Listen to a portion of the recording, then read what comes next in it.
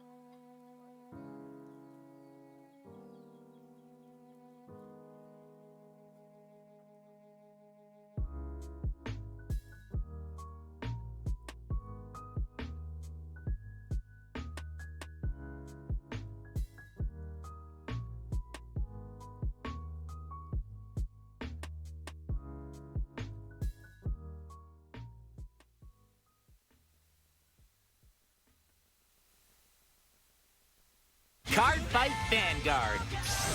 The glitters have obtained great strength in response to each of their feelings. These heroes are back too. Booster Pack, Minerva Rising.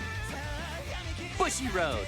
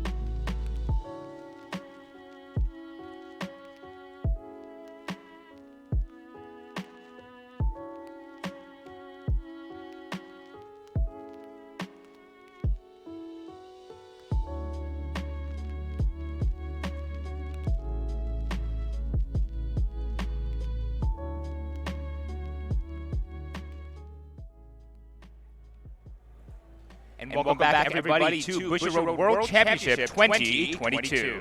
Once again, we are both Yellow Card Vanguard, and we are here to bring you coverage for the V Premium Tournament. Just a quick reminder to check out Vanguard Deer Days on both Steam and Switch, where we do have an art contest where you are able to immortalize yourself in the game by having a very nice sleeve design. Now, just like we said before, both Zistral and I will be looking at the V Premium Tournament. Now, Cardfight Vanguard is a very diverse game, multiple formats, but Zistral, why don't you tell us about V Premium? Yeah, so like I said at the beginning of the day, I really like V Premium because I think it has the best form of skill expression in Vanguard right now. Premium and Standard are both great formats, don't get me wrong. We play all of it, Vanguard is Vanguard, we all love the game. But what I like about V Premium is it reminds me a lot of mid to late G era, where the game was all about figuring out your own game plan and maneuvering around that. As good as Premium is, it has a lot of cards on screen. What is good about Premium is that it's a lot of knowledge check. You have to know, like, okay, my opponent's deck does this, my opponent's deck does that, I have to worry about this combo, I have to damage Knight here, I have to fight for first stride. It's something that, if you're not practiced, can definitely catch you a lot off guard. And with Standard, it's a lot of more dynamic, it's a lot faster, it's a lot more like, let's just play the game, not quite casual, but a lot more free flow. Yes. Whereas with V Premium, we have these combos, we have like these specific interactions. Decks will have like a turn 2 play, a turn 3 play. Yep. It's all about like, okay, I have these cards in my hand, how do I get to my final position, which is winning the game?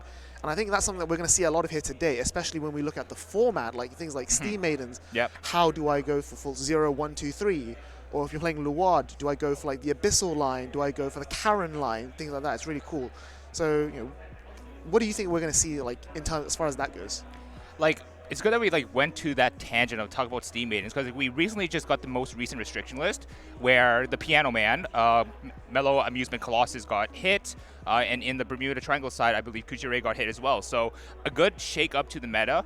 Everyone did know that Steam Maidens was probably the tier 0 of the most recent format, but as of yesterday, we're going to be able to enter a completely new kind of game for today's tournament in the V Premium Tournament for World Finals. So I'm excited to see Steam Maidens though, because they're still strong. They have a really crazy advantage engine.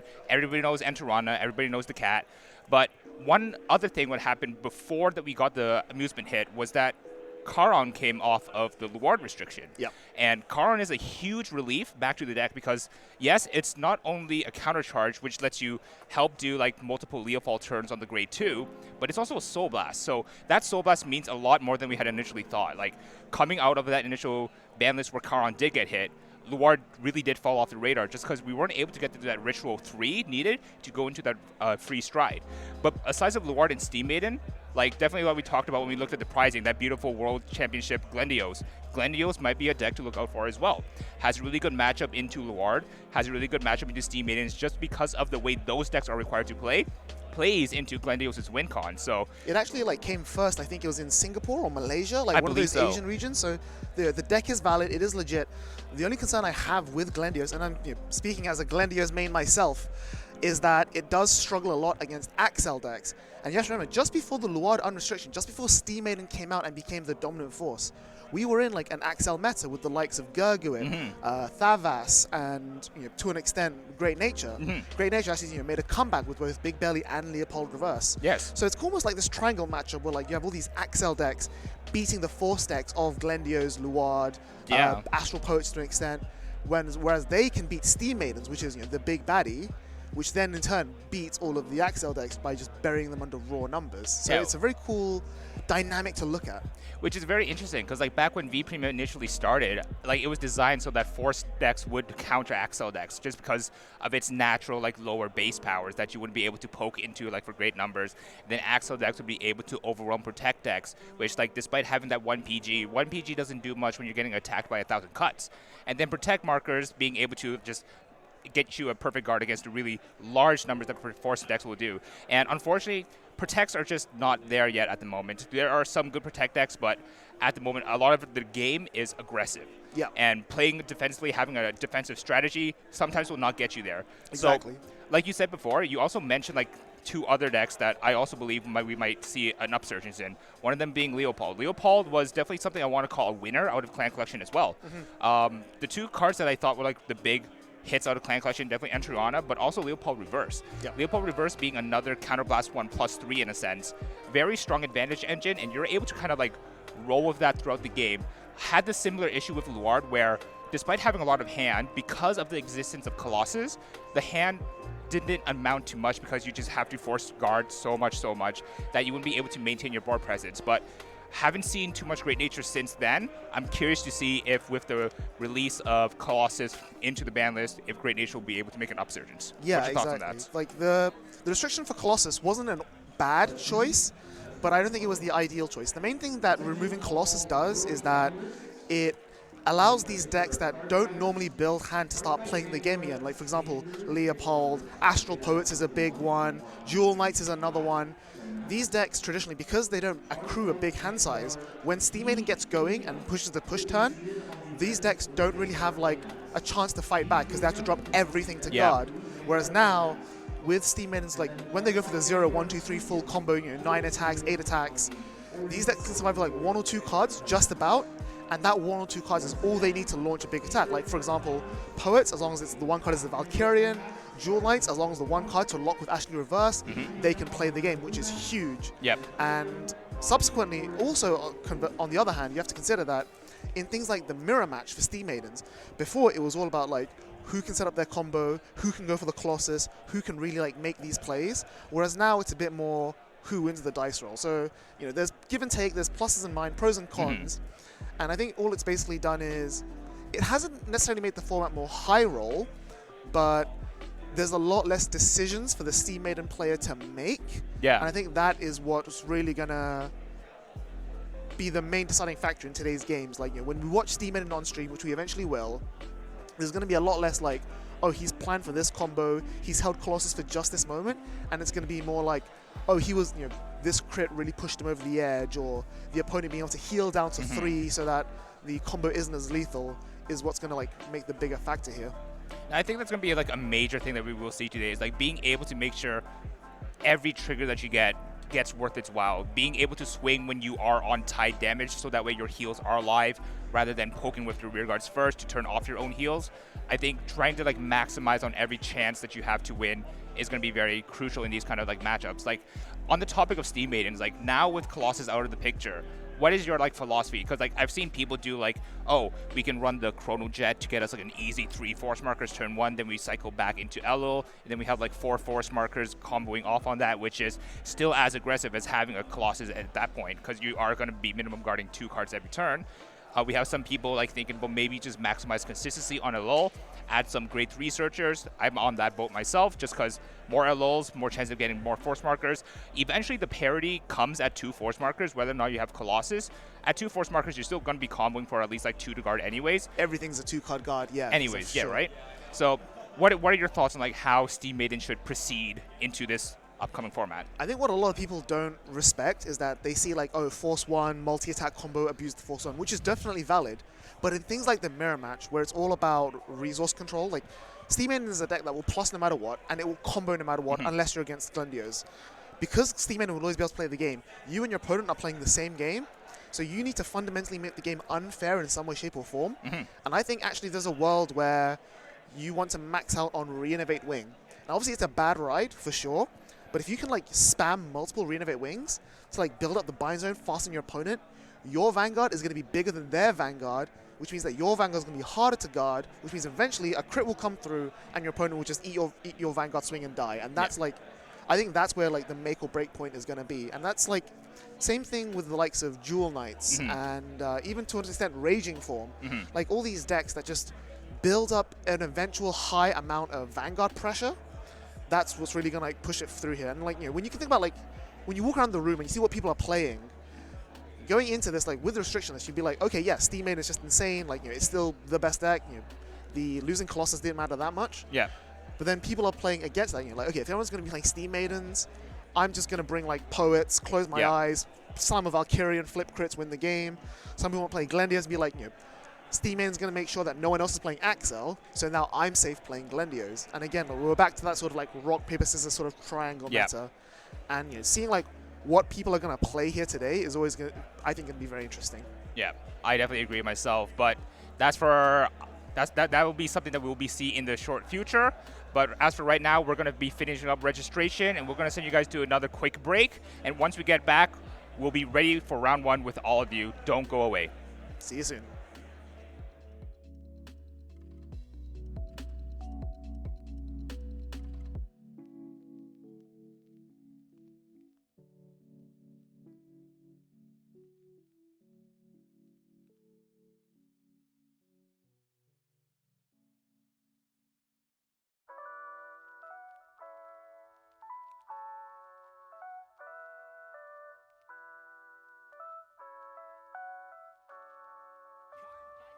Vanguard. The Glitters have obtained great strength in response to each of their feelings. These heroes are back too. Booster Pack, Minerva Rising, Bushiroad.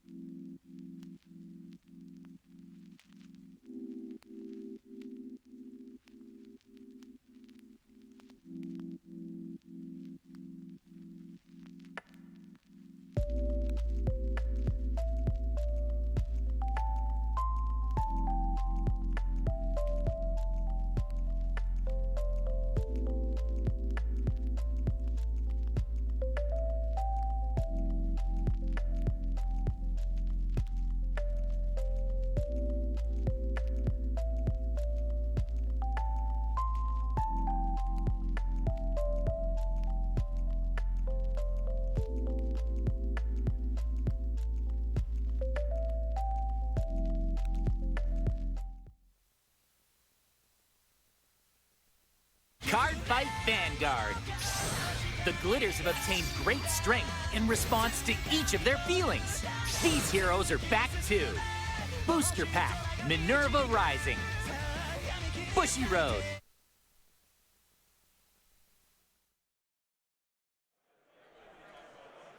All right, welcome everyone to round 1. In just a few minutes, the players are just setting up, and we have the names already. We have from Singapore, we have Paddy Ang, and then from USA, we have Grizz and Zhen. Okay. Any of these names ring a bell to you? Not to me, but I'm very curious as to what they are playing. On the preview, I saw some very interesting cards, but I can't really talk about them right now because maybe it's just the prize cards. But we talked about what we expect to see. We expect to see Luard, we expect to see Steam Maidens, we expect to see Glendios, but obviously, as biased commentators, what do you want to see? Like, I think everybody who knows me knows that I love Royal Paladin.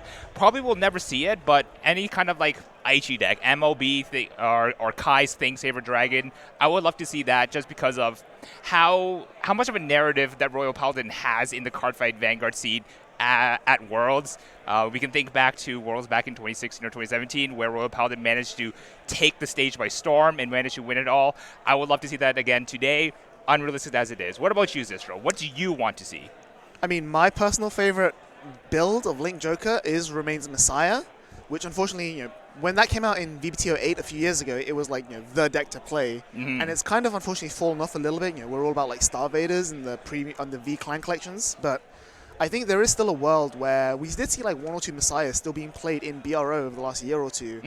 And the fact that it can really like start whacking with the 30k Volker from turn 1, turn 2, I think could be an out. Like, it's a little bit inconsistent. You need to ride the Legrand Yard. You need to call the Volko. But that's one of the ways of, I think, beating Steam. It was just put your hands on the table, look your opponent in the eyes and be like, come on, let's go, like immediately, right now, rush. And that can really like throw the players off their game. Exactly. Especially in a format like Worlds, where you know that you're in a room with the best of the best. Like, everyone here has gone through their 5-6 rounds of their tournaments and won their invites. So, like, I think, like you said before, like, definitely destabilizing people, because I think when you sit down at V Premium, the game already almost has a defined pace, where a lot of these decks, they have a very strong grade 2 game where you are able to give them one counterblast and they can take that one counterblast to go a mile. Yeah, and like you said, into Karen, or like Entriner into Cat. Exactly. And then, like you said, with Legrand Yard summoning the Volko, you want the counterblast, I'll give you the counterblast. What can you do with this one counterblast? Because Volko is a body that's really hard to get rid of. 30k at grade 1, your opponent can't touch that. So you start to get a lot of advantage just having that on the board. Now, in our videos, we like to talk about soft plussing and hard plussing.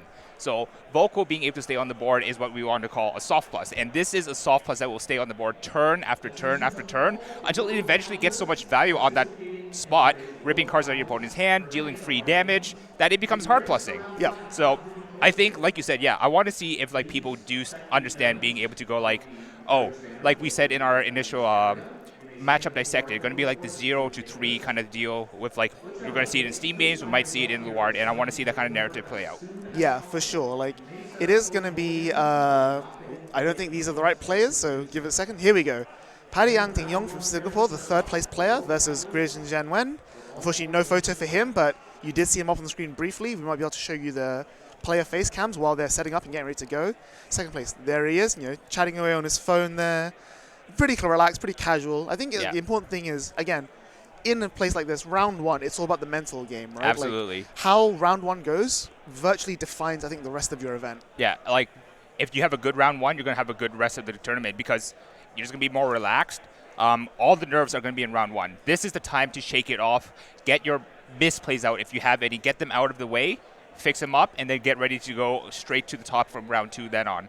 Because get used to it. This is the most high-tension tournament of the year.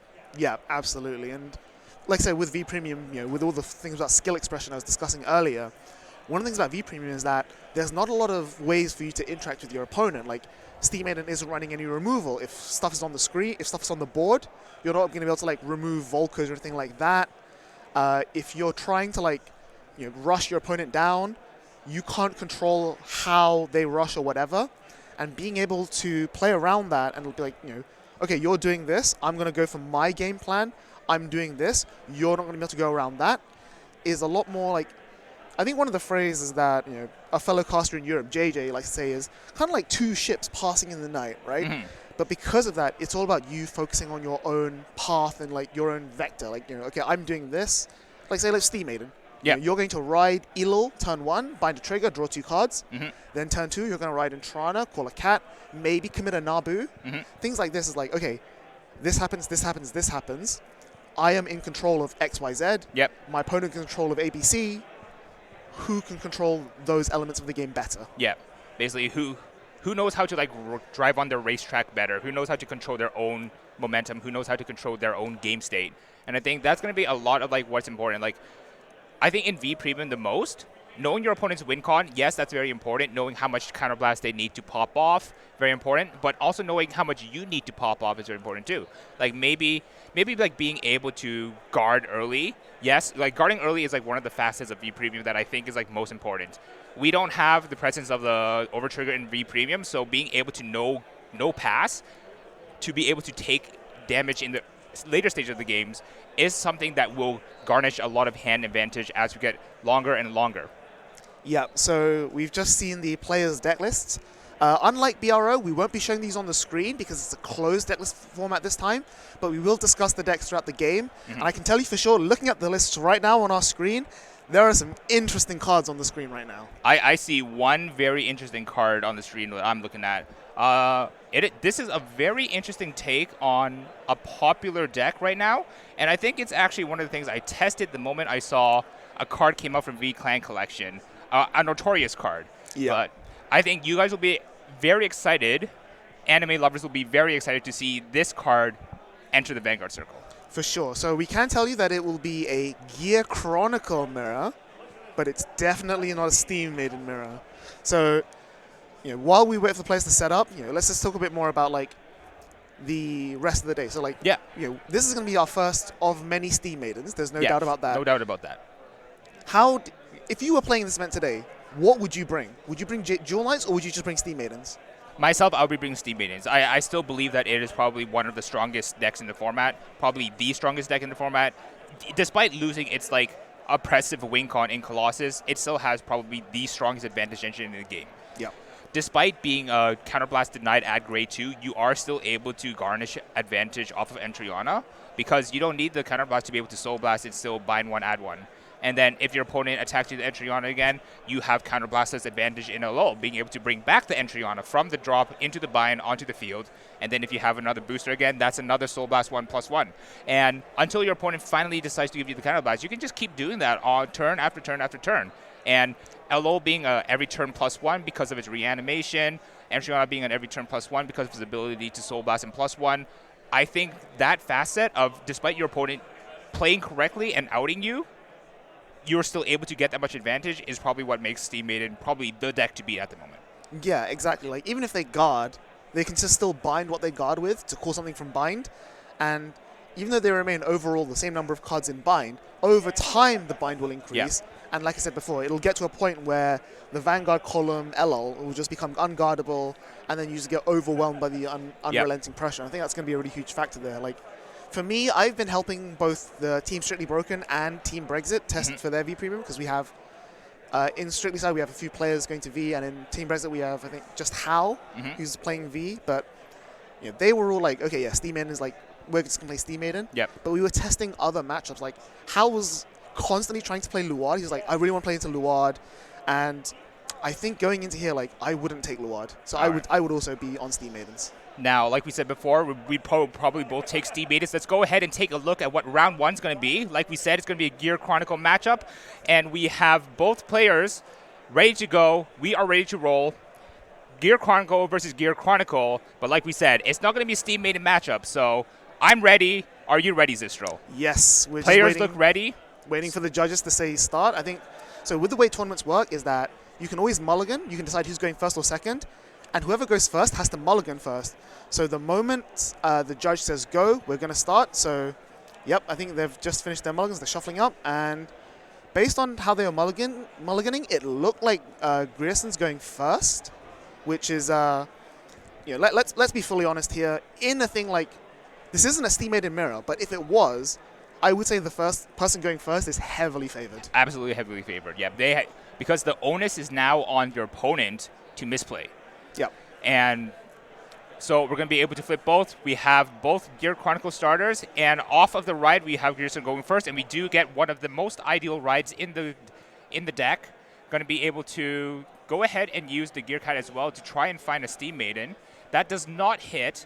We're going to be able to now use the Act skill of LO to be able to bind a trigger from hand. It looks like it's going to be a crit out and to draw 2 cards. With that, we're going to be able to pass it back to our opponent. And our opponent is going to ride for turn. It is going to be from the hand. What grade 1 will we choose? It is going to be also a Gear Cat. So at this point, when you're looking at this, you're expecting a Steam Maiden mirror.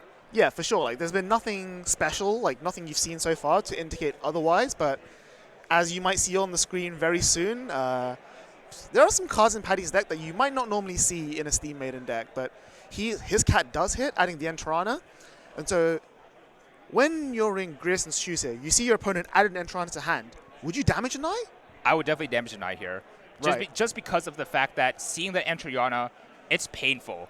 And, getting a very early crit and hitting 2 triggers out, the heal being the first damage trigger is going to be able to nullify that. But over on Grierson's side, we're going to be able to ride into the Entriana, go ahead and counterblast 1, and find another cat to put right behind the Vanguard circle.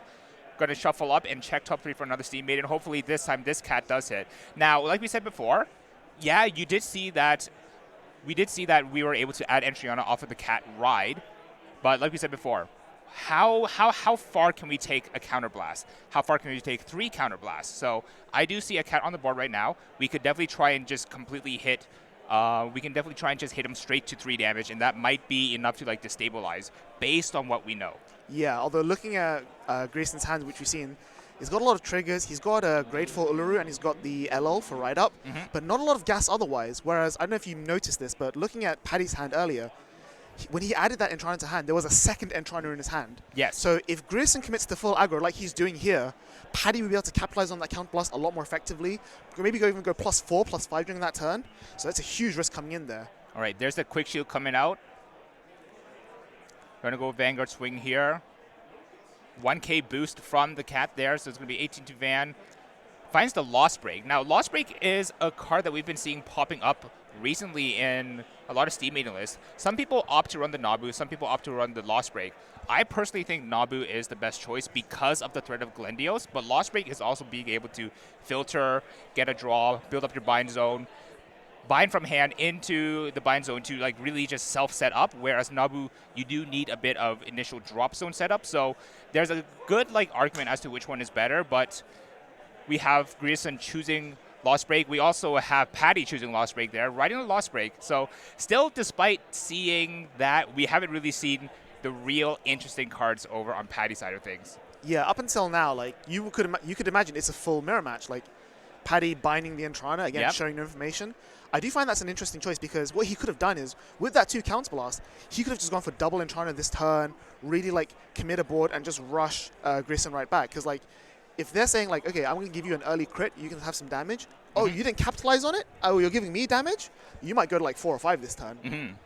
Of course, we know that Grayson does have a lot of triggers in this hand, so he can guard really effectively. Yep.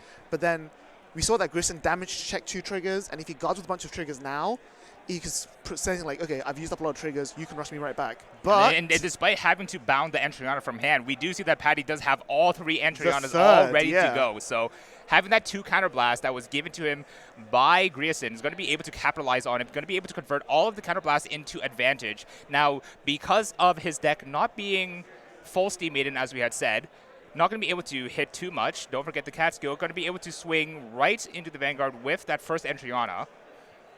Yep. It's, and yeah, like, Grayson's just taking a bunch of damage.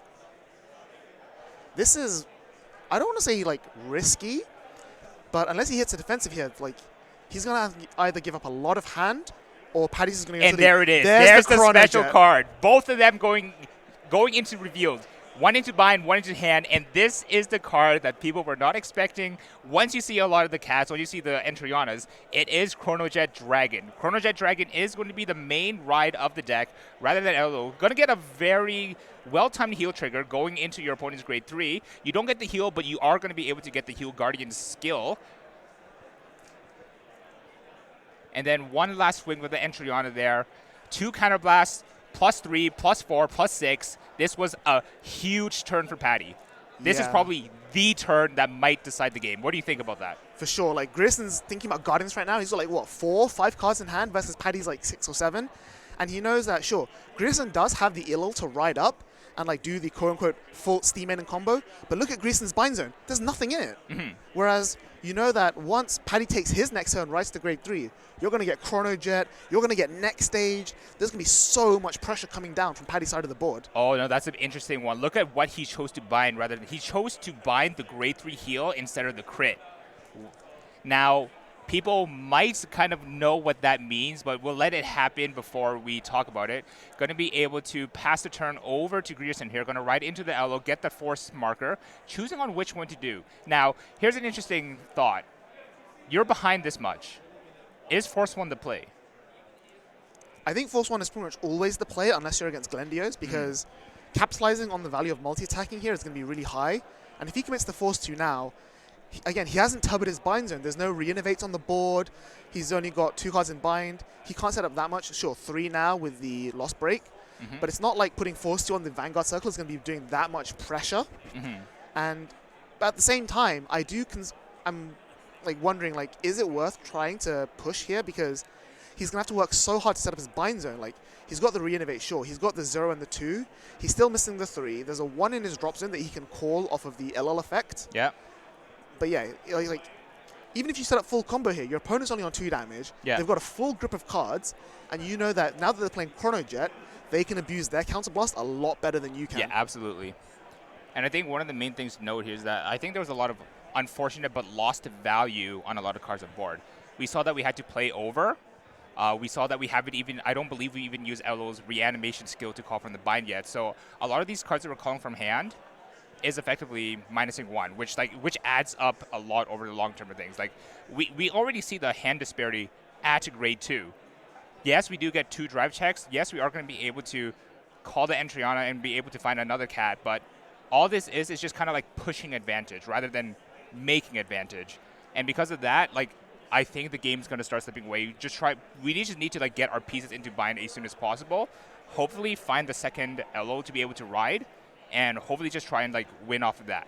Yeah, for sure. Like, if you notice, everything that Grayson's doing here right now, the number of cards on the board isn't actually going up. Sure, he's putting a bunch of cards in the bind, but the number of cards in board and hand, like, it's still just 2 or 3 in hand, 6 board units on the board.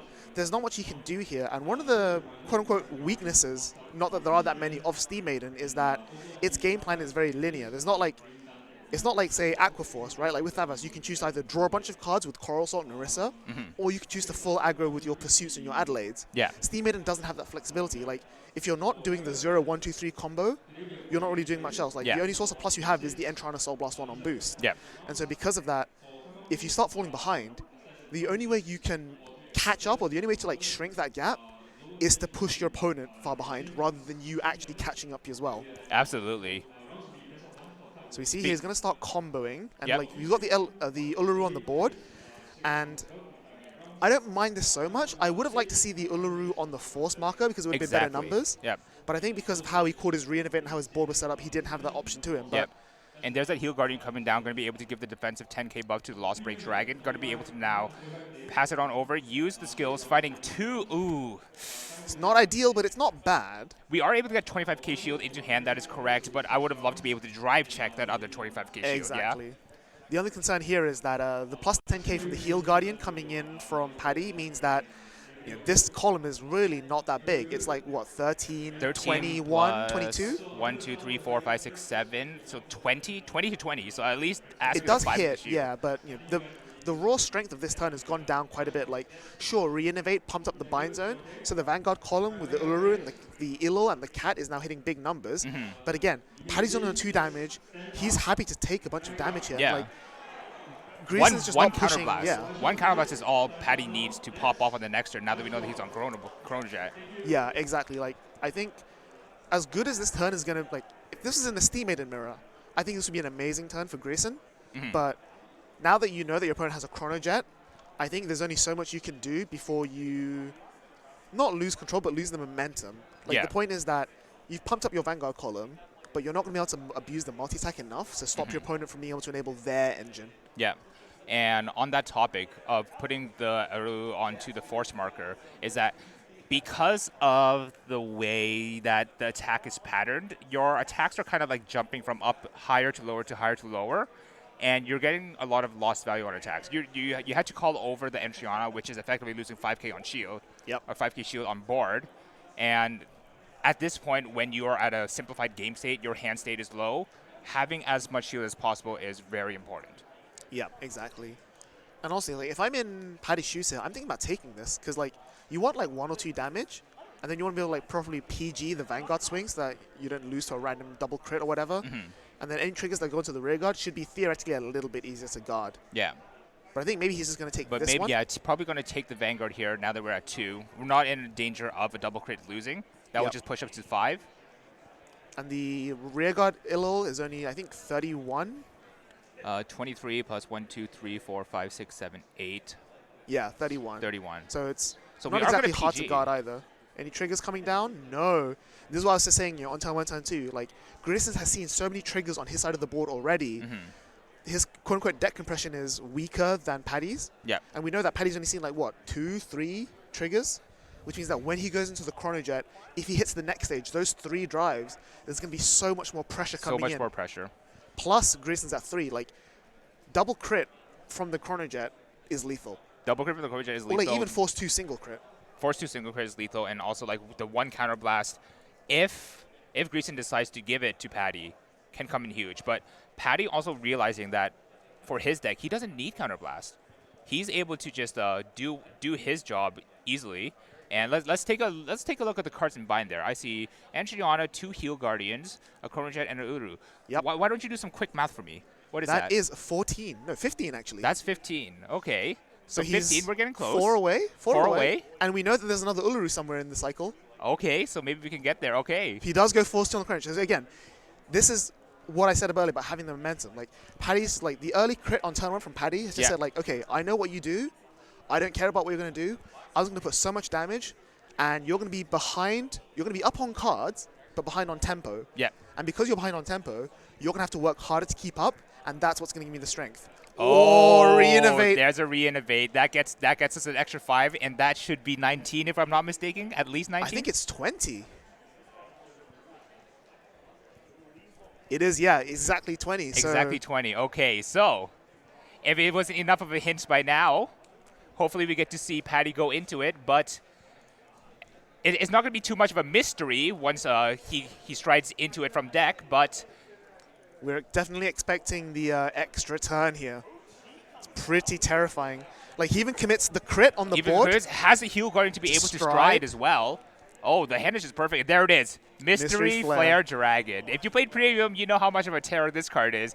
And he's back to wreak havoc on this format now as well. So I'm very interested as to seeing how far Patty can take this deck throughout the tournament.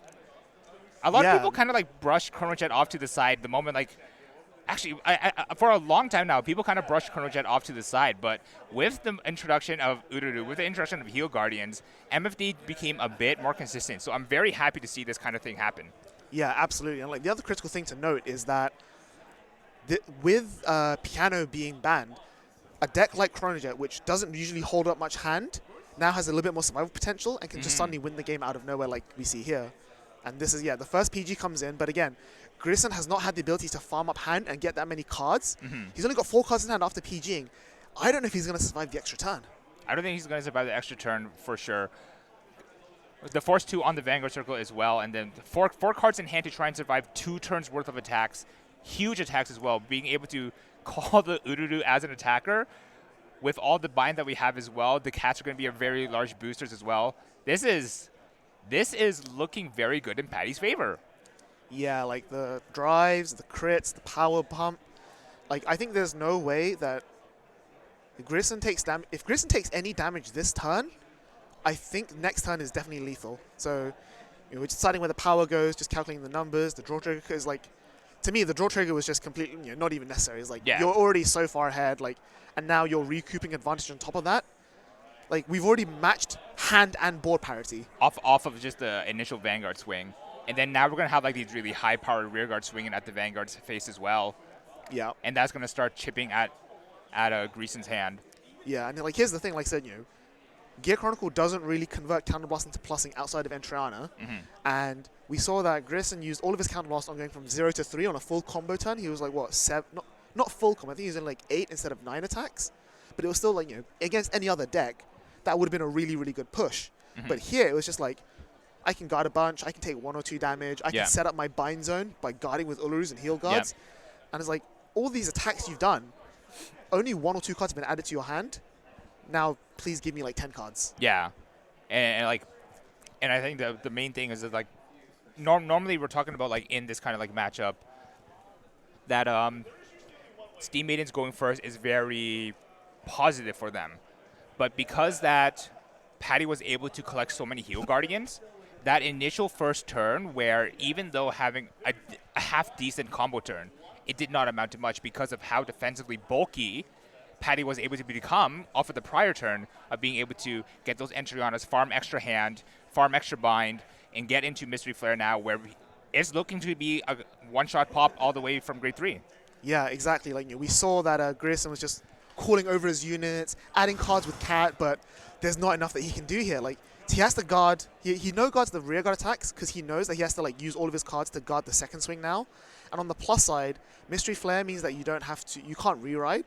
So he's only dealing with a Chrono Jet, and Paddy doesn't have the Counterblast 1 for Chrono Jet Sentinel Restrict, but I don't think he needs it, really. I don't think he needs it at this point, no. I think the numbers are big enough naturally because of the cats being able to boost for higher numbers. And I think that's a really good thing to mention as well, is that on the second turn, before in Chrono Jet with MFD, your numbers weren't as big on the second turn.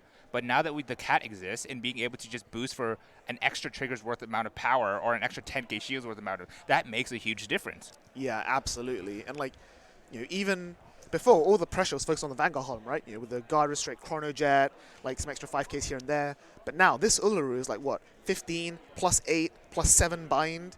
That's like 30k. Yeah. With the Force 2 behind it is like, 30k breaks 28k, which is already more than one trigger.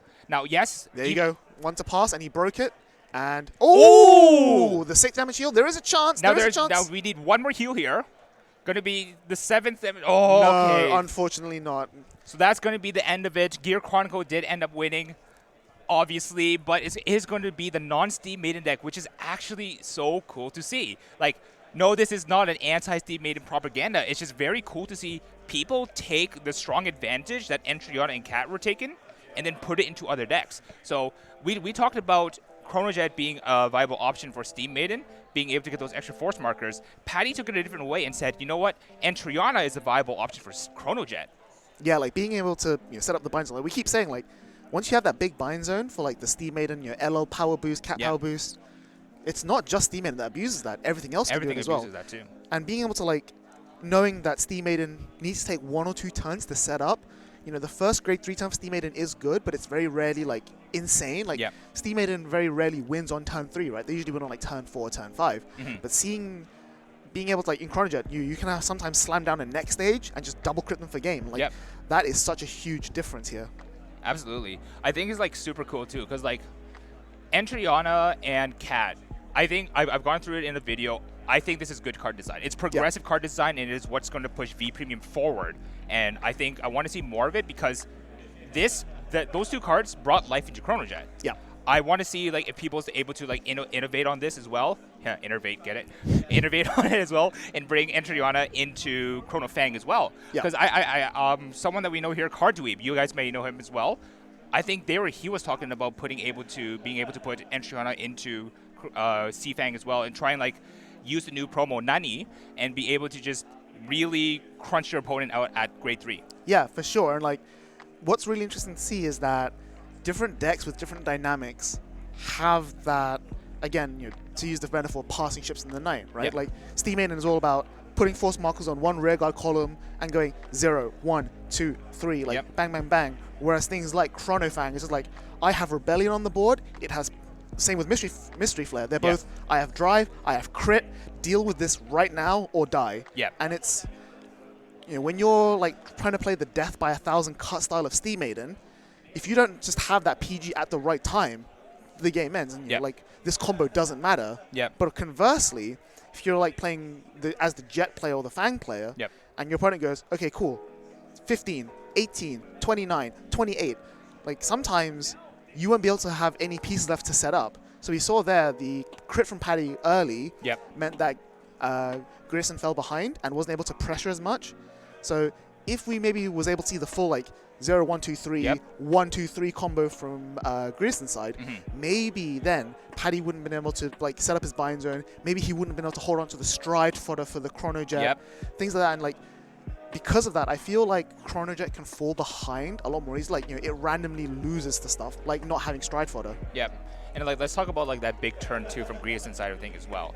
Despite getting crit on that initial turn, because we weren't able to find a second copy of Entriana off of that first cat that we called down, that really hurt our engine. That really hurt our engine. We only had the one Entriana that we were able to cycle back out of with Elo, try and get some hand advantage back. But like we said before, because of the way the cards were placed, because of the way the cards were put down onto the board, we were not getting pluses. We were just replacing cards, trying to make ±0 board better. Exactly. And because of that, you weren't garnishing advantage required to try and live a Mystery Flare turn.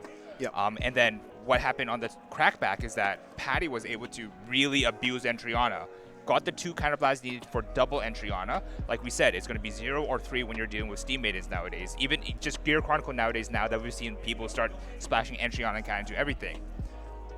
So just having that ability to take all the counterblasts, not let it go to waste. The moment that you got the counterblast, utilize it, turn it, convert it into pluses, use those pluses to play towards your next stage. And you're going to be able to win off of that. Yeah, it's like when you look at like a Steam-aided mirror, right? They always end up going to like 10, 11 card hands on turn 3 and 4 because they're each ping each other for like 5k shield, 10k shield here and there, but they're not really losing much. They take like 3 damage each, and Entrana each, go for it there. But Grissom wasn't able to do that, and so he wasn't able to like snowball into, instead of going for full combo, going for like plus plus plus. And when you don't have that option available to you, you take what you can get, which in this case was 0, 1, 2, 3, calling over stuff, re-innovate for big buying. But at the end of the day, we saw that Paddy was only on 2 damage, and he could easily have just no-guarded the Elo Vanguard swing. It was like, what, 8, 9 cards in bind? That's like, what, plus 30k to the Vanguard column? Like, it's cool and all, but unless you double, like, even if you double crit, you don't it's not lethal. There. Exactly. So, like, Paddy was fine, like, cool, no guard. Oh, I have Counterblast now. Chronojet plus Counterblast 1, 5k, no Sentinels. Goodbye. And I think the main thing is, well, because Mystery Flare just, like, dumps your entire hand to turn you into it. If you know that you can go into Mystery Flare on the next turn, just dump your hand and guard. That way you have like so much damage buffer on the next turn if your opponent somehow manages to live. Right, like if for whatever reason Mystery Flare doesn't win you the game, your opponent like triple heals and then magically makes an over trigger pre and V premium. It's like, well, I'm still okay here. So I think we're gonna do a short little break here because some of the other games are still going on. So if you want to, feel free to tune into the other channels. Like I think Standard and Premium are still going on. But we will have round 2 for you after a quick break, so see you in just a few minutes.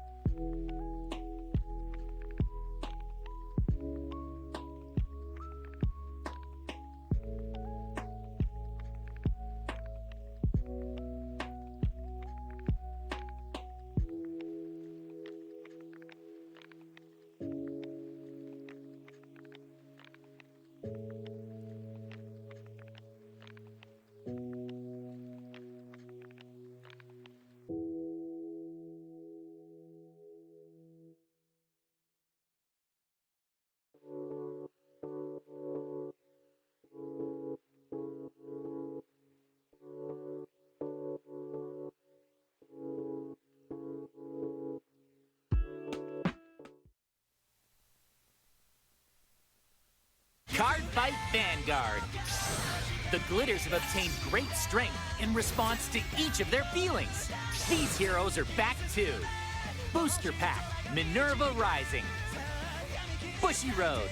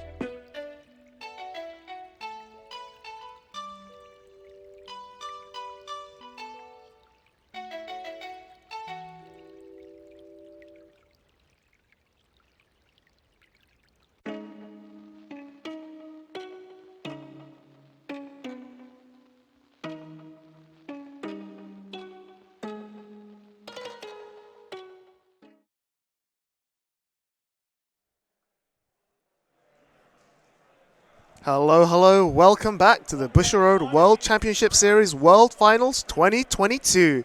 It is Zisro and Tokyo here bringing you the V Premium stream.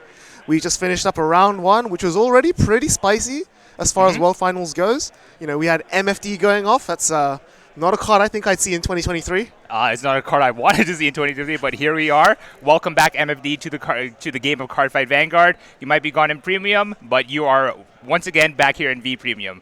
And yeah, what an interesting narrative to see straight out of the get-go from round one.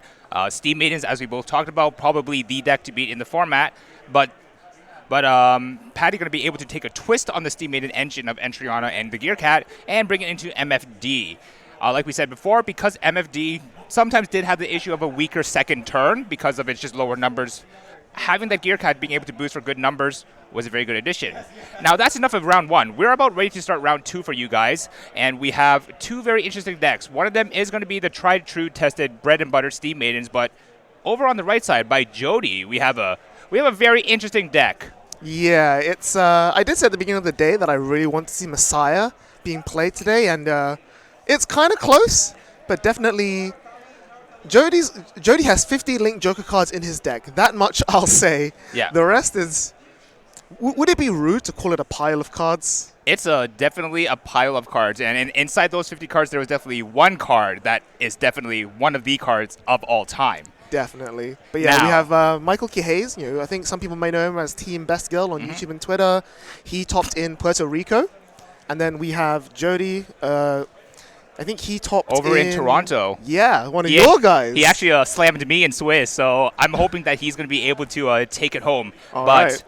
Aside from that, quick reminder that Dear Days does have the campaign where you are able to design your own sleeve to try and get immortalized in the Cardfight Vanguard Dear Days video game on Nintendo Switch and Steam. Now, with that out of the way, I believe that both players are raring to go.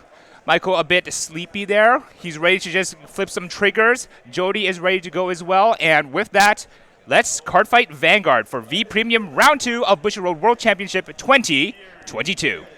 Yeah, like you definitely want to have some level of confidence in a tournament like this where you're up against the best of the best. And you know, we saw like back in 2016 with Jesus Herrera, you know, it's all about like charisma, all about relaxing, but maybe there are limits. Oh, Jody with a turn one Lagrange Okay, yard Lagrange right? yard is good. Lagrange yard good open. Do we have this two card? That's the two card combo. Going to be able to Lagrange yard right into Volko. That puts a lot of pressure onto Michael. We also have the Craven Claw right behind the Lagrange yard. Going to be able to swing for 16. Gets the crit trigger as well. 2 swift damage right over to Michael's damage zone. 2 damage. Going to be able to get Craven Claw to find Zirconium as well. Probably one of the best cards to hit off of Craven Claw. Yeah, absolutely. Zirconium is an absolute killer in this matchup because Steam Maiden is all about running that combo on the force markers. So they want to leave their front row open for said combo, which means that they will either give you a back row lock with the Zirconium, which is going to give you 10k in a draw, or they're going to lock their front row, and you just lock their front row, and their turn basically is half as effective. All right, we're going to be able to pop off with the Lost Break call. Lost Break ride, calling the Entriana again, the Counterblast 1. Everybody knows the combo. We don't need to make a video on it. Counterblast 1 plus 3, Entriana, Gear Cat. Is Michael Kihays going to be able to do the same thing that we saw from Patty the last game and get full value out of those 3 Counterblasts? I think even if he does get full value, like it doesn't really matter here, right? Because like we saw it said in the last game, once Steam Maiden starts falling a little bit behind, they really struggle to recoup the advantage in hand size. Meanwhile, on the other side of the board, you've got this 30k Volko swinging at you every single turn, dealing damage every single turn. No amount of hand you can generate will be enough to stop that. And when the Chaos comes down to steal your force markers, or the Alter Ego comes down to give you multi-attacks, like the moment you start falling behind on damage, it's going to be really hard for you to catch up. Yeah, and I'm just excited to see what Jody's going to be able to bring for us in the second turn. Just going to be able to push up the Volko, start really pushing that damage. That early crit coming up huge. That early Volko going to come up huge. What is Michael going to be able to find to kind of like wrench him out of this situation? Yeah, I think Michael might be like not getting into his own head a bit, but there's a lot of thought you have to think about, right? Because in a normal Steam Maiden versus Star Vader matchup, you have to play around the Zirconium because the moment you lose your front rows, the game ends. But when you see Volko and Lagrange yard, you're thinking, oh, it's just Messiah. They're just like some aggro deck that's going to beat me down. I can commit a board like this and not get punished. But if Jody rides the... If Michael doesn't leaves his board open, and Jody comes down with the Zirconium, that could like end really badly. Yeah, and I guess it's interesting because, like we know, Zirconium does force it to call into an open circle, correct? Yep. And Michael actually choosing to kind of play around it by just filling up the board. What do you think about this play? I think it's pretty good. Like, because the other thing with Messiah is that it's also very much the same sort of like aggro style deck like Steam Maiden, and it has struggles to really recoup hand. Because looking at Jody's list, he's not running the traditional plussing engine. Like, he doesn't have Van Manen. He's only got 3 Gastro instead of 4. So all his pluses to board is going to come from the Chaos, which he's still pretty far from riding. Oh, and there's the Blast Monk. Going to be able to push the Volco to the front. I was hoping to see a second Craven Claw to put behind the Volco just for more really hard to guard on hit pressure. But we'll see how Jody is able to kind of put on the pressure on this side of things. Yeah, the big aggro comeback from Michael here is, I think, really well played. Like, this is what we mean by getting control of the tempo. You know, ahead on damage, ahead on the cards in board, make your opponent play into you as opposed to the other way around. So, like, here, what Jody can do is basically just call the... He can't even call the Zirconium because there's no open circles. Yep. He has no way of locking the board until grade 3. There's just not a lot he can do. The judge there just quickly asking Michael to put his binds in a bit more clearly. So we see there's a Uluru in the... Uluru heal in the bind and a Alol. So Michael's pretty close to full combo. Yeah, it's just missing one more part, which I believe was Road. So, but I think that was Soul Blasted. I think I see it in the glare there, and we should be able to just pop that into the bind zone from the LO skill. Yeah. Just checking the Craven Claw hit condition here. Yeah, you do not need to boost the Starvader. Any boost will work to be able to help you find more Starvaders. But it does need to hit a Vanguard. But it does need to hit a Vanguard, correct. So Jody will not get the plus here, but he will be shredding down Michael's board. And even though Michael has a pretty healthy hand, Michael's going to go right to grade 3 next turn, do like a small, like, you know, maybe 0-1-2 combo, might not have the 3. And then, yeah, Jody's not going to be able to like do a lot here. He does damage neither, which is really solid. Like, as we say, Steam Maiden is all about being damage denied. Like, you either turn off the Entranas or you stop them from going from full combo. Yeah. Like here with 2 damage face down, if Michael goes from the Uluru to the Ilol, 0-1, he gets to countercharge 1. And then he can go from the Ilol to the Alol for counterblast 1. Yep. But then he can't go from 2 to 3. Yeah, and he's quote-unquote stuck there. But being able to land on a grade 2 is not the worst thing either, because that does effectively become 5k on shield. Now, the problem comes then is that your board is filled. You know that your opponent is playing Chaos or Messiah. You don't know which one yet. It will all depend on like which one they ride into, and that could definitely like change the narrative of the game. Normally, in this kind of situation, if your opponent rides into Chaos and just immediately locks that force marker, you basically lost a turn. Yeah. At the same time, you probably don't want to leave that marker circle open either. Exactly. Because there's a Zirconium in play. If that's the only open circle and he slams a Zirconium, you've just lost that force marker, and that sucks. So, like, either way we cut it, like we said, it's a very tricky game to play, because maybe at that point, maybe it was better to leave more circles open so you had a different option to go into. But like we said, there comes the Steam Maiden combo, 0-1, get the counter charge.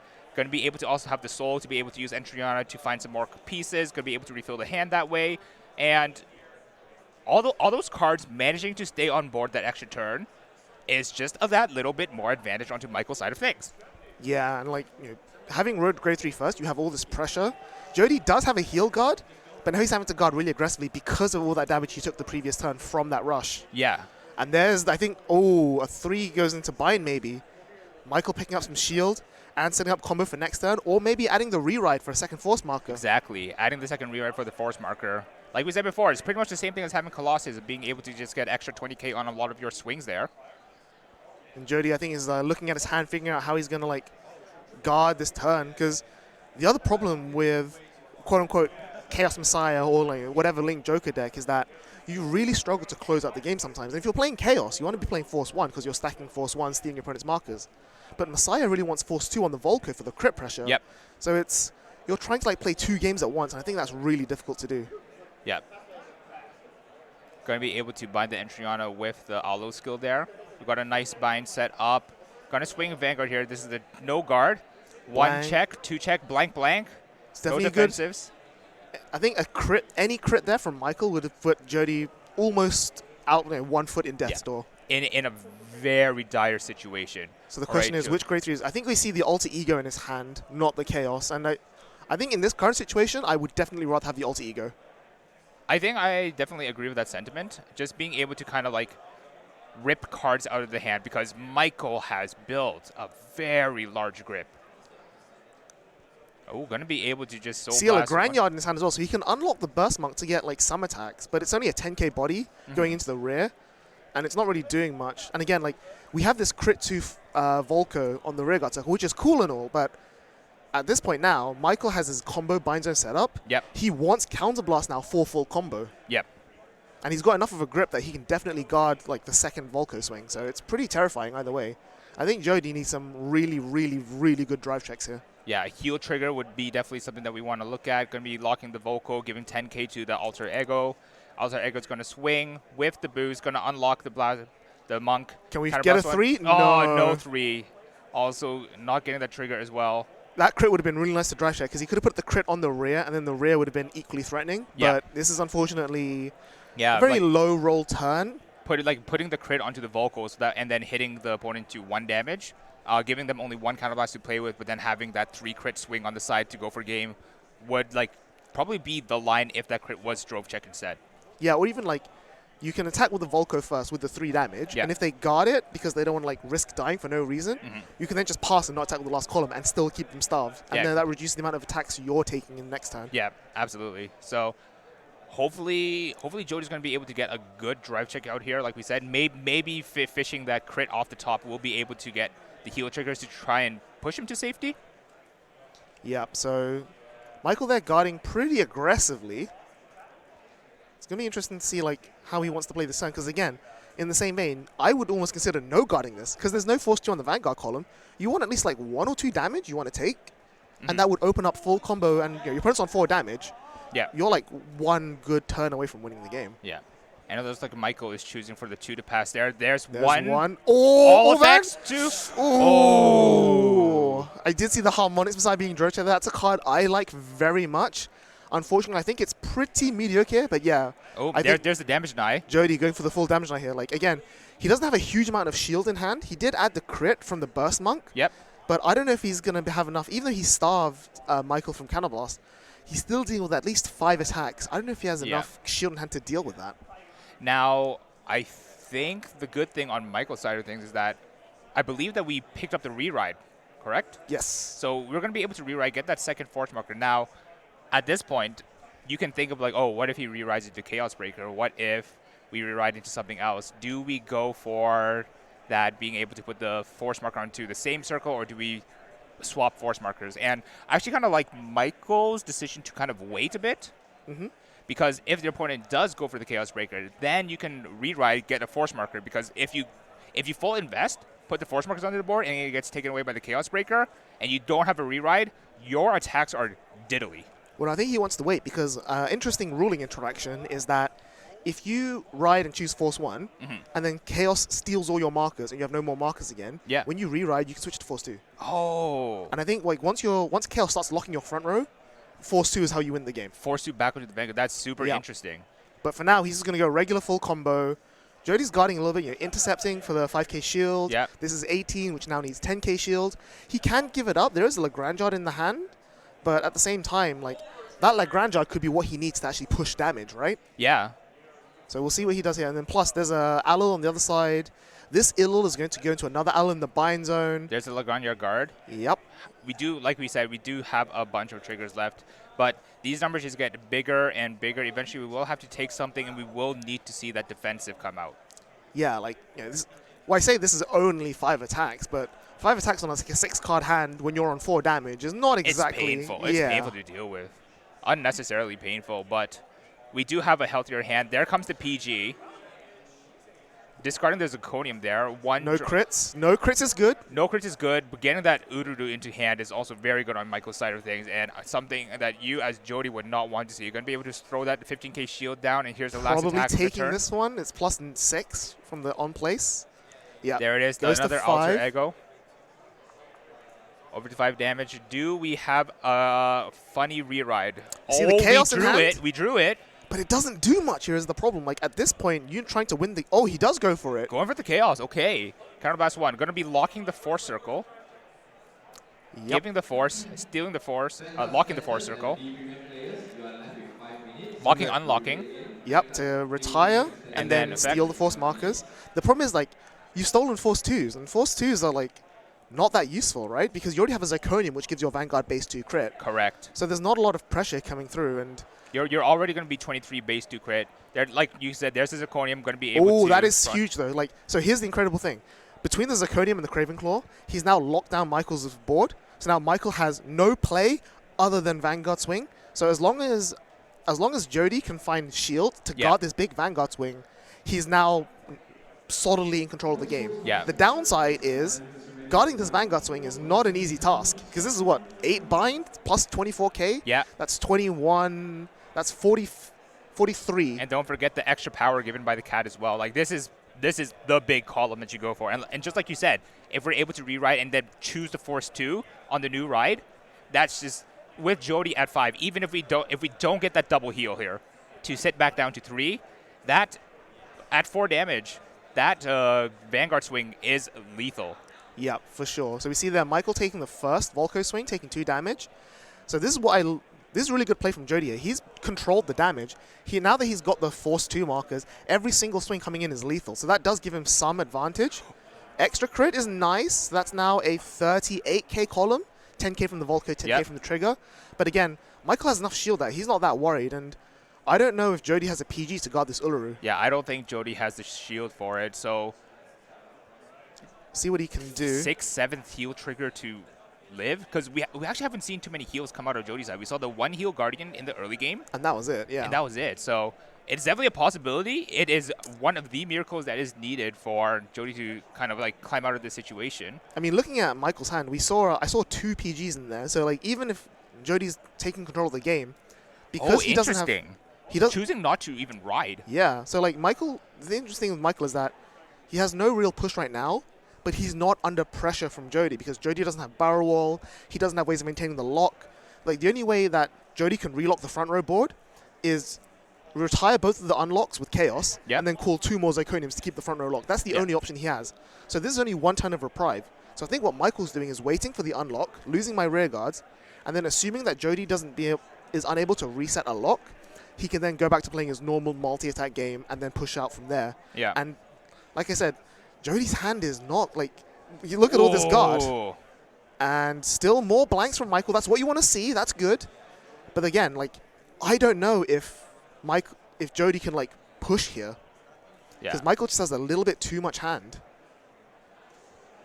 He's using Chaos here and thinks about filling the board. I don't think there's a Zirconium in Jody's hand, or maybe 1 at most. Or hoping to draw into a new one. Does he find it? Oh, he found 1. I saw it. I do find a Zirconium there. So he does have 2 counterblast. He can relock the board, and then that buys him maybe the little bit more time he needs. But again, like, we just watched him put down 4 cards for a 2 to pass with no PG. Yeah. At some point, this Illul is going to get bigger and bigger and bigger, and he's going to be unable to do anything about that at some point. Yeah, and I respect what Michael did here despite having the extra Illul in hand, choosing not to ride there to not give that extra force marker to Jody. Yep. But also having the option then, because right now, when Jody's at 5 damage, you don't really need that force marker. Like, you're already naturally big enough with this column. You're not going to need that extra force marker for an extra 10k power. You don't need the extra base 2 crit because you're already swinging for game. So, like, being patient with this is, like, something very level-headed out of Michael, and I think that's something to be respected. Yeah, for sure. Although Jody here with the Harmonics Messiah rewrite, very strong card. This is going to be the push turn that he needs. It gives 15k to the board, which is great. It's about as much as Alter Ego. And it also searches for the second Volko on attack, which is nice. Yep. So it's going to be a 1, 2, 3, 4, 5 attack turn, full combo. Yep. With double Volko on the second swing. But again, Jody's on 5. Everything Michael's coming at him next turn with is going to be lethal. Yep. Now, Jody does have 3 force markers on the board, force 2s. So everything Jody's doing is also lethal. Yep.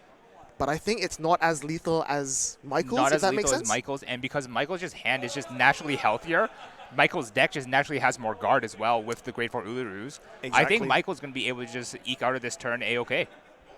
Yeah, so what we're probably going to see here is a 18k swing on the Zirconium, boosted by the Cravenclaw, because it's the only way to hit numbers. It's not going to hit otherwise. 10k Zirconium doesn't do anything. Yep. Then the Volko putting power onto the Vanguard circle. Yep. then Vanguard to put a second Volco over the Zirconium, Yep. and then go from there. And that is, you know, like 2 lots of 30k is not bad, but Steam Maiden is like, on a proper combo turn, is doing like, you know, 25, 28, 29, like so on and so forth. It's just going up and up and up. I think the magic number would be to be able to have a booster for the Volco to hit us to 38. Yeah. In which case, one Uluru G-Guard would not be enough to fully guard it, and you'd be forcing Michael to expend more hand. Because as it is right now, Michael's still at 6 hands, surprisingly. Yep. And do we see PGs out there? He's going for the Monk instead. That's very... I like the greed. I like the greed. I respect the hustle. I think... If it's hits, he wins. Basically, right? Yeah, because the Vanguard just becomes too hard to guard. Yeah, because it's plus 15 twice. I respect it. This is like playing to the out. Like, if you recognize that, like, the best way for you to win right now, like, if this is a win condition that you have. Yeah. If this is a win condition for you to have, go for it. Like, if he wasn't going to go for this, I think the only way that Jody really stays in the game is to heal down to 4, because Steam Maiden will never pressure 2 to with crit. pass. 1 is a heal trigger. All the Perfect. Vanguard, second trigger. Oh! Come on. Counterblast 1, unlock, Unlock. 15, Flip. draw 2, Monk, come on, be a Counterblast. grade 3, be a grade 3. No! No! It is a But PG, it is a though. PG. It is a PG, which is good to see. Exactly. So even if Michael gets the rewrite, he can survive the big main column. And yeah, PG right hand. Okay, ripping No Michael's hand. hand down to 0. Okay. this is the comeback. Jody has a hand healthy again. Got the PG. This is so awesome to watch. Now, Michael, no cards left in hand. No rewrite for the Force. Very large bind zone, though. Can he make something happen out of I nothing? don't think he can, because the problem is that without the force markers anymore, Steam Maiden's full combo is suddenly like defang. Like, this is what, 10 cards in bind? So Uluru is Plus like 40, plus 40 on the column. No, so the rear guard cats are plus 10, so they're 18k boosters. So he means he has to boost the Uluru, which is going to be 23k. Which is 15. Then he has to use time leap the Uluru into the LL onto the other column to be 16 plus 10, which is 26. And then he's going to go into the LL unboosted for just 19, and then a regular 23k ILL. These numbers are so guardable now, right? Yeah. 1 card left in hand, considering to put it down to attack with. I think that's what you have to do. I mean, he does. He's got full combo in the bind zone, because like he can bind something to call the Uluru and start attacking. Yeah. But then it means that he has to boost every single attack, and everything else doesn't hit numbers, and that's problematic. So we're going to start with our first attack. It's going to be 8 plus, like we said, 10. So 26. 26. Which 15 to is, guard. Yeah, pretty easy. And we got the heal trigger as well, so that's our 15. But we We also also got saw that we had crit. a bunch of triggers from like the prior turn as well. Yeah, so like a crit added from the Burst Monk Yep. and all this sort of stuff. It's PG added from Burst Monk. But Right. the PG is going to be safe for the Vanguard swing. Like, miracles out of nothing. Jody's going to be able to survive this turn, I think. Yeah, plus like the heal as well means that if Michael keeps drive checking blanks like he's done all game, Jody can just fall to like no guard, take 1 damage, and try again. Yeah. Yep. Like you said, bouncing between the circles to be able to make better numbers here. Or to make numbers at all. Period. Yeah. Period. And like it's interesting that Michael chose not to bind to get the Uluru. Like I think he would have had to use the boosters on the 0 and the 1 attacks, but it would have been 1 extra attack. I think his idea is actually using the free jump to go from the grade 3 LL into An the Uluru? grade 4. Because then that will Right. at least still ask for 10k another more 5 numbers. Yeah, that's without fair. needing the boost. So I think it's something respectable. It's a line that some people kind of overlook because they don't realize that you can jump into any unit into the bind zone. So people always think about, oh, I need to go into a Steam Maiden, Steam Maiden, Steam Maiden this. Unfortunately, Uluru is not a Steam Maiden. Otherwise, it'd be really silly because then the cat could pick it up. But it is an option available to the deck to make better numbers. Yeah, and again, like I said here, being on 4 for Jody, Michael needs to see a crit or I think the game is over. Oh, splitting up the cards to guard. Jody does know that we do have more high-powered attacks. Going to throw down that PG. Yep. Discarding the Zirconium. 1 Draw. gets a PG. Second trigger. Crit, Gets a there crit. it is. Okay, Okay. we're still in it, still in it. So this is now 29, 37, 47. 47 with a crit. That is a scary number to deal with. Yeah, and he's already burned his PG, so does he... I know he has a crit and a heal in hand, which would put him... He should be able to guard normally. He should be able to guard, but the problem is that he then needs to deal with the LL Yeah. and then the Uluru grade Yeah. 4 on top. And I'm not sure if he can guard both of those. Oh, he has a PG again. Perfect. Okay, Okay. PGing the threat.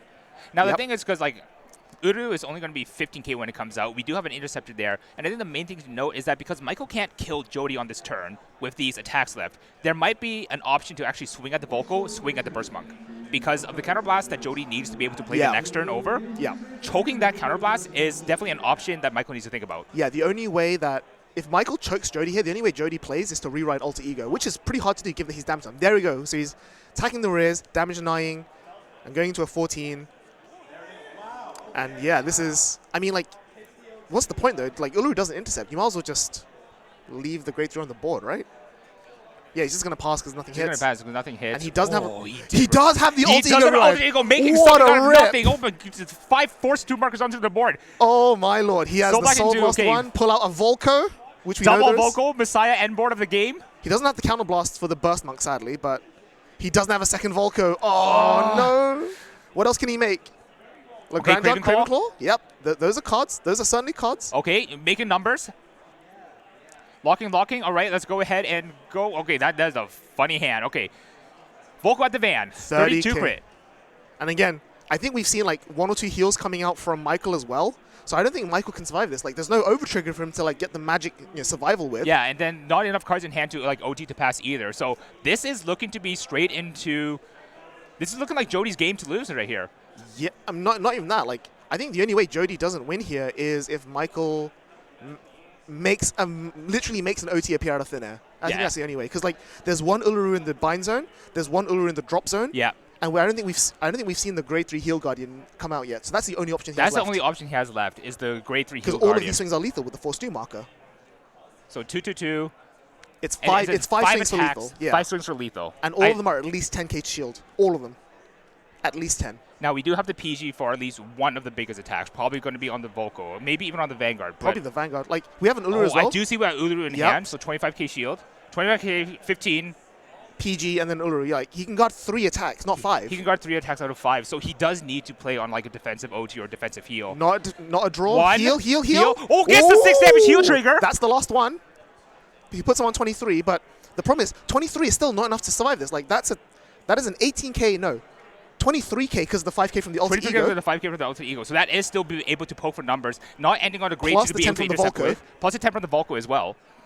Like, he has to drop the PG here, use the Uluru on the Volko. Yep. And I think he has to pray again. I don't think he's enough shield. Oh, it's a trigger number. Trigger count. You're going to go for a 1 to pass?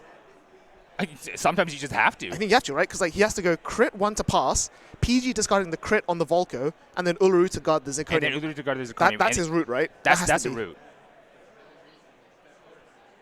Okay. Oh. I mean, play to your out is play to your out. Like, if I will say Jody's trig luck has been pretty good compared to Michael's. Yeah. So if I'm in Michael's shoes right now, I'm thinking I've lost because 1 to pass is like guaranteed to be broken. Yeah, at this 1 rate. to pass, the same thing as no guard, as we say. Pretty much. And like, oh, he's gonna use the Uluru here. Using the Uluru here gets us to 23 plus 15 plus 25 is 48. 48. That's still one. No, because that's now what he does is that leaves him with a crit for the PG, which PG is the Volko. Yeah. And then a crit to guard the Zirconium. Oh, no triggers, 2 Grade 3s instead, though. I think he survives. I think Michael might survive as a result of that because he PGs this massive. Yeah, PG's the Volko here. And then that is a 20, 30, 38. Is this 30, 28? It's not enough. Yeah, it's 38. Yeah, the crit makes him 38 tied with the trigger. So the 6 damage doesn't get there. 6 damage doesn't get there. I think that's it. That's it. Jody. Jody going to be able to bring it home with the Link Joker deck of all time, playing everything. And it's a card that I really wanted to see come up in this matchup. The Bowon, the Grade 3 deleter, especially in this matchup where the LO is going to be just naturally huge. You're going to be just naturally defensively bigger than the Steam-Maiden combo. And I think it's a amazing tech that Jody decided to throw into the deck. It's such a cool card. Like, it's good for the offense as well because you're only ever going to be 13. All you lose out on is the multi-attack from the Alter Ego. Yeah. But your opponent, the LL continuous plus 3k for bind, is continuous all the time. So like during the main phase, the moment they start attacking, you're like, okay, cool, your Vanguard is 13 plus 24? I'm 13 plus 24. Oh, what's that? Your Alol is like 19 plus like whatever booster? Sorry, it doesn't hit, lol. So yeah, you're just sitting there and just sitting there. Like, And again, like combined with the fact that you have the chaos to rip apart the force markers, like there's no way that Steam Maiden can put enough pressure on the board. And as we said, Steam Maiden is all about this combo. It's all about this death by 1,000 cuts. Yep. If there are no cuts, well, that's it. There's no death for the opponent. Exactly. And I think, honestly, I think it's refreshing. Like these first 2 rounds, we did see Steam Maiden. Everyone's like, oh, Steam Maiden is probably the terror to beat. We were like, Steam Maiden is the terror to beat. You were like, Steam Maiden is the terror to beat. But seeing this MFD come out round 1, seeing this awesome like Link Joker mishmash come out round 2, and then just completely like take the game by storm. Absolutely insane. I think this V Premier tournament is something that people should definitely be watching. Kind of like, because like we're in a lawless land now. We just got some restriction hits. People are testing. People are trying to like figure out some things. This is where you see the top caliber play out and find some new things out. Yeah, absolutely. And like I said before, even though Steam Maiden is a relatively simple, not linear, but like low ceiling deck to play, there are elements where player skill can really maximize it. Like for example, there we saw that Michael had a really good play where he went turn 2 rush, put Messiah on the back foot. Yeah. But he wasn't able to capitalize. Like, he wasn't able to go like full 0-1-2-3 combo on his grade 3 ride up. He wasn't able to force. He wasn't able to put Jody in position to guard every single attack. Yeah. Like Jody did go to 5 for 1 turn, but that wasn't enough for Michael to capitalize on. Michael can be like, okay, you're on 5. That's it. The game is now over. Yeah. Whereas Jody with force 2 is like, oh, you're on 4. The game is now over. Like now you have to guard everything. Yeah, everything. And we saw he just ripped cards out of Michael's hand. Michael couldn't respond appropriately by drawing and plussing. Yeah. And so that just led to like this small like war of attrition, like slowly bleeding out. Bleed out. Especially like once you get, the longer a game goes, the stronger the control deck wins out. Absolutely. And just being able to rip apart the opponent's rear guards in a rear guard reliant deck, that's definitely going to be like what's the moneymaker here. And like big credits to both players. Big credits to Jody for doing that 1 turn of damage denial. Like I think if Jody swung into Vanguard, he lost. Yeah, the turn right after, he lost. Michael just goes 0-1-2-3, and then that's it. At the same time, though, Michael damage denying like there, like okay, you're on 4, you have no counter blast. I'm gonna force you to have the alter ego rewrite. And Jody, like props to the god. Like sometimes the Lord smiles upon you, and you just top deck the exact card. You go bang, full combo, deal with this. And Michael, like to be fair, was really close. Well, like he was like 5k shield off. 5k shield off. Was just missing the 5k shield off. Yeah. Being able to put the Zirconium Craven Claw to 38k to match a defensive and a trigger, that is foresight that people at this caliber will be doing. Absolutely. But that's enough from us. Thank you for watching round 2 with us. We're going to send you guys to a quick break, and we will see you for some awesome action in V Premium coming up soon.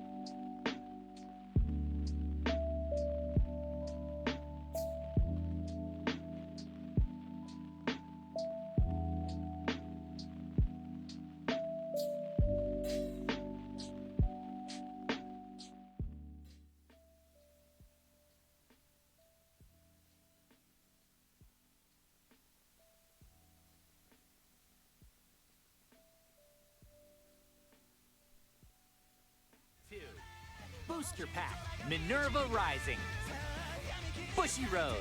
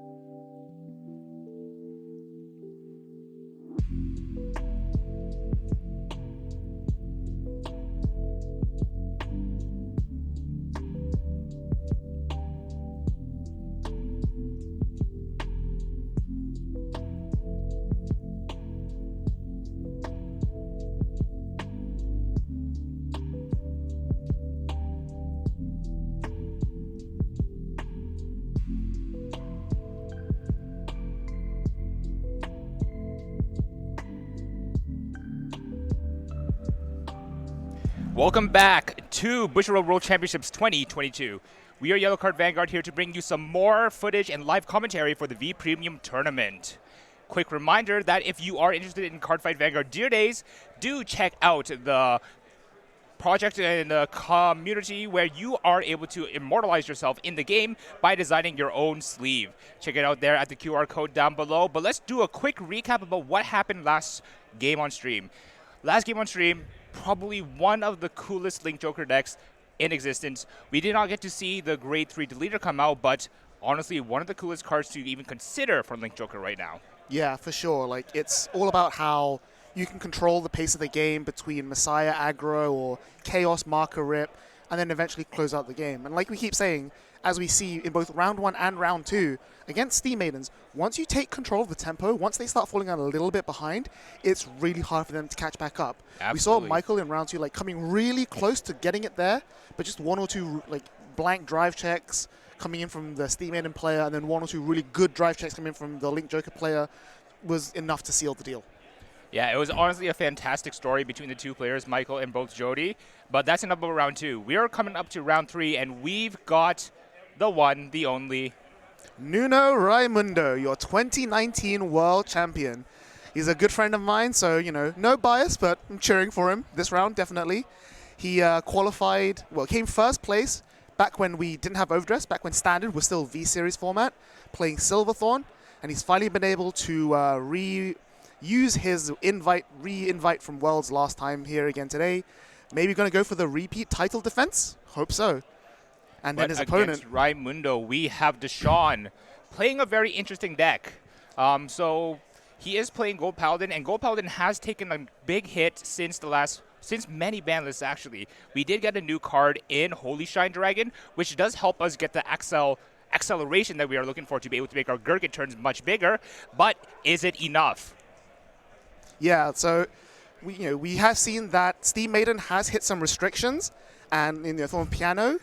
But I think we can all agree that Gold Paladin, even though their restrictions were justified at this point, speaking as a Gold Paladin enjoyer myself, I think we can all agree with this message. I don't. Well, that's what in the business we call that skill gap. Oh, now okay. You know. Now I know. But yeah, the players are getting ready, so let's quickly take a look again about their deck list. So we can't show you the lists, but we can definitely tell you about them.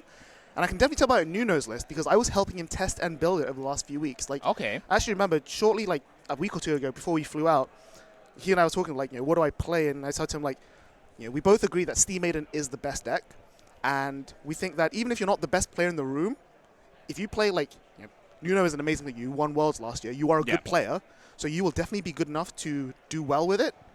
But you might not be able to like get the last 1% to win. So maybe you should play like Jewel Knights or Astral Pulse and just high roll everybody. Yeah. And we went back and forth, and in the end, he thought he was like, nope, I'll put in the grind. Like, I'll put a bit of extra practice in the mirror, and I'll learn Steam Maiden. So his list has got no spice, no juice, no fancy text, just straight standard Steam Maidens. And I think here we're just going to see like I said at the beginning of the day, all about skill expression. We're just going to see exactly how his raw caliber of player skill will take such a basic list to hopefully incredible heights. Yeah, I'm hoping to see stuff like that as well. But over onto Deshaun's side of things, like we said, Gold Paladin, very favored onto that Gurgit endgame with like the multi-attacks off of Moxloss Dragon. More focused onto the Liberator names now because of the new release in Clan Collection, Holy Shine Dragon, which lets you Superior Ride a different Liberator from your deck, which gets you the 2 extra Axel markers very quickly. And then when you do go into your Gurgit Reride, they get you 3 Axels, 15k buffs to many of your Superior called units, and hopefully with that barrage of Onslaught, extra 15k attacks, which is perfectly just over a trigger's amount of power, hopefully we'll close out games. Yeah, like, it's a very, not long game, but it's not trying to win fast like old Gold Paladin. And in a format with Steam Maiden, which is, trying to like grind it out and death by 1,000 cuts, that is exactly what you need. But it looks like the players are ready, so let's jump into the game.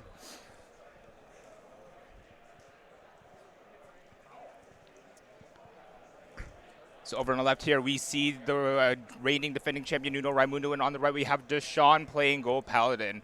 One of the only Gold Paladins, I believe, in the tournament. And let's see if he's able to bring the Gold Paladin to the gold. Yeah, so there, Nuno going first, which is, as we say, really, really favored for Steam Maidens. He gets to do that big, crazy grade 3 turn going into Gold Paladin.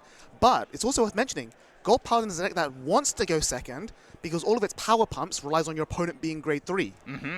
Fair enough to say. But at the same time, Gold Paladin going first is not bad either, because once you get into a Liberator grade 2 name and get the Holy Shine ride, that's a lot of speed that you're getting over your opponent.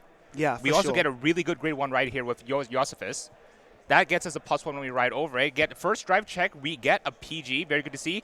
Wasted Heal Guardian there. Now we know that based on most lists, you can assume that they only run 1 Heal Guardian max. That's the 1 Heal Guardian you don't have to worry about anymore. Yeah, and like it's searchable with Gear Dog 8, so it's not the big concern.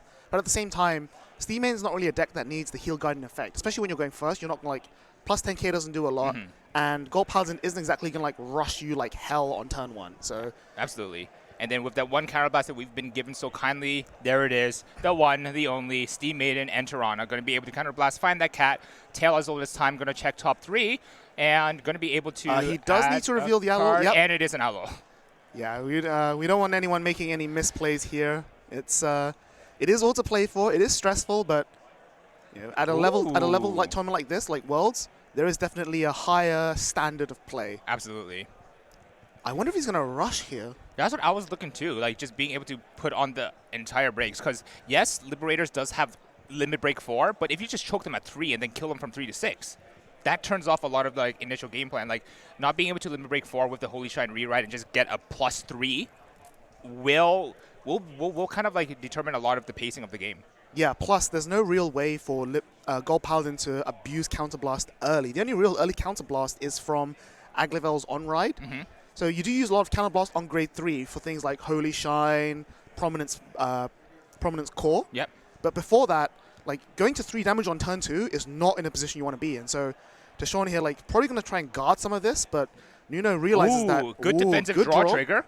Going to be able to use Endriana's skill, find another copy of herself, adding the trigger to hand. Now, I want to mention that with Lost Dog Gear 8, choosing to discard the Uru Heal Guardian despite having the heal trigger in damage, putting the heal trigger into bind, basically only having 2 ways of actually cycling the G guard back into the deck. I think it's just more Nuno just wants as much raw shield value as he can because he knows that Gold Paladin can put a lot of aggro on you on turn 3. But in this case... Ooh, getting the Yosifus Superior Call is going to be a Prominence Core there. Core doesn't have a rear guard effect though, so it's just a big beat stick, which isn't bad, but that's not really what you want against Steam Maidens. In this sort of situation, you want to really be building up for your big combo turn while also damage denying them. And sure, you can attack the rear guards here, which would be good, but it's not exactly putting him super far ahead. Down comes the Wonder Ezel. Again, not really doing much on this time. Oh, and then being the Axel deck going second as well, a lot of these swings are going to be just under this entire board of 10Ks. So being forced to call down the entire hand and try and just kind of match the aggression, going to be able to find a Heal Guardian off of the Garbadoc. The Heal Guardian is huge here. I don't know if I necessarily agree with the Yosifus call. I think the core is already hitting into the rear guards and the Vanguard if he wanted to rush. And I would rather have held the 10k shield in hand. Absolutely. But I think he's going all at face, which is why he called the Yosifus to boost, just make numbers. Ooh, that's a good front trigger. Front trigger is huge. No defensive comes in from Nuno. Going to be able to swing here. That's a good matching number, actually, with the Yosifus boost. That's going to be 20 with the front trigger, 30k. Yep. And one last attack here. 9 plus 13, 22, 32. Going to be, forcing Nuno to do the full guard there. Yeah. So... like we keep saying, the magic numbers for Steam Maidens, you leave them at the 0 damage or 3 damage, because at that point they struggle to put together their combo engine. Nuno riding up to grade 3 again. That very nice world Force 1 there. And being on that low level of damage means that Nuno can full combo here. He does have the 0 in the bind. He needs to put a 1 and a 2 in, but he can do that very easily with Reinnovate to put the 2 in. Yep. And then he can just bind the 1 from drop with Elo's effect. Yep, and then call out the 0 and then start comboing off there. Exactly. So he does have full combo. And the thing he needs to be aware of is that if he full combos here, he will put Deshaun on 4 to 5 damage. Yep. And Deshaun on 4 to 5 damage, if Deshaun just chooses the first right Gurgit, that's potential full combo with Max Slash, Wonder Ezel, Din Drain, all this sorts of stuff. Yes, but it's so weak compared to ideally what Deshaun wants to do, and that's to be able to go into the Holy Shine, cheat into the Prominence Core, and then on that point also get the +2 off of the Holy Shine's Limit Break 4 skill, and then being able to cycle the Holy Shines back into hand for PG fodder. Like, I think it is very interesting how Nuno will try and balance between Limit Break 4 and going for like a one-shot kill on the grade 3 ride here. And I want to see if Nuno does try and go for the kill, and what would the penalty be if there was a punish. Yeah, and also what's really interesting to note here is that look at Nuno's hand versus Deshawn's hand. They both have full board, but Deshawn's got a full grip of 6, and Nuno's only got 2 or 3 cards. So this is what we were saying about how Steam Maiden really struggles to make a big plus, really struggles to like accrue hard advantage, and it just slowly bleeds your opponent out. Whereas Gold Paladin, Second defensive draw trigger onto Deshawn's side of things. Gets a counter charge off of the grade 0 Uluru jumping into the Ulu. but I don't think this is. If I'm in Nuno's shoes here, I think I just Vanguard into rear and pass, right? You don't want to give them limit break, and you can't starve them that much anymore. And he's like, Deshawn's going to play a game no matter what. Like, you can't stop Deshawn from playing a game. So at this point now, if Nuno's going to play his game, he needs to play in a way that doesn't give Deshawn room to abuse Nuno's weaknesses. And I think that's really hard to do here. It looks like Nuno's actually going. He's going to go for full combo, it looks like. I think he does have he has the 4 in the drop that he can bind with the Owl for massive power, but trying to just force Deshawn to like 5 damage here and just tell Deshawn like, because if you're in your Deshawn's shoes, if you're on 3 damage, you first ride the Gurgit, no problem, right? Yeah. Because you can't get limit break, and you limit break next turn, and you do good stuff. Yeah. If you get limit break, you do limit break, you get good stuff. Yeah. But if you're on 5, do you risk the limit break? Because if you're on 5 and you go for limit break, it's going to be hard to guard everything else and survive the turn after. I think you have to go limit break because that's what thins you down to find heal triggers. But we also know that Deshawn's down 2 heals because we saw him drive check 1. We saw him drive check 1. And he added 1 as well. And he added 1. That is very true. So it's hard to say. Right? It's very situational. The fact that Nuno's got full combo from turn 3 means that if Deshawn takes his turn 3 to set up limit break engine, he then has to survive another full combo turn. I like this a lot. Instead of going for full combo, actually choosing to jump the grade 1 into the Entriana to try and garnish more advantage while still pushing Deshawn's hand out. I mean, he still has full combo as well because there's an Aloe on the other side that can then jump back into the 3. On top of the unboosted. Interesting. I guess he's respecting the defensive trigger. Because like a second defensive trigger, but also respecting the limit break maybe. Yeah, for sure. Actually just go Van here. Second defensive. That's a big defensive. The front also makes it very difficult for Nuno to attack into the core now because that's 23k. Not boosting because there's no soul anyways to be able to get the... Okay. Yeah. So at this point that we've pushed our opponent to 4, now we just swing face. Absolutely. I don't know if Deshawn has a PG in hand or not, so like this could like take like 3 or 4 cards for him to guard. 1, 2, 3, 4, 5, so that's plus 20. Oh, well, there's another heal guardian. That's going to be that's the one that still got added. Blank drives from Nuno is not great, but he does have a re-ride. He does have a re-ride, which is very important. And Nuno's only on 3, so it's not like Nuno's dead on the water next turn either. 23, 31, 36, going to be able to pull out another 10k at least from Deshawn's hand, and we're going to end our turn there. So it's pretty easy to guard, but the question is, again, like I said, you're on 4 damage, you have limit break, there's the Holy Shine. There's the Holy Shine, going to be able to limit break, get all the pluses in the world. On ride, Axel 2, draw a card, Holy Shine skill on place, going to be able to superior ride into Prominence Core from the deck, get another Axel 2, Holy Shine's limit break 4 skill, going to be able to check top 5 and call 2. That's a lot of advantage just by riding 1 card. And then also at the end of turn, because if we're still in limit break 4, we're going to be able to add it back from soul to hand for potentially another re-ride or potentially for discard fodder for a PG. Yeah, this is going to be a huge aggro turn from Deshawn here, and like, what's impressive to note is that he still has a huge grip, even after guarding quite a bit as well. Like, he took a bunch of damage, but I would say as far as resources go right now, he's definitely ahead of Nuno. Absolutely. And the question is, can he turn that massive resource advantage into tempo advantage? And Prominence Core starting to stack up that power very nicely. We get 2 very good calls as well, Mock Slosh as well as Aglovel. Aglovel going to be able to jump itself back to hand, going to be able to refill the soul.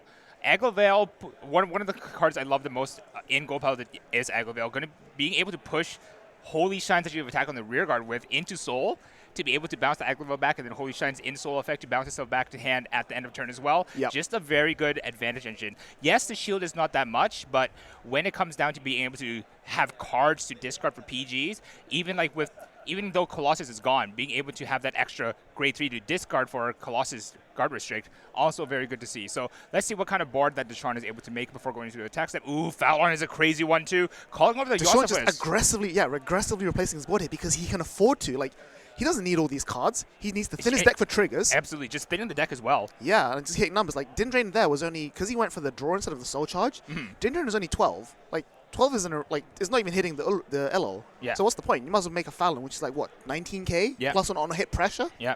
This is really, really solid here. Like, one of the classic lines of play I've always liked to do in Gurgit is you attack with the Aglavel to push something in. Yep. Aglavel bounces to hand, and then you call it back down with Max Slash, and then push something else into Soul to get 2 lots of 24k attacks and enough Soul to fuel your Din Drains and your Gurgits going into next turn. It's absolutely insane.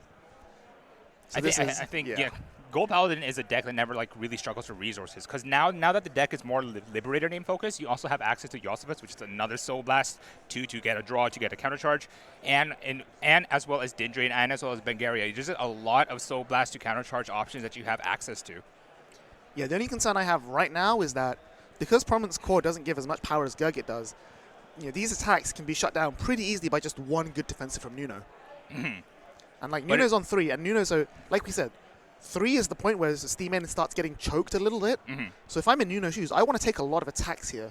And I probably want to take the first few attacks so that you can, play for defenses. Exactly. Speaking of playing for there defensive, there it is, defensive crit Huge. trigger. Going to be able to push us to 28k on the defensive. All of these attacks now, despite, just like you said, not being on Gurgit, only getting that 3k buff rather than the 15k buff that we would have on the Gurgit reride.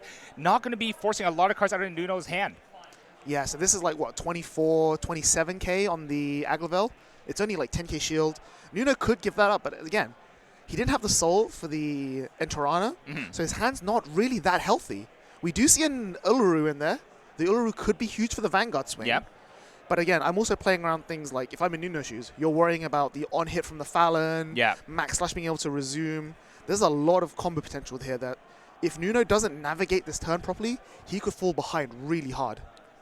I'm always surprised to randomly just look over at Deshaun's hand, and his hand is still massive. Yes, he did get 2 defensive draw triggers, which definitely is helping towards that, but just a sheer amount of advantage. Because let's not forget that Deshaun is calling down cards to just replace the board and make better numbers with. Yeah. And it's throwing 10k shields away from hand to try and maybe even go for the kill this turn. Because Nuno's on grade 3 at 4 damage, that core column is also lethal already. So getting that extra 5k rather than just sitting on a Yosifus for minus 5k, that could make a big difference. I'm not sure about this attack pattern. I would have liked to see the Max Slash come down to put the Aglavel on so you can put triggers into the Aglavel. That would have been, I think, your best attacker. But at the same time, like you say, maybe Deshaun's just going for go for lethal, show you some crits, and just say well, here it is. Here's all the attacks. Because one of the things I like the most about his attack pattern here is that this attack, because it has the crit, is going to be lethal. Yeah. Getting a crit trigger here, getting a crit trigger there, Also, gets the heal trigger. Heal trigger does go off. Is able to live. So okay. Defensive, no, not enough. Triple heal trigger, and that's it. That is, the extra crit coming down, core's own plus crit. Nuno just had to take the risk there because he only had enough shield to guard 2 to 1 past the core. Yeah. Then he needs to guard the Fallon, and then he needs to re-guard the Aglavel.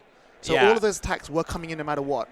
And I wanted to say, because when you have that split where you're able to put crit pressure on your non-on-hit pressure, but put the power onto the on-hit pressure, Fallon, despite not having a crit itself, counts as a crit because it's able to superior call another attacker, which then you're forced to guard again. It comes up really big when you're on the Gurgit turn. Yep. And then when you go Max Slash call Fallon, and then Fallon now has that extra 15k, and then you know that if that Fallon hits, you have to deal with another card that comes out. Even a trigger comes out, and that's also going to force another guard. So it's one of the decks that I've tinkered with a lot, and I really enjoy.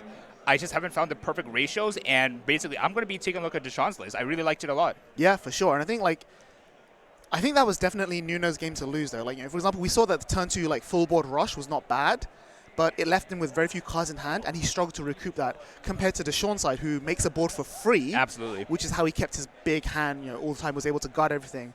And then after that, we saw that Nuno was he almost didn't respect the limit break. He was like, okay, sure, I'll give you the damage, see what you can do. And it turns out that you can do a lot. He wasn't able to build enough hand. He wasn't able to guard these attacks, and just the one extra crit really got him over the edge. Yeah.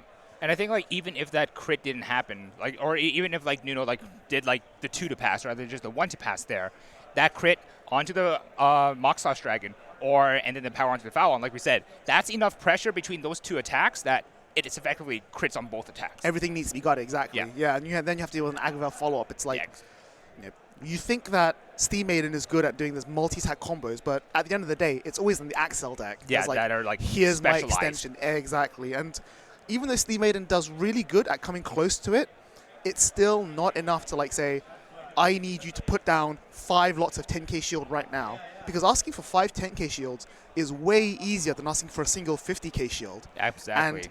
And in a deck like Steam Maiden, where all of your plussing is not restrictive, but not that easy to come by. It's very much tied to right? Entriana. Exactly. It basically comes down to live and die by how good your Entrianas are at this game. Exactly. Compared to like Gold Paladin, which is like, okay, cool, I make an attacker for free. That's an attacker I don't have to call. That's 5k shield I save. Down comes a Dindrain, draw an extra card. Down comes a Josephus, draw an extra card. Aglavale bounces back to be a 5k shield if I really need an emergency. Like, you're used to seeing that Axel decks have struggled before with resource management and like balancing combo pieces versus survivability. But the fact is, Gurgit, because of how strong its offensive power is, it's able to put your opponent in a position where they're not able to threaten as good of a lethal swing on you, which means that you don't need to defend as aggressively, and all of your pieces are now worth a lot more. Absolutely. And like over onto Nuno's side of things, like I wonder how different the game would have been if rather than rushing in the early, because Gold Paladins, you need to be aware of the limit break with the Holy Chant, because like that is a gate breaker. But at the same time, rushing that hard, because like I think some people forget that Entriana doesn't need Counterblast to plus. So on that turn where he had Nabu Entriana, I think that was more than enough. Yeah. Swing Nabu, swing Entriana, get the plus. Opponent damage denies by swinging to Entriana. Call Elo, reanimate the Entriana, swing with the boost again, Soul Blast, get another plus. And then that one, you hit them to 3. Then when your opponent rides into Holy Shine, gets no limit break, going to be able to get the +2. But then their hand isn't big enough, their offense isn't big enough because they haven't gotten enough raw pluses. And then with that, they're forced to call down more cards. And on that crackback, you soak up the damage, re-ride that we know that he had, and it goes 3 to 6. Because three is a juicy number to try and kill with. Because the concern as well is that you know that if they go into the Holy Shine, chances are Gurgit's coming down the next turn. And once the Gurgit comes down, then that's a problem. You're in trouble. Exactly. But again, Nuno, he is still currently the defending world champ. He's not out of it yet. There is still a chance to make top 8. There is still a chance for him to defend his title. Absolutely. And I'm sure, he has all of our support. But yeah, it's definitely going to be an uphill struggle while Deshaun makes it through. And yeah, round 4 is going to be coming soon. So we'll see you guys in a few minutes. Don't go anywhere.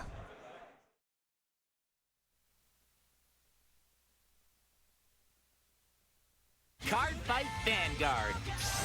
The Glitters have obtained great strength in response to each of their feelings. These heroes are back too. Booster Pack, Minerva Rising, Bushiroad.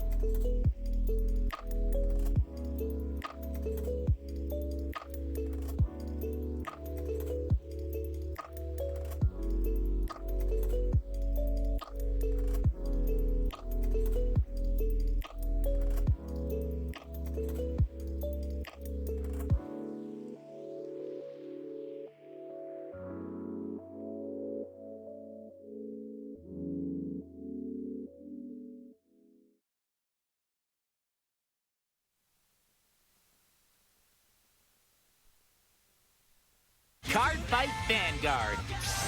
The glitters have obtained great strength in response to each of their feelings. These heroes are back too. Booster Pack, Minerva Rising. Bushiroad.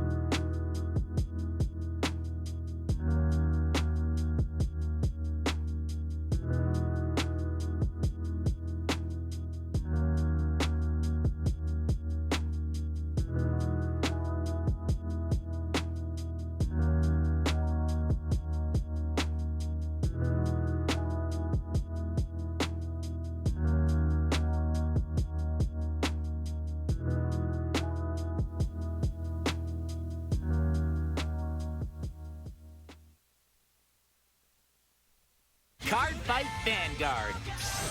The glitters have obtained great strength in response to each of their feelings. These heroes are back too.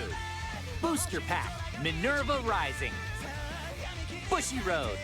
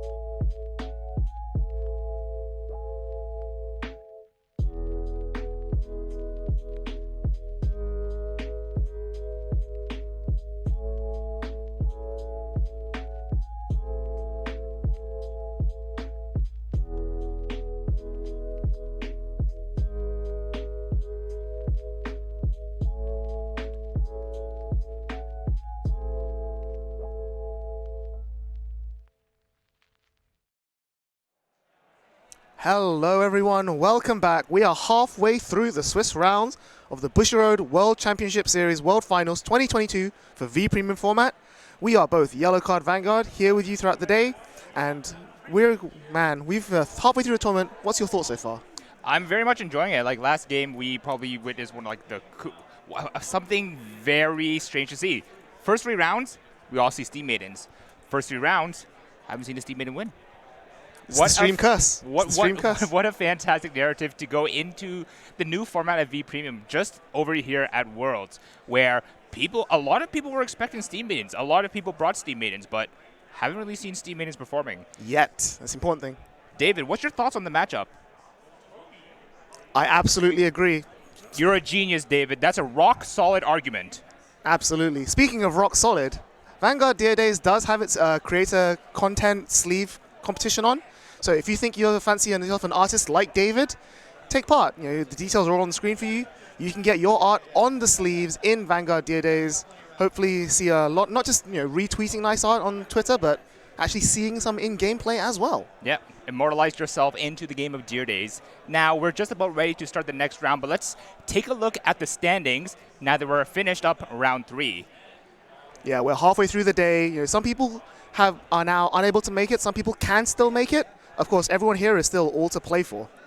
So looking here, we have players from rank 1 to 9, it seems. So we have 5 players on an undefeated record. We've got Mohamed, Kelvin Yap of WCC.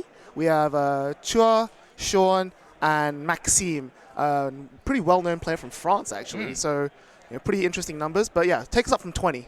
All right, so bringing us up from the bottom at 20, we have Hal. And at 19, we have Charlie, who is the father of David, if you didn't know. At 18, we have Adrian Barber, a famous name from both Buddy Fight as well as many BRO streams. Then we have James Lewis, Gerson, which we saw in round 1. Brad Jody, which we saw in round 2. 13, we have Deshaun, who we just saw in round 3. 12 will be Cormac Doyle, and bring us up at 11 will be Antonio Tutt, who just so happens to be playing in this upcoming round. Tell me about Antonio. Who is Antonio? So for those of you who may or may not know of the Vanguard celebrities, we have Mr. Antonio Tutt Jr., known also as Crow online. He is a pretty good Smash player and maybe an even better Vanguard player. Oh, yeah. He's pretty well known for playing Shadow Paladin and also known for more or less carrying the entire Georgia Vanguard scene on his back. I'm sure there's you'll have heard of the words Kingslayer cards. You've heard of their 1K tournaments, all these big events that he organizes. This man is truly a gift to the Vanguard community. And of course, his opponent's no slouch either. We have here Gabriel Teo, a pretty well-known name in Singapore, one of the big vendors. He's a big figure of the community there as well. I know he does a lot of stuff, runs a shop, and has made worlds multiple times. So pretty hype matchup coming in here. Now that's enough about them. I want to see how they do in the game. So let's just go straight into it. Let's go ahead and see Kingslayer Games' own Crow versus Gabriel Teo. Let's go. We have on the left Gabriel Teo playing Bermuda Triangle, and on the right, Crow, just as you said, very popular for Shadow Paladin, looking like Luard. Yeah, so it's interesting to note, this is the first match we have where Steam Maiden isn't on stream, which is definitely a nice break.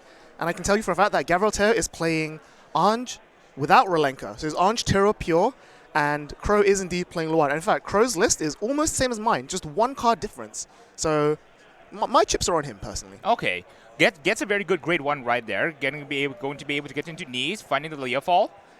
Now, do we see the new grade 3 that just came out of Clan Collection in I don't think there's an Ildonner in his hand, unfortunately. No, but we do get a very nice bat owl call here. Going to be able to Soul Blast for a draw. Ooh, second Leofall. Okay, that's kind of crazy because this means that grade 2, if given the opportunity, we can do the real Leofall rush. Yep. So you know that your opponent has 1 Leofall from the knees. Would you attack here or would you just pass? Because the one thing about Luard is that its turn 3 is fairly weak. And it's all about setting up for big, long, grinding games. Just like Steam Maiden, basically. And Ange is pretty much the exact same boat. But Ange has pluses without needing to work very hard. So you can always recoup those losses. I think now that Crow has actually offered up the Brandwood on the side there, that gives an easy venue to attack into and deny. In fact, Crow is going on the heavy offensive here. Wow. Going to also call down the Nightmare Painter, getting that extra soul, getting that extra power. Yeah, he definitely wants to deal a bunch of damage. And 1 easy damage. Yep. It's probably not going to be 2 or 3. But the thing to note here is that unlike Highlander, Anj is very, very bad at converting Counterblast into plus. A lot of the deck doesn't cost Counterblast at all. Until grade 3. Exactly, which means that all this damage taken early... Speaking of taking damage, Yeah, there's a crit coming out from Cro's side of things. 3 attackers, 3 damage despite guarding. Oh, we would have wanted to see that like a turn earlier, but we do get the LE off, going to be able to put it behind the Vanguard for the on-hit pressure, going to be able to find another copy of itself. And here comes another Murtoa. Murtoa is a new promo that just came out quite some time ago, but it apparently has breathed a lot of life back into Bermuda, being able to do a lot of like chain calls, chain combos, because if you can call Murtoa down in the battle phase, yes, you do give your opponent an extra card in hand, but you also get an extra attack, which probably is worth more than a card in their hand. Yeah, it's even part of a premium deck out loop, so the card is seeing a lot of play in all formats. And I think it very much fits into the Anj game plan, a very incremental advantage. Like, we have the Lees a lot into the LE on-hit, return LEs for shield, really grinding out. And I think this is going to be a really interesting match to watch how it unfolds, because both players are playing super aggressively. Yep. And I think when you're playing this aggressively, I would say Luard is slightly favored, because Luard can make a board basically out of thin air. Yeah. Whereas Anj does need to commit some pieces, and that's going to be a little bit harder when you're like aggroing this hard. Yeah, like you said, Luard's counterblast to advantage conversion is very strong. We have the Leah Falls, we also have countercharge now that Chiron is back in the rotation, and then we also have just on stride counterblast 1+5 sometimes. Yeah, absolutely. Of course, going second is pretty bad for Luard, because like I mentioned, the turn 3 is already weak enough as it is. And having to like play a do not a lot drag heart turn when your opponent's just rushed you with Anj can be pretty difficult. We do see the Leofel come down. Probably comes a Karen so that we can make use of the second Leofel in his hand. Yep. There's the first Karen. I actually love this play a lot because of that Nightmare Painter that came down turn 1, giving us that extra soul that we actually blasted with the Abyssal Owl to be able to double Leofel, double Charon, and then really rush them back again very hard. And like we said, most of Anj's counterblast is 1 per turn at grade 3. So Gabriel Tail is going to walk into grade 3 with maybe 4, maybe 5 open counterblasts, and going to be able to only like make use of 1, which is leaving a lot of counterblasts to rot, wasting a lot of heal triggers if he gets multiples. And I'm very curious as to see what is going to happen here. Actually choosing to go for another Abyssal Owl, going to convert that soul into a draw one rather than a countercharge. What do you think about this play? Do you think that this opens you up to damage denial? Yeah, I think it's a little bit risky, because like when you're on 1 damage, Anj can't kill you from 1. Like, they're going to go force 1 and try and stack crits onto the restanding Tiroa. So you're going to go from like 1, if you like no guard everything, you go from like 1 to 4 at most. So I would rather have the open counter blast, so the counter charge with the second Karen, so that you can start replaying the game next turn. Whereas like Cro has a full board.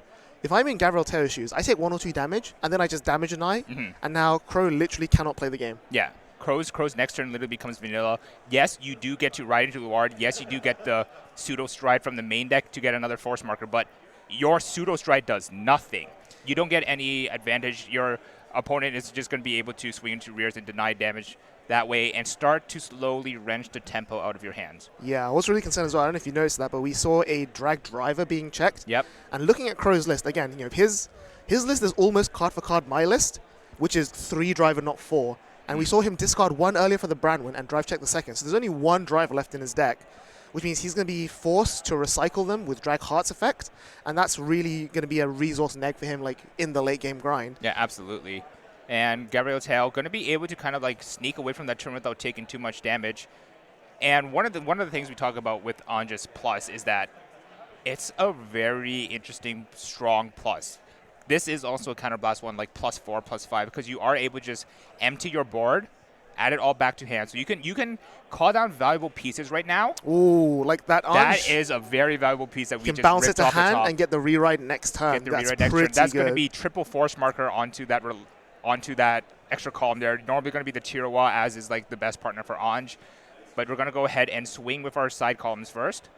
And then swing with Anj, bounce an entire board back, and get that extra force, get that extra 10k, get that hard tutor into whatever we need. Yeah, the heal gunning coming down there from Cro gives him a bit of defense. But yeah, like you said here, Anj pluses in the fact that it bounces everything. Yeah. But it had to call some of them in the first place. So like, he got the +1 basically from bouncing the Anj that he called. Yeah. But everything else that he called put onto the board, that was already there from previous turns. Yeah. Exactly. So they both have really healthy hand sizes. But I think when it comes to the board state looks a lot different. Exactly. And like next turn, we see here that Gabriel Tail's not even damage running. Like, he's not even attacking wrist. He's going all at face, and Cro's been guarding. So at some point, Cro will no guard, take 1 or 2 damage, and then it's off to the races. Yeah. And that's actually interesting. So maybe now that we've actually forced Crow to guard heavily this way, maybe now is the time that you actually start poking at rears. And we're going to go ahead and do the Murtoa play. Going to be able to Soul Blast 1, draw a card, and I believe that this forces us to call. And it's actually going to force Crow to call over, I believe, as well. I mean, that's what he wants. He wants grade 1s in the drop zone to play the game with. Like, I think he has 2 right now, the one that he Soul Blasted and another one that he guarded with. But every other... And a Brandwin, yeah, that's the one. But every other grade 1 is pretty much in rotation. So Crow's more or less perfectly set up. Like, next turn, he rides Dragheart, retires an Owl and maybe a Painter to get the retire and draw, and then he's to start churning through his engine, setting up the Abyssal Apocalypse Bat combo. And I would say that once you start stacking force markers, your Bat combo is more threatening than a Tyro restand. Yeah, absolutely. Just because of the initial base 2 crit, and just because of how hard you thin your deck as well through the Drag Driver, Drag Strider play, the moment you hit your opponent to 4 damage, that's danger zone. Yeah. Because all 4 of your rearguard attacks are lethal. Your Vanguard now has a higher chance of finding that crit trigger. Speaking of finding that crit triggers. Nice defensive. Blanks from Gavril also is really helpful because now these columns just barely hit. Like, they don't even hit the Vanguard. He's a 30k on the Leofel, so yeah, he's going at rears and passing. That's a very, not a bad situation for Gavril to be in, but I think he's definitely playing on the back foot. Yeah, it's a very good situation for Crow to be in now. Exactly. Now has the counter blast to be able to actually play Luard things. So he does, like I said, he's got 2 drivers out, 1 still in the deck. He can retire the Painter and the Owl to pop probably the Murtoa, draw a card, and then he can go into the last driver in his deck and then call over the other driver, because Luard doesn't have to specify open circles, and then he puts all of his drivers back into rotation. The only concern is he's out 1 Karen and 2 Owls, so if he calls out Karens and Owls on this driver, when he goes into the driver next turn, he's going to have to put back at least 1 of them, which means that's going to be not Karen and not Owl going back. Yeah. So I think a lot of this turn is because of how little grade 1s Luard calls out on its first turn at grade 3, you actually do have a lot of decisions to make based on what you think is going to happen in the next turns, where you are going to be able to just full field out. Like you said, a lot of times people like doing like the 1 Decroms plus something else to attack with, just because that way you're able to convert the 10Ks on boards into shield, which is a strong way of getting plussing. So not only do you plus 2 board, but you also plus 2 shield as well, being able to get those 10K interceptors. That's why Decrom is such a popular one of, because you just normally call one out and then just sit on it. Except in this matchup, Decrom is pretty much useless because Anj can just bounce it. And then those grade 1 10K shields that were on the board are now dead cards. So that's the downside here. So I think if I'm in Crow's shoes, knowing how weak my turn is, but at the same time, knowing how little Gavril did on his last turn, I would be tempted to start setting up bats. Like, I would search for a bat here because worst case scenario, it gets bounced and you guard with it. Best case scenario, it stays on the board and you can just retire it with Dragheart next turn, and that's exactly what he's done. Karen for the refund, bat to set up, which means that next turn he can put the bat in the drop zone, go for the Painter that he put back, and then go for the full 5-attack combo. Bat into Soul and full 5-attack combo. I like it. Of course, missing the Ildonna means that he doesn't have as much crit pressure on this early turns, which would have been a shame because the early crit there, pushing Gavril to 3, having the crit on this turn here would have been huge. Yeah, because pushing it to 5, and then even if Gavril is able to heal down on their turn, still at 4 to be able to. I like this play a lot, though. I like so there's an Ildonna that just came down onto rearguard, and Ildonna lets you retire the bat anyway for the plussing. For a cycle. Exactly, and it's like. He doesn't have the crit from Ildonna and Soul. He's not like approaching too hard. Yeah. And Ildonna is basically like another Abyssal Owl. It's just loads of plussing, which is really solid. 1 drive, 2nd drive, finds a heal trigger. The heal's not going to go off, but we are going to be able to ping Gavril for another damage, pushing him to 4. And then we are going to give 10k to Ildonna here, which is going to try and push to 5, retiring the column for a cycle, putting the drag driver back into the drop zone to be able to cycle out. This is a sick play, actually. Holy moly. Getting a lot of advantage out of, like, what we said, dead cards on board because you wouldn't be able to guard with them. Yeah. I'm just not sure about retiring the Leofel, though. Like, Leofel was at least 5k shield on the board with the intercept. But the thing was, Leofel was in the back because we attacked with the drag driver in the front. Right. And I guess you're like sort of banking on maybe trying like Gavril trying to bounce your bat for 10k shield. Perhaps, yeah. Because like we've seen that Gavril's gone through a lot of pieces already. Yeah. Gavril has quite a few he's got like what 8-9 cards in hand. But I don't think Gavril wants to call down a full board and bounce the full board with Anj here. Like he's trying to not bleed out, but like when you're on 5 damage, every single piece of shield matters, especially when you're staring down Morfessa bat next turn. Yeah. And I think the good thing is, like, even if Gabriel does not bounce the bat, Luard can always just self-sack it, cycle it out, get it into the drop zone, and at that point, if we have the rewrite here in hand, that's perfect. Yeah. That gets us to, like, the full combo, full bat, full Morfessa combo. Yeah, I think this has been a really rough game for Gabriel here. He's like, damaged 2 Aquas, hasn't seen a single Aqua. Only one Ellie was over on the board at a time, and it was retired pretty swiftly. Yeah. He doesn't have, like, the sort of... Anj is known for being able to, like, slow the game down to a crawl and just, like, 4 attack, 10k shield every turn, and win that way. But he's not really pressured Crow as hard as he might have liked. Yeah. And that's given Crow a lot of breathing room. Like, again, we said that Luard's first grade 3 turn is always pretty weak. Yeah. And this was, like, not the weakest, but still not exactly amazing. But it's still able to push Gabriel to 5, which is scary to see. Now, we do see Gabriel thinning the deck, potentially just thinning for heal triggers, because that is what needs to happen. Double heal trigger on the on swing to push us back down to 3, letting us take one of the 2 crit rearguard attacks in the upcoming turn there. Yeah, players just doing a quick count here, and I think this is... Keeping a track of this in this stage of the game is actually a really important player skill, because if you, like, randomly no-guard at some point and your opponent crits you from, like, 2 to 4, all that lead you just built up is now lost. Yeah. And you become, like, almost not pressured, but, like... But you get, like, red mist, right? You want, like, okay, now I'm just going to go for it, try and push them, and then it fails. It's all about... In a matchup like this, it's all about patience, because they're both playing the force stacking game, but as long as Crow can rewrite, he's winning that race. Yeah, absolutely. So the question is, can Gabriel keep up with the force race while also plussing in a way that doesn't lose him the game? So using Sistico to stun the Ildana there. Not that that really matters. Not that it matters. It's probably being replaced next turn, but absolutely. The important thing is that he recycled the Tirua. Yes. Going to be able to start popping the Tirua out onto the stacking force marker there. And I think the main thing is the more that we can keep Murtoa in rotation, the more that we can have 5 attacks rather than 4 attacks on. Yeah. And I think that extra attack makes a huge difference. For sure. Looking at Crow's hand as well, like, I see a Painter and the second bat there. So I think no matter what, like, there's already 2 grade 3s in Soul. Crow's next turn, he's going to rewrite he's going to recycle a driver.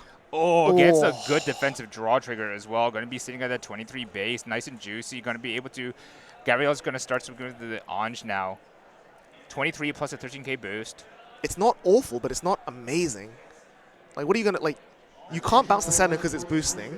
So you'd have to bounce, like, the Karen or the Bat. Yeah. And if you do either of that, you know for a fact that he's going to come down with... Throw it down with the guard. Yeah, like, the driver will search for, like, Morfessa and Swells, and that's just going to be probably too much for him to guard. Like, he's adding 20 shield to hand, but... Yeah, and I really like that from Crow's side of things there, just confirming how much exact shield is being added back to hand off of the bounce skill. It's something that people will, like, often overlook, is that this is still effectively adding shield to hand. There comes that World's Front Air Force One. Yep, so Gabriel here splitting his forces, so something tells me he's probably going to, like, search for a Matoa rather than the Tirua. Yeah, I think... And again, just, like, slowly grind out. Ooh, maybe it's the Tirua here. So I think maybe it's going to be Murtoa, and then, because we do know that I believe that he has another Tirua in hand, Murtoa call Tirua onto that circle. Yeah, that's probably his best line right now. The downside is that every single draw and call that Matoa does is good for Luard as well. Yeah, because they're good. Because at this point, wouldn't he just be able to, like, call like an interceptor to the front and then just intercept with it as well? Yeah. Yeah, and then because, like, at this point, your grade 2s have, like, scaled out. Yeah. You don't care about your scale to grade 2s anymore. All your Leo falls are just 5k shields. Yeah. So going to be able Plus to... he needs the counterblast for his full combo anyway. Yeah. I think I see a Dragheart in his hand as well. Oh, that's scary. Oh, Morfessa. So, okay, he doesn't even need to drive it for Morfessa. He's got full combo. He's got full combo at this point already. Probably still going to drive it for, like, the compression for it at the very least. But there comes the Tirua down on the board as well, sitting at a very pretty 43k before any boost. And this is seeing the grade 0 heal trigger for that extra 20k shield. But the problem is that, like, Gabriel needs to hit a crit here for the Tirua to be remotely threatening. Because if he doesn't hit a crit, Tirua's 2 damage, goes to 5, and then Crow can now heal down to 4. Oh, there's a heal trigger. Not finding a heal trigger. There's a draw trigger, I mean. Draw's not finding nice, a heal trigger. Yeah, the draw is actually very good in the Luard matchup, but I don't know if it's enough. Like, Crow can easily guard this Matoa. It's like, what, 10k shield, 15k shield? There's no way he doesn't have that. I see a PG in his hand. Yeah. Just slamming down like the 10k shield, get them into the drop zone. 10k shields, easy guard fodder. We like it. Yep. And here comes the Chirwa starting swinging, taking 1 damage. There's a drag. Of course, we know that he still has a second one. It's just a question of... Oh, checking to make sure if it's even worth attacking. Because like he already has full combo. Yeah. I mean, we know from Crow's hand he has full combo. And so we know for a fact that even though right now Gavril has more cards in hand, the moment Crow starts going for it, because that hand is just going to diminish very quickly. Like Gavril's on 5, he has to guard everything. Unless there's like 2 heal triggers on top or an OT on top, there's like no way out of this situation for Gabriel. So has to be under 2 heal triggers. Now, I haven't seen too many heals come out of Gabriel's side of things. The hand is very healthy, so there might have to be a play where like the very first attack you have to no guard. Yep. And then you play for the double heal trigger because that is what needs to happen. Yeah, Gabriel, they're even choosing not to restand the turret because he needs to just save every single shield he Save all the hand possible. Because if you can't kill them this turn, what's the point of making yourself easier to kill? Exactly. So Hart will remove the turret from the board. We know there's one that was on the bottom of the deck that was put back from Sistico. So he's not... Gabriel's not all out of resources. Yep. But the fact that Luard has hard removal, whereas Ange doesn't, I think that's what really pushes them a little bit ahead. Yeah, both decks recycle, both decks grind, both decks plus, both decks stack force markers. But when it comes to dealing with your opponent, I think Luard's just a little bit better. And it looks like Crow's just setting up the drop zone right now. We see the 2 bats, we see the 2 drivers ready to go back into the deck. Finding all the grade 1s required for it. The strongest board, even got the brand win there. As a big booster, yep. Like, he's got 1 swells, which I really like. So that's probably going to come down as well. He's going for the owl, interesting. Sending the owl back, yeah, that is something interesting. Yeah. Force onto the left, drag driver skill. We have 3 different Luards in Soul, so we're going to be able to call 4 units out. Yeah, one of them for sure is going to be the... One of which is definitely going to be the Decrom, which is great. Like, it forces your opponent to bounce the Decrom. And sure, like, you then can't intercept with your bats, but that's at that 10K point... That's 10K in hand. Yeah. Like, every little bit matters. What he can even do is he can aggressively intercept early, like, on the first rear guard attack. Just get value before the Decrom gets bounced. Exactly. Yeah. He doesn't even need to, like, call a painter because he has a painter in hand already. The only downside is that he would be calling over something, which is not awful, but not ideal. And I think, like, despite talking about compression, Luard is a deck that does run out of steam because you call 5 cards out of your deck, and yeah, that's awesome, counterblast 1+5, but you're only ever cycling 2 at a time, and usually one of them is always going to be the drag driver. You always have it in rotation. So slowly, despite getting really strong pluses, your toolbox starts getting smaller as it just becomes more triggers. So despite it being a very good advantage, you also need to be careful about how hard in the paint that you go. Yeah, like, you don't both want decks to, will decompress themselves because Luard puts back non-triggers. Yeah. And, well, so does Bermuda. But the point is that they both search for non-triggers as well. Yeah. So as the game gets later and later, there will eventually be more triggers coming out. And that's, I think, much more dangerous for Gabriel than it is for Crow. Yeah. And then getting the draw off the Abyssal Owl. Now, this is something interesting, like we said, because Crow did decide to go for the full call. Yep. Oh, he has the swells in hand as well. Oh, okay. So using the owl to replace itself to call the Suo. Going for the painter as well. In goes the bat, and we're all set up.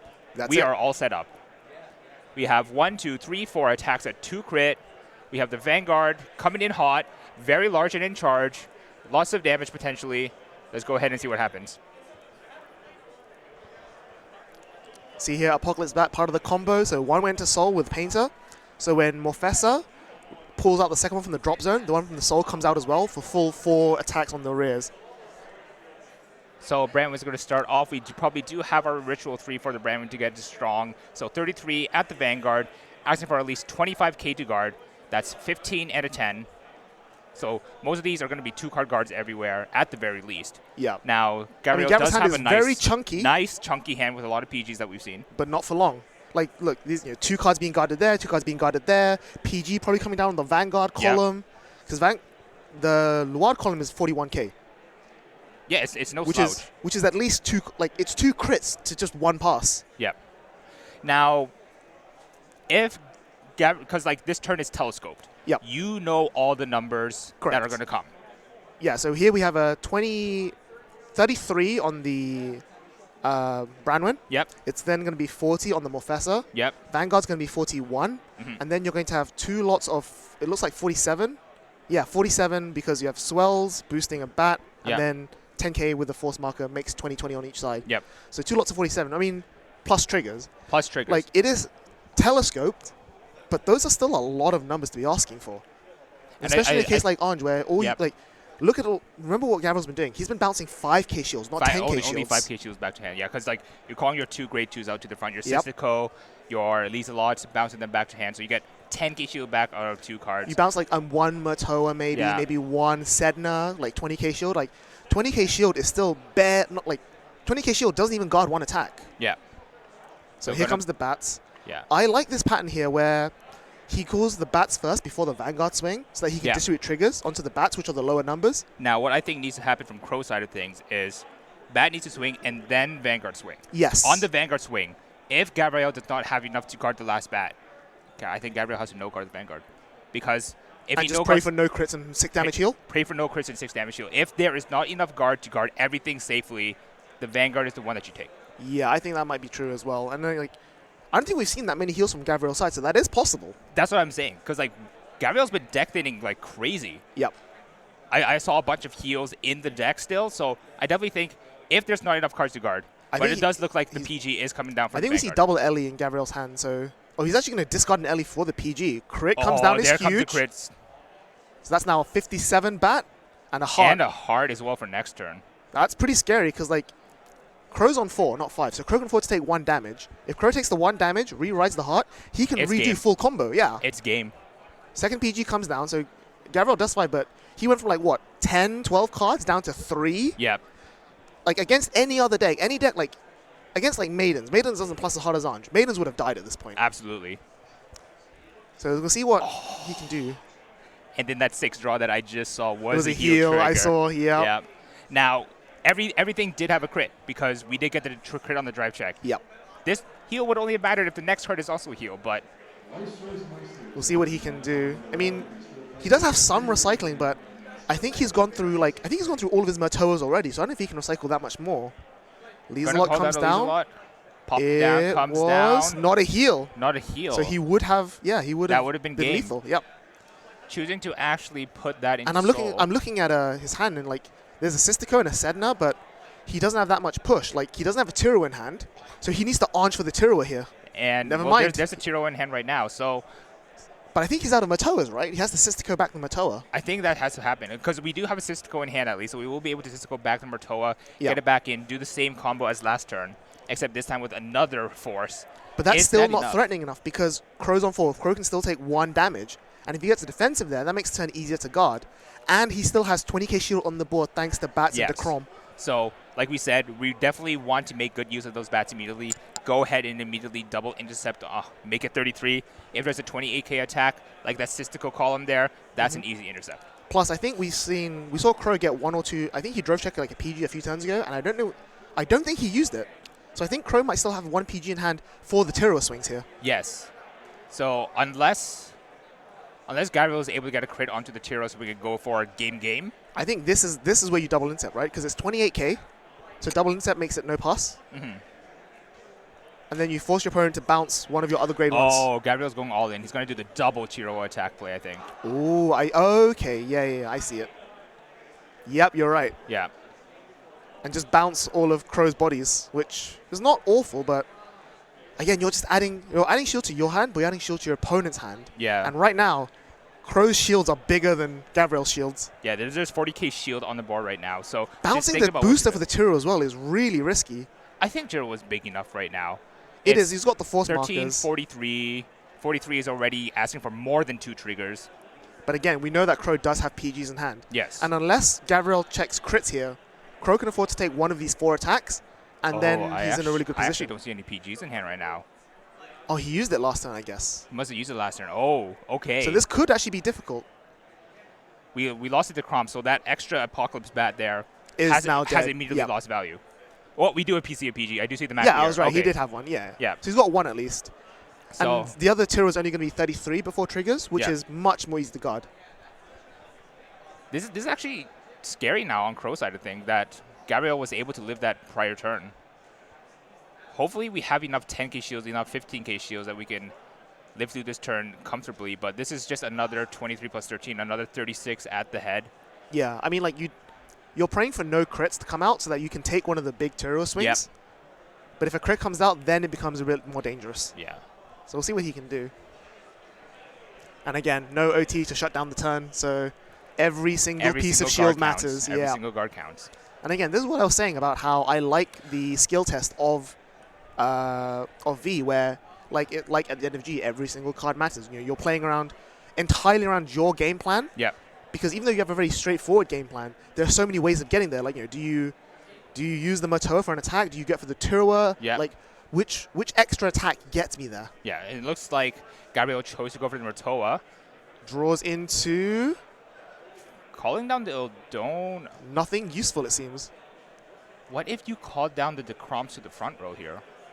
Ooh, that would be good. Yeah. Because then that would effectively you'd be able to push that. You're Apocalypse reusing the back up shield to and then core. just discard the Eldona for the PG. Yeah, I like that. But Again, like, you know, definitely in the heat of tournament like this, lines like that are very easy to miss. Yeah, exactly. Even for two players as high skill caliber as this, like, you know. Like you're both players like pretty much on final turn right now. Like, Yep. tension is high, nerves are running high, hands are shaking, trying to like figure out how do I live this turn or how do I like efficiently guard so I don't accidentally So that lose on the next is, I think that's a 2 to pass. 2 to pass. Yep. First, No crit, no good. crit. No crit. No trigger, period. Yikes. Oh, no. Gabriel, this might be it for you, buddy. And plus, because he went for the Moto into Sistico instead of the second Terra, there's only 3 attacks. So One can be taken. Take this, PG, and then just guard the Sistico, which you can definitely do with all those cards in hand. Yeah, this is not looking good. And I feel so bad for Gabriel, too. Like, look at how hard he's been compressing his deck. I'm very curious as to looking at what that deck composition is. Yep. Crow saves the PG. Interesting. Oh, hard guards? I mean, like, you get every single bit PG's of on the last plussing. win. You get every single bit of plussing Why anyways. did he not PG on the Terra swing and then just guard the Sistico Potentially regularly? save hand? I guess. Good question. But, like, he gave up the reride. I think he, like, because the Sistico column is only, what, 38? 48? Yeah, 48, which I guess it's 5k bigger than is the actually Terua. bigger than yeah, the okay, Tiroa, that so makes that sense. makes sense, yeah. Does he top deck the last heart? It doesn't look like it. So he didn't get the reride, but he still got all the resources. So Yeah. recycling all his drivers. I think he Recycling needs his driver, to. I think he needs to put. He needs to put a painter back. I think he's out of painters. He needs to put a painter back to get back. No, to there's the one in the combo. drop. I don't know if there's one in the deck still. There might still be one in the deck. If there's one in the deck, we're No, okay. there's but not. yeah, The other one's in the drop. One's in his hand and one's in the drop. one in hand, one in drop. So So he if it's in hand, it's fine. We just need No, to get Morfessa So back is as well. in his hands, in his drop zone, in his hands. Oh, in his hands, in his drop. Okay. But I think he's also counting his Morfessa because he only, again, He only like me, runs- he only runs 3. Yeah. And 2 of them are out. And I think the third one, he's checking if third one's in damage. Third one's So in he's out of damage. Morfessas as well. Okay, yeah. So definitely needing to like make sure every It means card. he can't bat. Because you have to put back driver and Morfessa. You have to put back driver and Morfessa. Morfessa. That Which means you can't put back the painter, which means you can't bat. So you're only 4 attacks, not 5. Mm-hmm. But again, like Gabriel Taylor's like what, 5 cards in hand, 5 damage, not a Yeah. lot of shield. And I guess like the other thing. And I we wanna saw mention Gabriel as Taylor's well, drive checks being Blank. not triggers, blank. low shield value. And I think the main thing to note is like actually not going for the Morfessa here. Interesting. I think the most interesting thing to note as well is that I think based on how hard Crow thinned the deck last turn, Yep. I don't think there's a lot of good high quality grade 1s to play with. There's 2 Karen. There's 2 Karons and that's scary. I mean, I also see 2 draw triggers. Oh, yeah, he's very prone to decking out. That is a You have to concern. be very careful. Like double draw trigger is your own spelling your own doom. So Absolutely. only calling 1. I am not going to play on that risk. For sure, for sure. But then, so I think what needs to happen is that Charon needs to get pushed up. You do not want to attack for a 1 crit only attack. Correct. Crow's hand. I see Crow's hand is 2 triggers. It's a heal and a crit. I think Calm you down, just 5k calm down. boosters. 5k boosters. Come on, man. Calm down. Here we go. 5k boosters. Boom, bam. Wrong column, but sure. This is still chunky though. This is like what, 42k? 42, yeah. That's still I nice think and that's still respectable. more shield than Gabriel can manage. It is 2 triggers worth, which is really That's happy asking to a learn. lot. Fair enough, but we do have an LE, which is 20k. Yep. 20k and 15 should be good. But I think the problem comes on that Charon. Yes. And then even on Crow's side now, if he does get the double draw trigger this time. That's like, what, 61k on the Karen? That's yeah. a big Charon. He's just thinking how to guard this. Like, we do see a heal in Gabriel Teo's hand as well, so I think he's one heal left, so he could still Miracle survive, but that involves no guarding the Vanguard. I think Gabriel has 3 heals left. Is it 3? No, we've seen 2 already. I don't think I've seen any heals, actually. There's 1 in his hand and 1 in his drop. Is there 1 in his drop? I don't think I saw 1 in his drop. But the problem is that when we were looking through Crow's deck earlier, we saw 2 heals, but we also saw 1 crit. So I don't think you can afford to guard the Vanguard swing either. I think you have to just. I think you just have to. Okay, Nope. There's a no guard. There's a crit! Oh my god! And the draw doesn't deck out, and that's the game. Crow representing Georgia and Kingslayer cards. Oh, what a game. The grind. What a grinder. Oh my goodness. Everybody going down all the way to the last card. He drew the Drew trigger off the draw. Nice. Last 2 cards were blank. Oh my goodness. What a game. Both players playing incredibly, grinding each other to a pulp. You could make orange juice out of them now. Unbelievable. That was, again, it just goes to show you the sort of level of the caliber of these players. Like, to be able to like have that patience, to be able to know like, okay, I'm playing to this out, I'm guarding this way, I'm doing this, calculating. Like, we saw both on the last 2 turns, they both calculated to have exactly enough perfect amounts of shield in hand and still barely survive and still barely play the game. Yeah, that is like, that's true knowledge of resources, which is exactly what you need in a grind matchup like this. What a game! It's fantastic to see. Like I will like definitely want to point out that like Crow just the fact that he counted the shield that was being bounced back to hand. People don't do that. Like, that's such a strong, like, that's such like a high caliber play to do, and it's like so and it simple impacts that how you play, right? Like, exactly. where you put your force markers, where you put like. He had it set up in such a way that both bats were the same size columns. Exactly. But you could have misbounced it. Like, okay, if I know he has a PG, or like if I know he has 2 PGs, yeah, I want to have the split bats because then they're both harder to PG. Yeah. But if he has no PGs, I'm just going to stack it all on one, like 4 markers with the swells, like 80k. And make your opponent just like go. Exactly. Wow. But fantastic game. Both players dripped out with the Fighters Climax sleeves as well. And like, honestly, just a fantastic game to see at Bushiroad World Championship 2022 for the V Premium format. Like, not seeing Steam Maidens, but like seeing 2 other decks that were like very strong contenders finally be able to make it back into the forefront because of Colossus disappearing. Absolutely. And like, you know, I always say that even though Steam Maiden does exist, I think V is still very enjoyable. And like, again, the exact sort of test of skill I'm looking for in a game of Vanguard. And that game was just a perfect showcase of exactly like, you know, management, timing, patience. I would put that in my all-time highlight reel. I think the whole game. This is probably a really good thing to put on the resume for a V Premium game. Absolutely. But that's going to be it for now. Hello, Randall. But we are going to take a quick break and be back for round 5 after a quick break. Don't go anywhere. See you soon.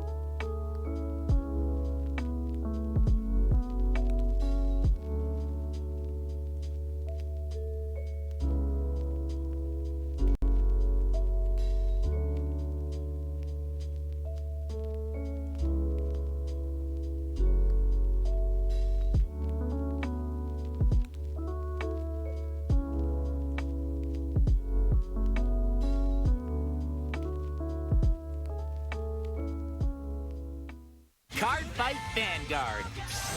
The Glitters have obtained great strength in response to each of their feelings. These heroes are back too. Booster Pack, Minerva Rising. Bushiroad.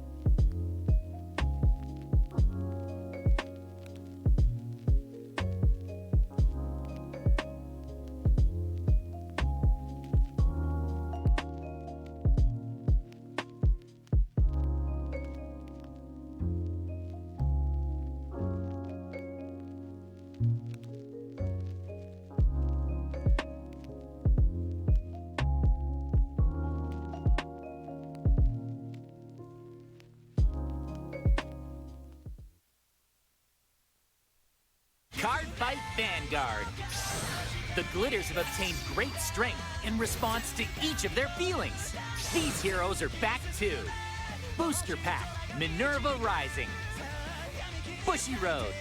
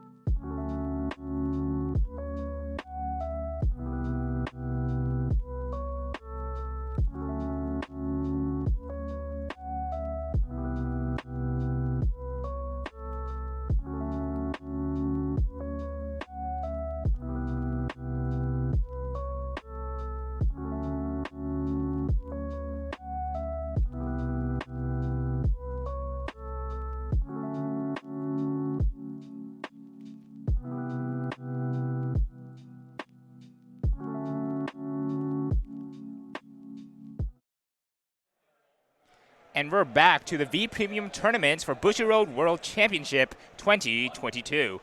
We just had a very exciting round 4, and we're just about to get ready to start for round 5. But a quick reminder that in the Cardfight Vanguard Deer Days, there is a contest where you can submit your own art to be immortalized in the game as a sleeve. Yep, all the information is there on your screen. Get involved. I think there will also be some community voting. I'm not sure about that, but that's what I've heard. So instead of just taking a look at nice art on Twitter, you can now take part in it yourself. So do get involved. But yeah, like you said, we just came out of an amazing round 4. I think as the way you put it is that it's definitely one for the showcase as to what VPM is all about. I can't wait for this VOD to go up so I can just pull it and reanalyze it again step by step. It's such a great game. Shout out to Crow once again. What a great guy. And speaking of great guys, into round 5, we have Kel, our own Kelvin Yap from WCC, fellow Teitoku that we have known for a while. He's definitely no stranger to the top tables, and he is up against Anthony Sean Yu Chua from the Philippines. So, we're definitely getting towards the end of the tournament here. Players have everything to play for. 2 rounds left, and I think last time I checked, they were in like the top 10 bracket towards the end of last round. Yep, familiar names. Yep, still in contention for top 8. But enough dilly-dallying. Let's just get into the game. Absolutely. I'm ready to see some Cardfight Vanguard. So, over on the left here, we have Anthony Sean Uchua. And over on the right, we have the WCC Kel. We have Bermuda versus Gear Chronicle. And we're going to be starting off with the Steam Maidens, starting off once again as the first player. Yep. We get the Elo Ride, and do we have a trigger to be buying? Soul Blasting the starter from hand, buying the heal. The perfect trigger to bind. That's the one that we like to see. Yep. So what I like here is that last round we were able to not put Steam Maiden on stream, but up until now, every time a Steam Maiden has been on stream, they have lost. So can Kel break the curse? Can he break the curse? A lot of it is like the stream curse, a lot of it could be like the Steam Maiden curse, but finds another heal off the cat as well. Now that's something rare to see. Just for some reason, a lot of the times we have been seeing the cat miss a lot today. Yeah, just wondering if we can ask the judges that. Yep, here you go. Kelvin just put his bind zone a bit more easily visible just so we can keep track. And Anthony here on the left playing Bermuda, and it's another Orange deck, but it's slightly different to what we saw last round. So instead of focusing on the Tirua, this one Orange will focus on Relenka. So we'll see that come up throughout the game, but it's, I would say, a more, not reliable restander, but bit of a higher pressure restander. I think it's fair, right? What I like about Rolenka is that rather than it being a restander, it's a really good way of trading 0 shield for 2 potential shield. Right. Because of the fact that like on hit you're able to find copies of yourself, and then on attack you can discard copies of yourselves to cycle for 2 new cards. Whatever cards you draw cannot be worse than whatever cards Rolenka is in hand. Yep. Speaking of heal triggers out of the deck, we see here that Anthony calls down the Lee-Slot and finds a Heal Guardian. And unlike Steam Maidens, Bermuda doesn't really want his heals on the board. Exactly. We'll see if Anthony has like an Aqua or something to bounce the heal this turn. If not, if I'm in Kel's shoes, I might just attack into the heal so that he can't bounce it. So he just can't bounce it. Yeah, and that would be pretty dangerous. Now remind me, can Aqua bounce triggers and can Orange bounce triggers? Orange definitely can. I don't remember about Aqua. Let's take a look.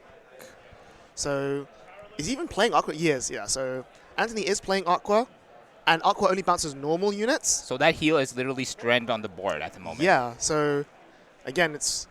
In the case of Steam Maiden, you actually don't want to be healing that much, because you want every piece of damage you can take for your combo.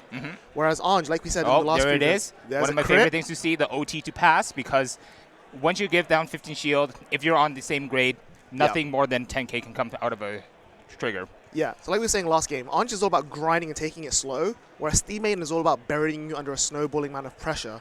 So the more triggers that come through is better for Orange. Steam Maiden wants to hit his triggers fast and early, and the problem here is that heals contribute to the combo for Steam Maiden, they don't for Orange.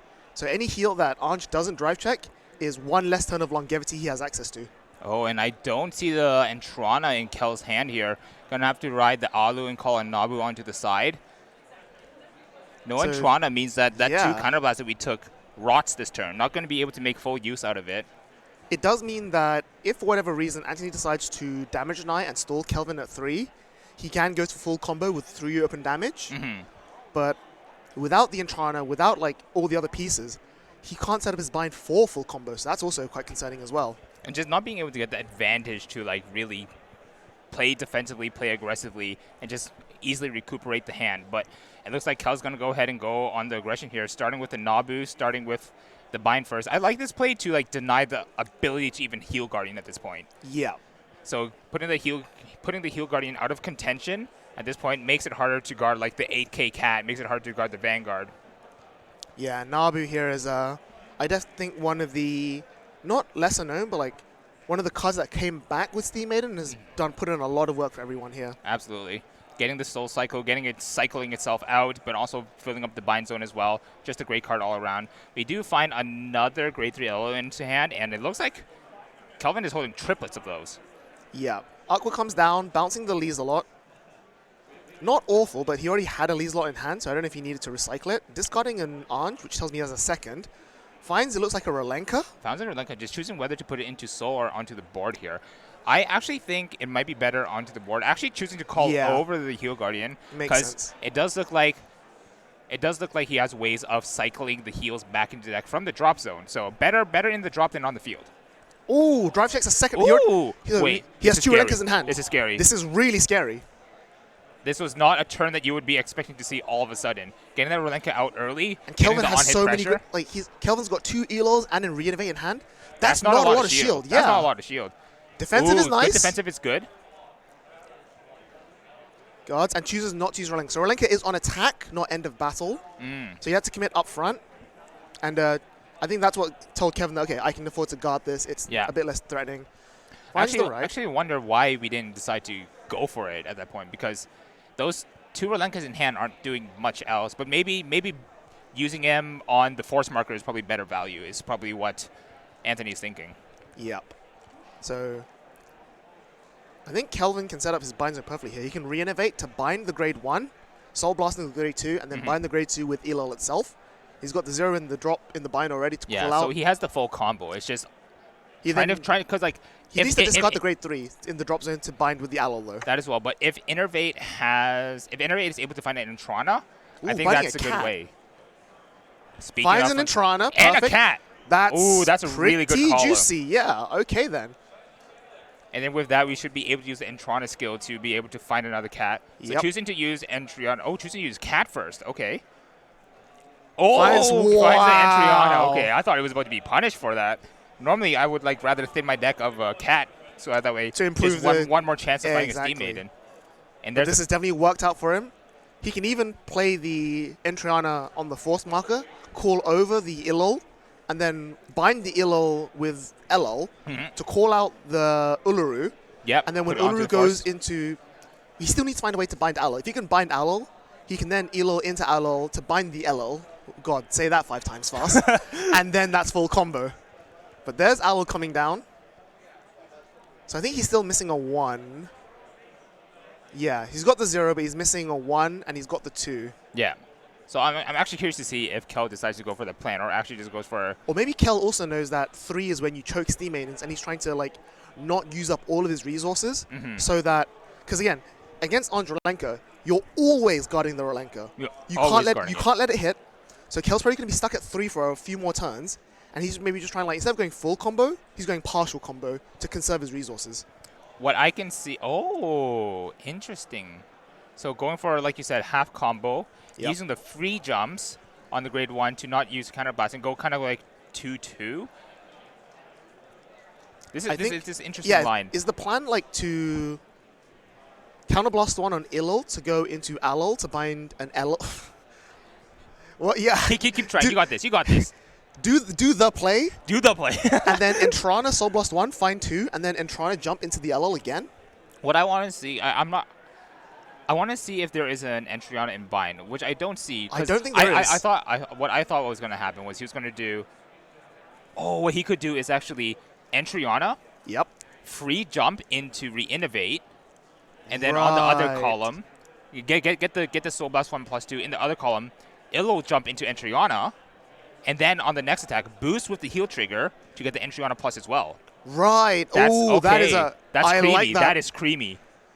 So we were saying in round 2 or round 3 that Steamman has a really tough time converting his resources into hard pluses. Kelvin's like, let me show you guys wrong. Let me show you how big my brain is. All right, there's the Soul Blast. Okay, yeah. Yep. I see an Uluru in his hand as well, so he's good on shield. He's not in a bad position. Just trying to figure out what to Soul Blast it looks like. So even Soul Blasting is something that Kelvin thinks hard about. Choosing to Soul Blast the name. Yep. Look at top 2. I think we would have liked to see that get drive checked instead, but being able to add... I'll still take 25k I'll say shield. 25k shield into hand. I'll take that. That's never bad. I don't think he's going to leap the... Yeah, he's not leaping the Entrana, so no Entrana loop here. That's interesting. So we were wrong there. I still think it was definitely a valid play to go for. Oh, for sure, yeah. So it looks but like... he doesn't have that much soul either, so I'd also be careful about how much soul he's playing with. That's fair as well. So I think this Illul is just going to jump into an Alul, and then the Alul... Alul bind something and just attacks and passes on that. So that way you have double intercept. Yeah, but he doesn't have an Illul in the drop zone, so he can't bind into another... If he leaps the Alul, it has to go into Reinnovate, which is not as creamy. Okay, but yeah, there comes the Alul. Alul going to be able to bind something. I don't think he has one, right? He doesn't. So it's just an 8 or an Illul, yeah. Just a 3k boost there. Going to be 23 to the 20. So I think, like I said, it's going to be like a half combo turn. I think he's going to not even leap the Alul and maybe just save the 5k intercept on the board. I think he will leap the Alul because he counterblasted on the Illul. Right. Because he counterblasted the Illul, he didn't use his free jump yet, in which case it's probably always better to use the free jump. But 5k on the board is actually, in a matchup like this where it's grindy, does make a difference. Is there a grade 4 in bind? There is not. Oh. So actually, you can't leap Innovate anyway. It's not that's true. So can't even jump. So it looks like Kel actually decided I think he's to just not pushing for aggro, right? Like he just wants damage on the board and... But not using the free jump is actually kind of interesting. Because that's a wasted counterblast, yeah? True, yeah. But that's going to get another defensive, and that's just going to be a pass. But this is going to hit into the Rolenka there. 23-28 at the rear. I would have even considered swinging Vanguard at Rolenka, to be honest, just to really get it off the board, really force a PG maybe. Yeah. And then any triggers you get go onto the Reinnovate, which then presses Vanguard. But this is still a decent turn. Like, Anthony still does have double Rolenka in hand. Yeah. So he can Anj for the fourth one. For the fourth. Have and the then 2 full to discard. Combo. Yep. Oh, finds another heal Guardian off of Lieselot. This has been a bad Lieselot so far. It's not been ideal. I mean, Anthony's not out of the game. Like, he's in a decent position. The damage is close, and the hand sizes are, well, not so close. But then he has all the opportunity to make it back. Yeah. But again, like we said with the last game, the issue with Anj is that, yes, you're plussing 4 to hand, you're adding a bunch of shield, but it's all 5s and 10s. But it's There's all no 5s triggers. and 10s. Yeah. And he only has like one other trigger to guard with. Ooh, that's a good one. Ooh. Finesse is nice. This is going to be able to get those heal triggers that we've found off of Lieselot so quickly back into the deck, which is very helpful. But I'm actually surprised that Kel's hand is still very large. I think it could have been one larger if we did the Entriana jumping, but 5 card on board, an extra card in hand. Ooh, going to be hard guarding this one. Yeah, I mean, because you want to be guarding these, right? And then taking the van. Exactly, that's what I'm thinking. And this is not that huge, actually. He's only like, what, 20, 36? 36. 36 is 25k shield. That's Wait, a lot. which is a G Guardian? Oh, and we know what he has in hand. We know he has a G Guardian. Oh, it looks like he's gonna hard. Nope, there it is. There's the Boom, G Guardian. 1 card guard. Popping the... An Alol setup combo. Yep, makes sense. Making the bind zone just that bit bigger. Honestly, that G Guardian is so good. It does so much for the deck. Setting up the bind zone, getting the bind zone bigger because it binds itself, and in a pinch you can even recycle heals. So versatile. This is why Uluru is best girl. So down comes the final Rolenka. He's again, like, would you recycle the heal or would you recycle your third Rolenka in the drop zone? I would recycle the heals because on hit you can also salvage Rolenkas. No trigger, no trigger. 1 damage. What a story of Bermuda Triangle today. I haven't seen Anj get some clean triggers this clean until very long. We're gonna be able to use the finesse to recycle, put it back into Soul, draw a card. 1 damage from Kelvin was not a defensive trigger, which is a shame, but 1 damage is all Kelvin needs. Down comes the Rolenka commit, restand, draw a card. Are they good cards? I can't see them, but we hope they are. Better than 2 Rolenkas who have no shield on them for what it's worth, so. And this is only, what, 33 or 43? 43 because called off of Anj, I believe. Right, the plus 10, yeah. So 43, no defensive trigger. Not that easy to guard, yeah. Kel might have to take one of these. It breaks 30k. And because it breaks 30k, a single G Guardian isn't enough. And with Kelvin's hand, that doesn't look great. Another non-defensive. Going to be able to grab the Rolenka from the drop. One more swing in. Have to guard this one. Yeah, I think he's going to G-Guard plus 10k. G-Guard. And then it has to be G-Guard plus 10k. What else can we do? Pushing the Entriana into bind, pushing the dog into bind. Okay. And that's going to be it. Oh, the G-Guard was enough. 25? Oh, because the new one is only 30. No, it should be 43 still. Anj gives the called unit plus 10, right? For the turn, yeah? No, it doesn't. Anj gets herself 10k. Oh, Anj gets herself 10k. So it was 33-33. Okay. Yep. So Kelvin finds the rewrite, or he had the rewrite already. He had a lot of rewrites already. So what I like about what he can do now is, I don't know if you saw, but he had a third LL in his hand. So he's got a third copy of the grade 3. He can call that to the board, bind them with Reinnovate, push for the Uluru, and just off to the races. Off to the races. If you find a good grade 1 booster, like maybe your 4th cat, just go in. Yeah, like you know that Anthony picks up a lot of card in hand. Like he drew 2 off of the Rolenka. He's converted low shield into high shield. Yeah. But I don't know if he can still go for it. Like I think if Kelvin goes for a full combo, he might still take game. Choosing to bind the Gear Cat booster is very interesting. Oh no! That's not what you want to see. I feel that, Kel. I'm also brushing my head. That's definitely not something you want to see on the Reinnovate. This might be Anthony's lifeline back into the game here. I think Anthony was still in the game. Look, the hand's so healthy because, I mean, Kel does have the 2 Counterblast 2 full combo, 0, 1, 2, 3, 1, 2, 3. Yeah. I'm just surprised that Kelvin didn't go for the binding the 0 shield LL from hand. Because then he would be able to go from 0, 1, 2, 3, and then 1, 2, 3 again. And then also keep the better booster behind the Vanguard as well. Very, very minor things, but like you said, he had 0, 1, 2, 3 on the left, and then 1, 2, 3 on the right. He would have been able to have both 3s in rotation. Because he can bind... He binds the first 3 with the Reinnovate, and then binds the second 3 from the drop zone with LL itself. Yeah. And I'm not even sure if Kel can play for the heal, because 2 heals out... 3, isn't it? Maybe even 3, yeah. Just almost all the heals out. Like, playing for a heal, jumping down to 4, but then still dealing with potential restanding with crit Rolenka. Yeah. Ugh. Yeah, it's a lot to deal with. Man. And you've already burned 2 of your Ulurus. Yeah. Unfortunately, Uluru is not recyclable.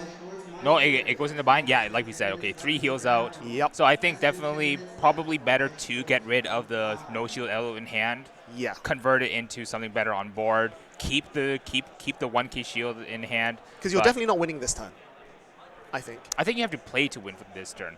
I don't think that's possible because we know that Anthony has at least 1 PG in his hand. So he's always going to be PG in the Vanguard swing. So you need to put crits onto the rear guards to be lethal. 0, jump to 1, 2, Yep. 3. Yep. 3 into the 4 to put the 3 back into the bind zone.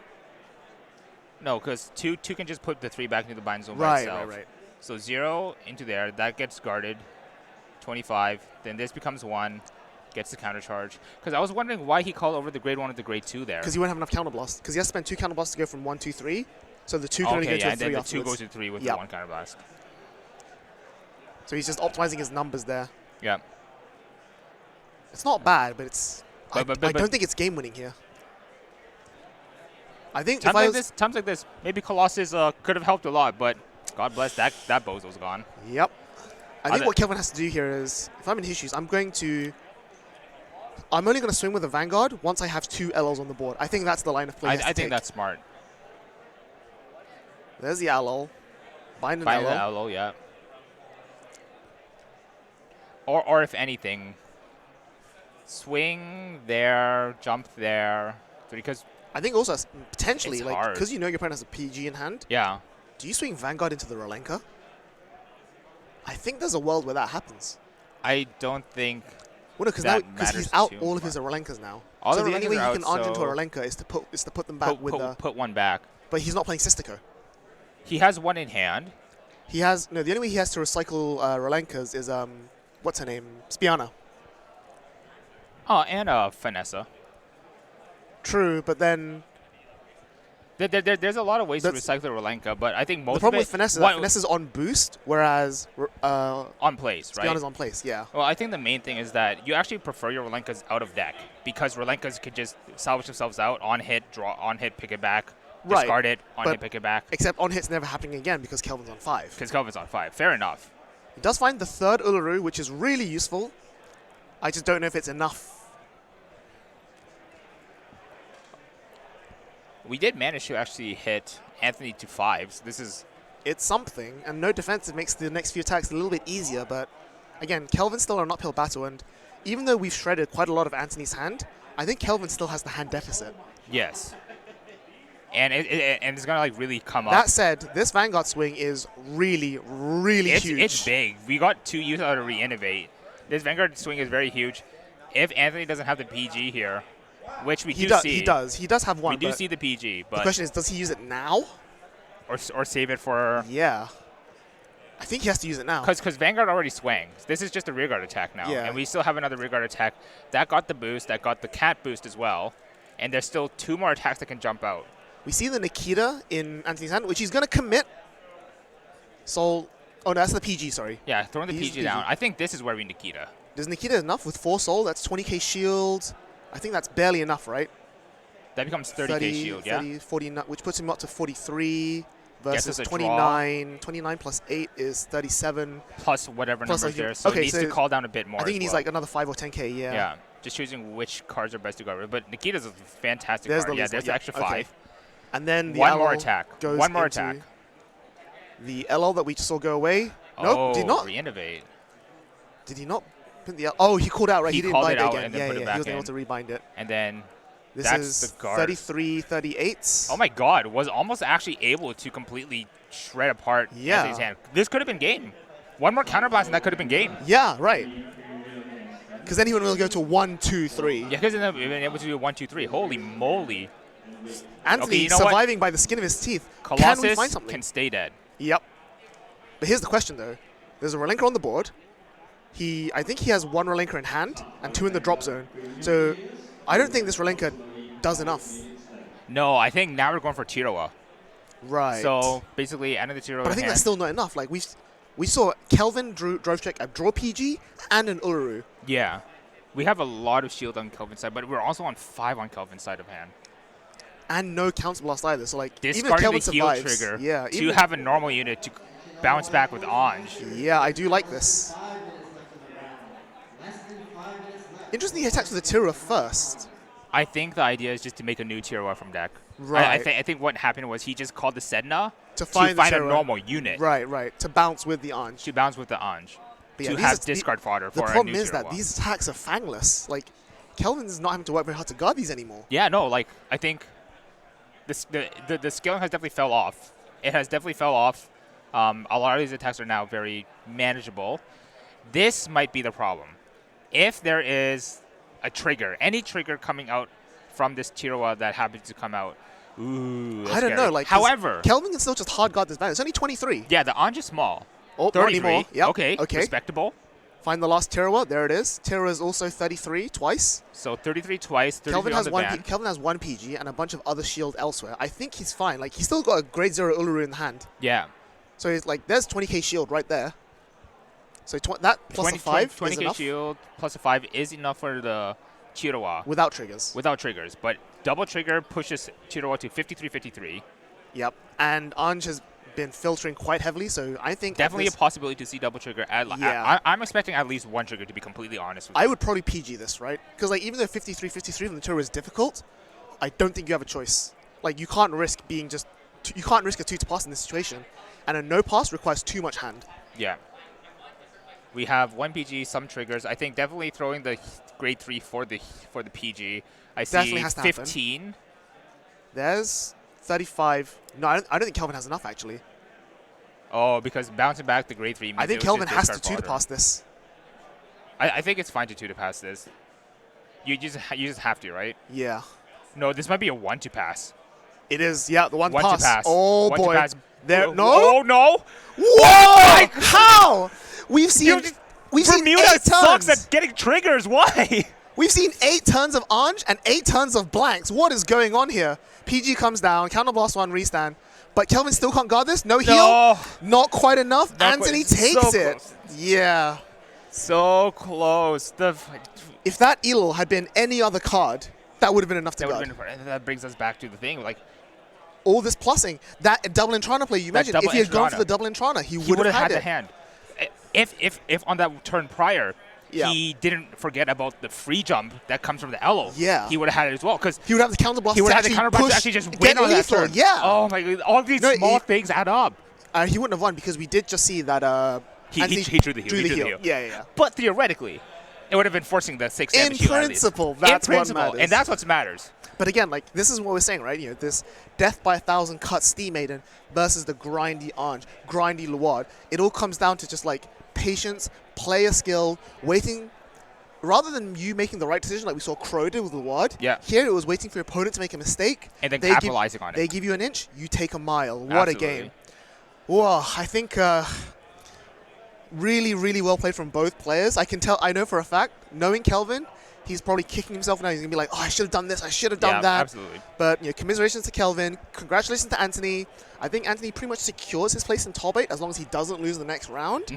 So, yeah, we should have the round standings at the end of round 5 for you after this break. But until then, we'll see you just a moment. Take care.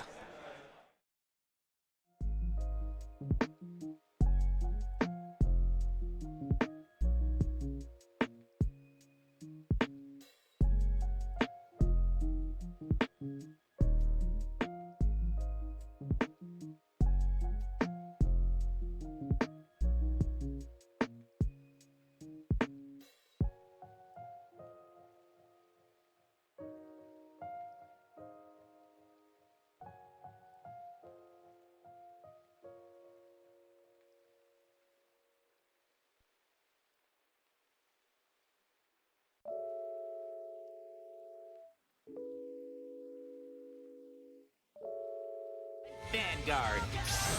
The Glitters have obtained great strength in response to each of their feelings.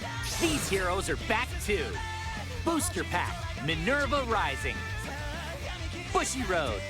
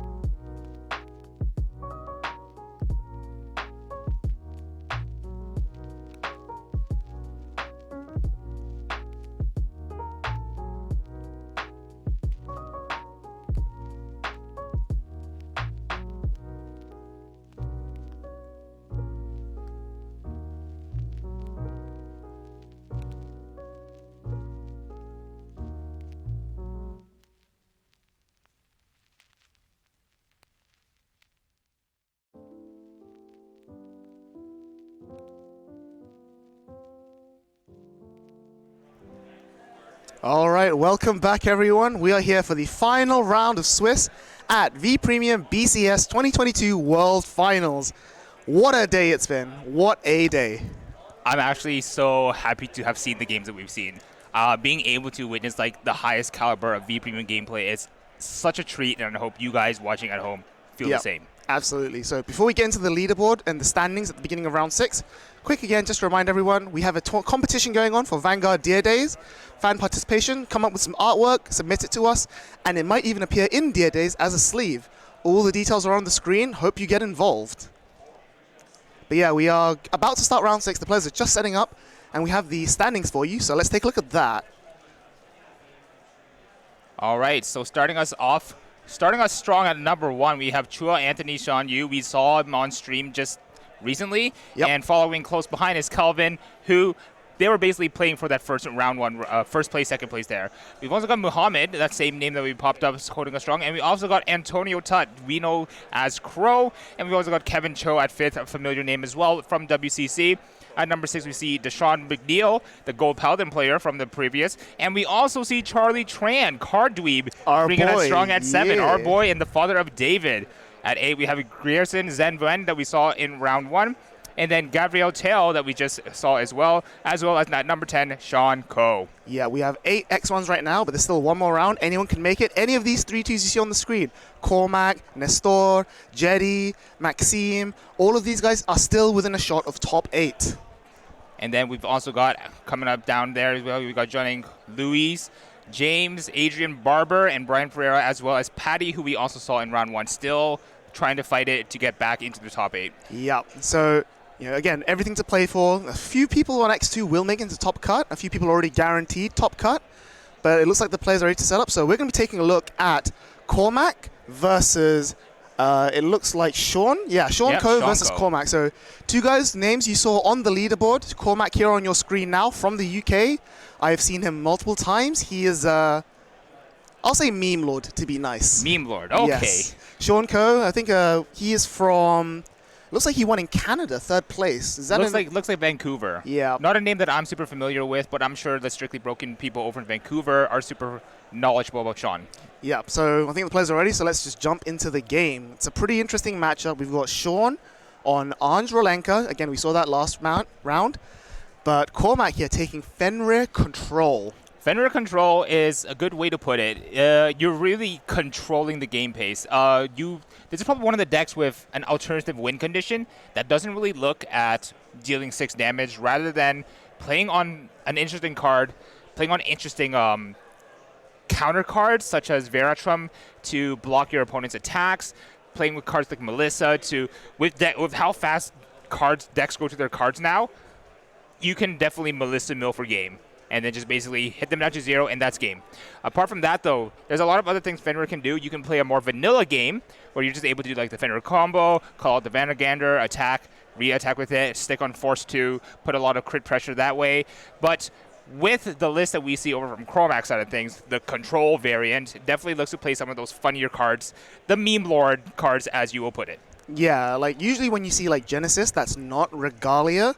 You usually think about like Yatagarasu or like Himiko, but this is, he says that it's built to beat Steam Maiden, and the fact that he's currently X1, I'll believe it. I'll believe it, yeah. With how many Steam Maidens that we know are in the tournament right now, being able to just kind of like be the anti-meta, similar to how we said Glendios would be a good anti-meta, despite not seeing too much of it today, it's a good way to like really try and play towards the surrounding. Yeah, like if ever I wanted to be able to show a list on stream, it would be here, because I think this is a really interesting list. There's a lot of 2-ofs, a few 1-ofs.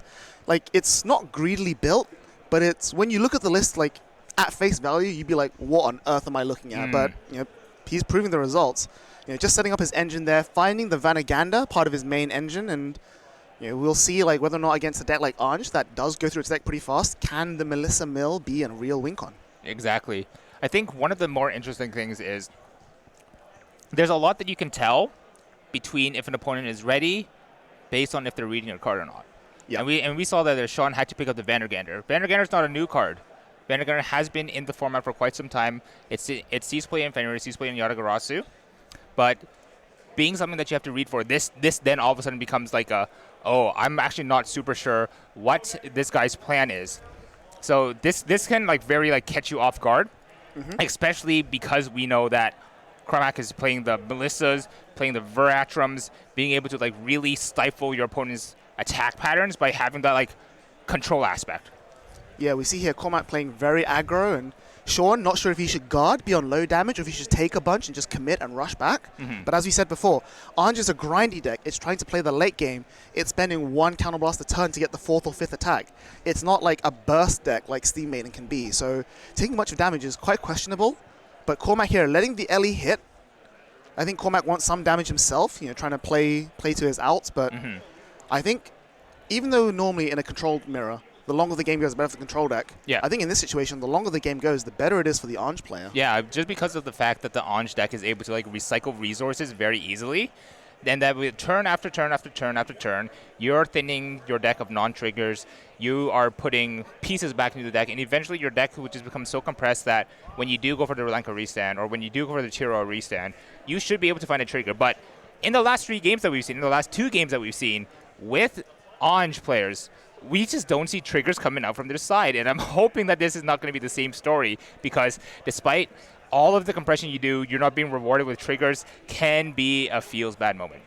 Yeah, very interesting card on Sean's Vanguard circle here, which is Fast Save. It's the, I think it was in VB15. It's like the grade 2 version of Relenka. Yeah, I think here we see that he's playing a lot more aggro. The fact that he has 8 restanders, he's really committing and trying to push the game fast sooner rather than later, which is normally contrary to what Anj wants to do. But in matchups like Steam Maiden and like Luard, if you can be just a little bit faster, just a little more push, that could be what pushes you over the edge. Yeah, so we're going to be able to see Cormac ride into grade 3, cut down the force mark onto the side, but haven't really seen too much of this control aspect that we've been talking about. There's the Vanguard, not needing to Soul Blast, but being able to use Vanguard to stack your deck is something very scary that people are unexpected about Vanguard. It's a card that I like to include into my Yatagarasu deck to be able to have a grade 3 into Soul, but also be able to force what I want to draw. And in the Fenrir side of things, it's mostly being able to stack your deck. And we saw the stack in. That's a scary That's definitely yellow a crit card. coming in. Yep. Going to be able to use the skill Soul Blast Vanguard, call it back out just like old G Fenrir back in the days, being able to call out what you Soul Blasted. Now, just getting a power check here. We are sitting on a 20k fast save from the Heal Guardian, but Fenrir being a 23k base itself, and we know about the trigger on top. Oh, having another Heal Guardian, pushing it back up to 30. Wow. 30 with the Heal Shield, 45. That's a 2 to pass. So here's the big difference compared to the previous game we saw, where all of the heal triggers for Anj were coming out on the Lieselots. The shield value here to keep Anj in the game low on damage to grind it out is exactly where he wants to be. Sure, Sean does have the cards to play aggro, but now that he sees that Fenrir's trying to rush me down, he's playing aggro, he's cooling up board, he's comboing every single turn. He knows that, okay, I can grind it down, whittle his resources, he'll run out of soul, run out of counterblast eventually, he'll run out of cards eventually, and then I can just push the game with a big Relenka when I need to. Yeah. Oh, swinging for a whiff. You just get the cycle out with the Valencia. And then here we're going to go with the Vanguard on the force. Oh, that Ellie from the first turn, being able to get value out of it. Like you said, staying on that low damage. If you can guard at this point, you should guard at this point. And I like seeing what I'm seeing from Sean Coe's side of things. Yep. And even though going second is usually pretty good for Anj, the fact here is that Cormac has at least left his board fairly empty, which means that if Sean wants to get full value out of his Anj, he needs to commit a board himself. So we get the on ride from the hand. See a Sedna, hoping to find a Relenka. Finds it. Yep. I see a Relenka. He can discard the quick shield as well, which is pretty solid. To not lose too much value. Yep, there goes the quick shield. Well, show him the Relenka first. There it is. There's Relenka. So now the question is, I think you aggro here, right? Yeah, I think you definitely aggro here. I would commit, try and commit to the full Relenka. Just go all bang, bang, 4 or 5 attacks. Maybe push Cormac's 3 or 4 and get him to a position where one trigger from Anj is lethal. It's lethal, yeah. And then with all your various different restanders, you have the fast save, you have the Relenka, you have the searchable Chirawa. You find one trigger, and you're off to the races. Because that means if your opponent no guards the Vanguard, they lose then. If your opponent does guard the Vanguard, they're dealing with a crit Chirawa, crit Relenka, crit fast save, and that's just hard to go. Ooh, got the fast save in the back as well. But we will just say, to be though, able to bounce it back to hand. From what we've seen in the last few rounds, triggers on Anj is not exactly... Which is strange to say. Oh, gets the defensive stack on the defensive draw trigger. That's pretty solid. Vanguard is good for that stuff. Heal guard comes in. It's enough to guard. I think this is still hitting over, though. 1, 2, 3, 4. Gets the force marker, finds the Rolenka. So I think he had one in hand already, so... I believe he had one in hand, so this we should be able to discard two so, Rolenkas yeah. to get the restand. Which so I think, like we say, he should go for at this point. Even through the defensive trigger, I think you still go for it. Even through the defensive trigger, because you want to cycle those Rolenkas out, first of all. Absolutely. Turn them into better shield triggers, or turn them into better shield value. Again, no triggers. Again, no trigger to the onside of things. It's so strange to see. Discarding the 2 Rolenka is going to draw two triggers, because apparently that's how it works now. One trigger, one heal. No but defensive. Hey, 15k shield in hand is a lot better than nothing in hand. Rolenka hits, and Cormac having to give up quite a lot of cards here. Yeah. He does still have the Witch of... is that Melissa? Or no, the oranges, right? Oh, not having a trigger to be able to just one-card guard it makes it very hard on Cormac's side of things. Oh, I actually was considering riding the Vanguard.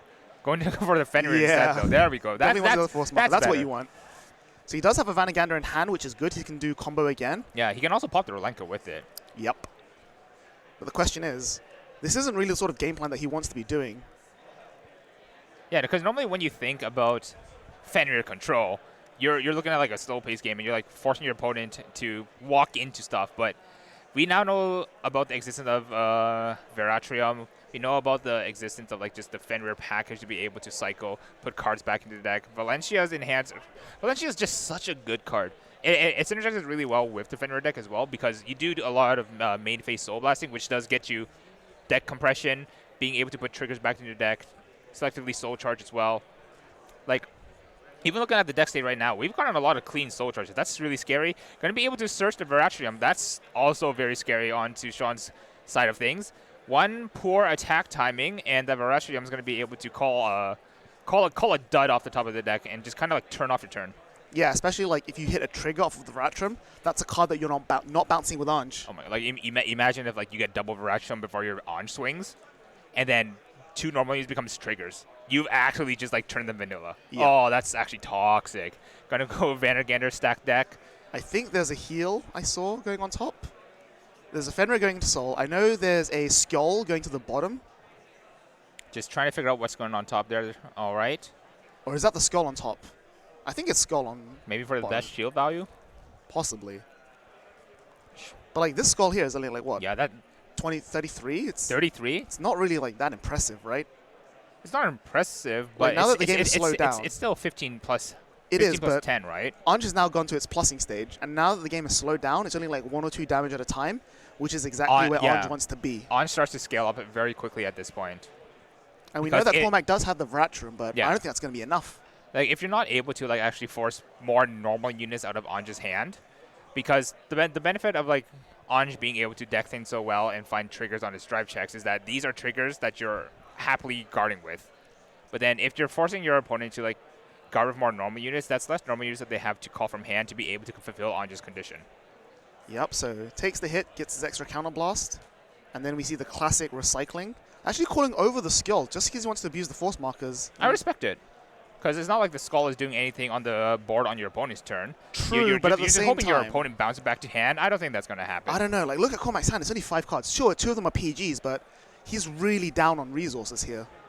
All of his cards are in Soul, and that's not bad, but it's not exactly game-winning. Oh, Cormac just not going deep in the paint, gets the crit onto the Vanguard, popping it all into Van, and like, boom, trigger down to guard, trigger down to guard. Thinking on the last card to guard here. I think he still needs a 10, right? Yeah, I think it's just 10 more. But just choosing to get the extra trigger to ensure that we are able to... Ooh. Definitely heal on top. That was a crit. I think it's PG crit. Yeah. Or PG crit. Right, yeah. And then probably PG on top, crit to the bottom. This is pretty scary for Sean now. I think he had to give up so many cards to guard that attack with the crit trigger. They've almost equalized on cards in hand. Like, I think Sean has like 1 or 2 more cards than Cormac does. And sure, they're both no board, low damage, low hand. But unlike Fenrir, Anj will scale. So the longer this goes, unless Cormac can rip a crit every single turn from here on out, I think the amount of pressure on Sean drops significantly. Yeah. But here comes Murtoa. Oh, drawing. Ooh, okay. Rolenka comes down is nice. Rolenka comes down is nice. 2 more normal units, hopefully. Valencia goes down from hand is minus 10k shield in hand. Here comes a Sedna. Do we find a Rolenka or anything? Nothing. Nothing. It's not ideal. And you're still having to like play around the threat or quote-unquote threat of the Veratrum no matter what you're doing. So even if you attack with the Rolenka first, boom, that's it. double Veratrum is incredibly painful for you. So you might even have to consider calling down an extra normal unit from hand just to be able to play around it.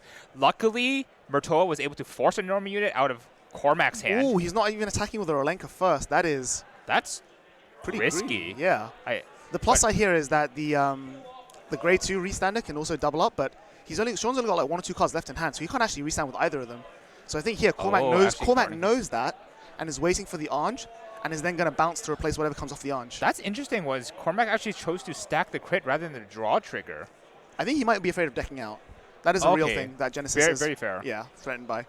But Cormac now has 2 counterblasts open. Enough still for Veratrum. I don't think we have a double Veratrum in hand though. Just the 1. And I'm kind of waiting to see when the Veratrum comes out. But here's the Fossive. Yep. So and we know he has 1 that he bounced. Yeah. So if he has the second, does he commit it? And if you commit it, do you then Veratrum on top? I think the moment you commit it, that's probably when you Veratrum on top. Because it makes the attack disappear. That said, this is still an attack that needs to be guarded. We know that Cormac has PGs in hand, but these PGs need to start coming down now. Now that there's a Force Mark on the Ange. Yeah, absolutely. Because 23 Ange. Oh, Veratrum straight away. Okay. Oh, okay. I like it. Oh! Heal would have been really nice to drive check, but it does still hit. It's not a restander, but it does still hit.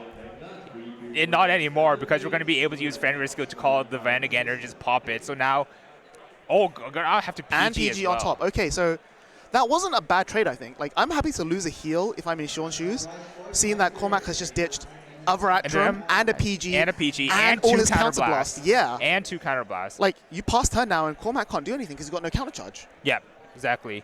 And there is a card that does countercharge in Genesis, but I don't think Cormac plays it. I don't see it in here. I do believe it is like more restricted to the actual Poet side of things, where like if your Vanguard's column has like 3 Force Markers, Soul Blast 2, and Countercharge 1, but if you're playing Fenrir, you're not stacking forces on the Vanguard's column. It also doesn't help that he's searching for more Veratrums, but at this point, for him to be able to use Veratrum, he needs to take some damage, and I think for him to take damage, he needs to get heals. I mean, Vanguard is great for trying to like filter for heals. Yeah, don't get us wrong. But I think we saw heals come out early, and I think that's the scary part. But yeah, I think like if I'm in Sean's shoes, so this Elixirs is going to go back into the Soul. So is the Vanagander. I think if Sean is smart, he can play around that and call 4 units and just attack Vanguard first. Just bounce everything back and then go because then Cormac has to risk the crit lethal or no counterblast. And then with that, not being able to get that extra counterblast for the Veratrum. I like it. So see how he does this. PG is the Vanguard swing, which is pretty reasonable. It's the most threatening thing. PG the Vanguard swing because I don't want to die to a double crit. Although I think both players are now through a lot of their pieces. So they're starting to run like on fumes. Like we know that Sean has only 1 Rolenka left. He might have 1 or 2 Fasev left, but getting them is going to be difficult. Finds a crit as well onto the Vanagander. This might be a damage 2 take, but I think in Sean's side of things, if you don't have to take damage, you shouldn't. I think you have the 1 counterblast to play your game with. I would take this mainly because you're out of heals. Oh, it looks like he is choosing to take it. Yeah. Oh, finds an Ange, finds a crit. Back to the top of the deck. But Cormac's about to deck out though, so I think at this point, as long as Sean can survive multiple like Vanagander attacks, like 1 more turn of Vanagander, that might be enough. Yeah. Oh. Gonna go for the right. Do we find another Ange? No, but the hand looks loaded. We have another Murtoa. We have if he can loot Murtoa, he might be able to just deck Cormac out on the spot. Oh my god, we might mill the mill deck. Holy moly. Mill the mill deck. I think there's an Aqua in hand, right? There's a Rolenka. Calling down the skull. Down. Come on. Is that Aqua? No. It's Sedna. Oh, no. What's her name? Seria. Yep. Seria, discard, check top 3, add 1 to hand. If it's another Murtoa, just mill your opponent out. Mill the mill deck. This is justice for what happened to me at Premium BCS Toronto. And like I said, I think if I'm in Sean's shoes here, I'm definitely thinking about Vanguard first. Just I respect it a lot. Lethal. I mean, I don't think he has a second Relenka to restand it, right? I see at least one. I see hand. one. There's another Matoa. Forcing the draw, forcing the call. Down to 2 cards in deck, it looks like. And there's Vanessa. Full board. If it's 2 cards in deck, I think you actually just attack Vanguard, search Matoa. I don't think he has enough Matoa left. Oh, is it just the 2 Matoas that we know there? I think he's playing 3 only. Yeah, he's only playing 2. Yeah, so they're both on the board. 2 Matoas there. Yeah. So there's no way of like he can bounce them both with Anj for next turn. Yeah. If there is a next turn. If there is a next turn, but like once you get down to this many cards in deck, yes, you do have the 2 Valencias that you are able to Soul Blast and recycle your deck with, which is where this gets scary. But if you can force your opponent to maybe like draw the last card on this turn, like 1 Matoa would have been it. Yeah. But at the same time, 1 damage is also it. Exactly. That's why I think he's now fine to attack with Riz first. Because either Cormac takes it for Varatrum, but then dies the deck out. Yeah. Or Cormac has to guard all of this the hard way, and then just dies from doing nothing. And then dies from doing nothing. This is really... I think it's a bit shame because Cormac had a really good game plan going in, but I think he just wasn't able to execute. Like, we were able to loop Vanaganders, but Anj was still able to just play their game. Oh, sorry, there's a lot more than 2. Okay. Oh, there's a lot more than... He's nowhere near close. Okay. It looked like he was at risk of decking out, but it's still pretty far away. So I think Cormac could just take this then. Yeah. It's actually interesting to take this one and not the Relenka, but like, if you know your opponent has Relenka in hand, it's really scary to take a Relenka. But like, you know your opponent has a Varatrum in hand, so even if he attacks with Anj first to bounce everything and make a Relenka, you can't... Oh, and that was really good. Using Vanessa to tuck the Relenka because this Relenka probably won't hit. Right. That way, this Relenka bounces back to hand, and then you're able to search the new Relenka, get the restand. If there's a chance to offer Varatrum right now, it might be here, but just choosing to PG. Yep. So I think he's probably going to Varatrum here to get rid of the Relenka. So that now the 2 Relenkas he just bounced become dead. Yeah. However, not going to be able to... But at the same time, stacking 4 Smuckles on the Vanguard. Cormac does have 1 PG left, but... he has to Varatrum the Relenka and then PG the Vanguard anyway because Vanguard's going to be 43k. Yeah, 43 to only base and then even 13. If you hit a crit off top, that's still a 35k trigger. That's still 20k shield, 25k shield, which is probably more than Cormac can afford, right? Yeah. This is not looking good. Like, even if Cormac Varatrum's here, I think he's still in a really tough spot. The hand is unironically kind of healthy. We do have a lot of triggers, but what do we do on the turn after is going to be the final question. We only have the 1 counter blast, so we won't be able to do... And if he Varatrums, he won't be able to do Fenrir combo either. Oh, there's the counter blast. Varatrum. It's a Varatrum. It's a like crit, you said, it is a crit. 35k, but he still needs to PG this, or at least like give it 2 to pass. And again, Anj and triggers is not a good collaboration we've seen. 1 to pass, baby. You won't hit. Nope, oh, PGs. choosing to PG. First check, second check. Draw is finds a nice. draw So trigger. that's now 45. 45, and It that is doesn't the have the 6 heal. damage, There not a is heal it. damage, and that is the game. Anj finally being able to win on stream after 3 attempts. With a trigger of all things. With a trigger of all things. Because Cormac had exactly 30k shield in hand, which was exactly enough to guard 35. So basically, it was because the trigger literally won him the game there. Sean did it. Sean broke the Anj curse on stream. There we go. Was able to find the trigger at the crucial moment, and thus being able to just swing right over the amount of shield that Cormac had in hand. But still, props to Cormac for getting this far with a very rogue pick. Like, again, if you had told me, like, last night that someone was going to go, like, X2 with Fenrir, I'd be like, yo. You are crazy. I'm good, man. But Cormac again, being able to, like, show, like, we saw what the idea was, and I'm happy that Cormac was able to hop up on stream, show off what Fenrir can do. Because a lot of people are like, oh, Fenrir is this funny cool deck where you can like Varatrum on your opponent's turn and just ward wipe them. But then like being able to actually show it off in success here, very cool. Absolutely, yeah. Like, and again, you know, Cormac he's not one of my boys, but he is from the UK with me, and I've seen him at BCSs pretty much all the time. He's not a bad player. So again, it just goes to show you that at this level, you can, to an extent, rely on your own player skill, and that can really take the distance, even with a rogue pick like Fenrir. So Absolutely. Really solid, but again, commiserations to Cormac. Well done to Sean.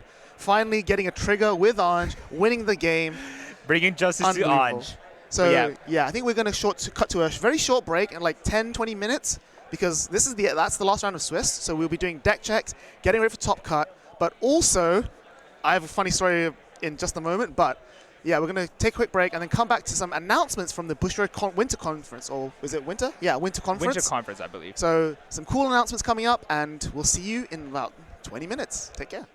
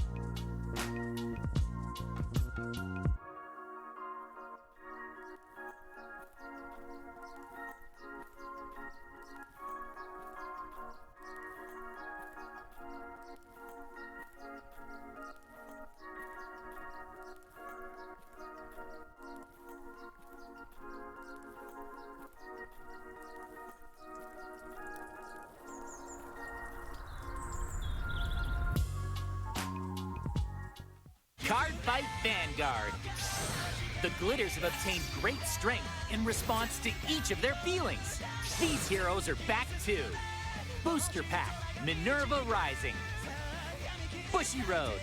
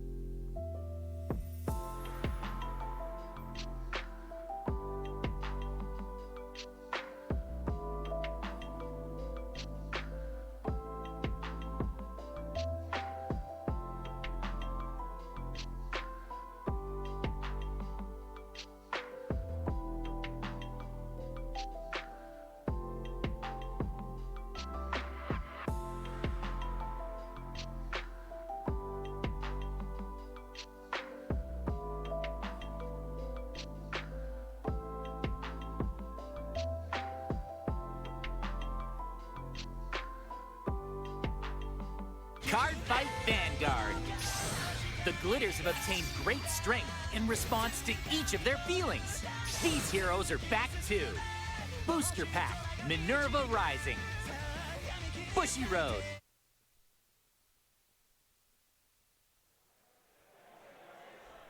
All right, welcome back everyone. We have just finished the Swiss rounds for the Vanguard V Premium of the BCS 2022 World Finals. But it's not the end of the day yet. No, we've still got plenty more in stock for you. There's let's quickly go over the games though. Like we had 6 rounds of Swiss, some amazing Vanguard being played, and I think it just goes to show that, like I said at the beginning of the day, people tend to dismiss V Premium as like the middle child format. Yeah. But I think this goes, the round 4 in particular, and round 5 and round 6 goes to show that there's so much skill expression in the game. Exactly. I'm so glad that we got to see this. Yeah, and like being able to broadcast it as well, being able to like really highlight stuff that people would actually like watching might even go unmissed, but being able to highlight that is like something that's just a joy, and it's something that like we love doing over on our channel as well. So just being able to fantastically show all of these top tier caliber players being able to perform at the world stage and provide to you guys at home like top tier V Premium gameplay. Yeah, for sure. And this isn't the end of the tournament yet. It's the end of Swiss, but there is, of course, still the top 8 to do. And that's going to be happening a little bit later, but I think we can show the standings for now. Am I right? Yes, let's go ahead and take a look at the standings.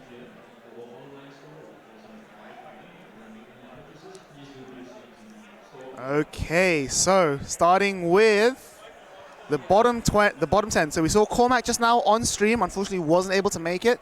He finishes with a 3-3 record, joined by Gavril, who you also saw on stream, Maxime, Anthony, Jetty, unfortunately missed the Link Joker pile, not quite getting there. No. And finally, our own European champion, Jay Cobus, barely not making it. Real unfortunate. Of course, there's a lot of X2s. We've got Brian Ferreira, well-known French player, James Lewis, Adrian Barber, very well-known name, and finally, Janin Kwan. Again, these guys very, very close, but unfortunately just didn't quite make it. And bringing us up at the 10th to the first place, we have Nestor at 10th, Sean Coe just touching the bubble at number 9, and sneaking in at 8, we have Antonio Tutt, our very own Crow, at 7. Mohammed sneaking in again. Haven't seen him on stream yet, but very consistently in this top brackets. Yep. At 6, we have Kel. At 5, we have Grierson that we saw round 1. And at 4, we have our very own Charlie Tran, Card Dweeb, father of David. And at 3, we have Deshaun, Gold Paladin sneaking all the way up here. If you had told me that yesterday, I would not have believed you. I'm all on for an it. X1 as well. He's only dropped 1 game all day. Like, that's incredible. That's incredible. Like, considering the rumors of like Steam Maidens and Luard, it's pretty nuts. Absolutely. And then bringing us up at 2nd, Kevin Cho, very another familiar well-known name. WCC pro player. He's definitely no stranger to like top of the leaderboard. Yeah, this is the name to get very familiar with. You'll see him in Bro. You'll see him here. And finally, at number 1, Chua Anthony Sean Yu. Yep. So as you can see, we have there the top 8. We have Crow, Mohammed, Kelvin, Grierson, Charlie, Deshaun, Kevin, and Anthony. So that will be happening in a little bit. But we've got some very exciting news for you. As you may have seen on Twitter and on social media, we will be having the Bushiroad Winter Conference very shortly. We've got some very cool announcements, some set reveals. So let's take a look at what's coming up in the year of 2023 for Bushiroad.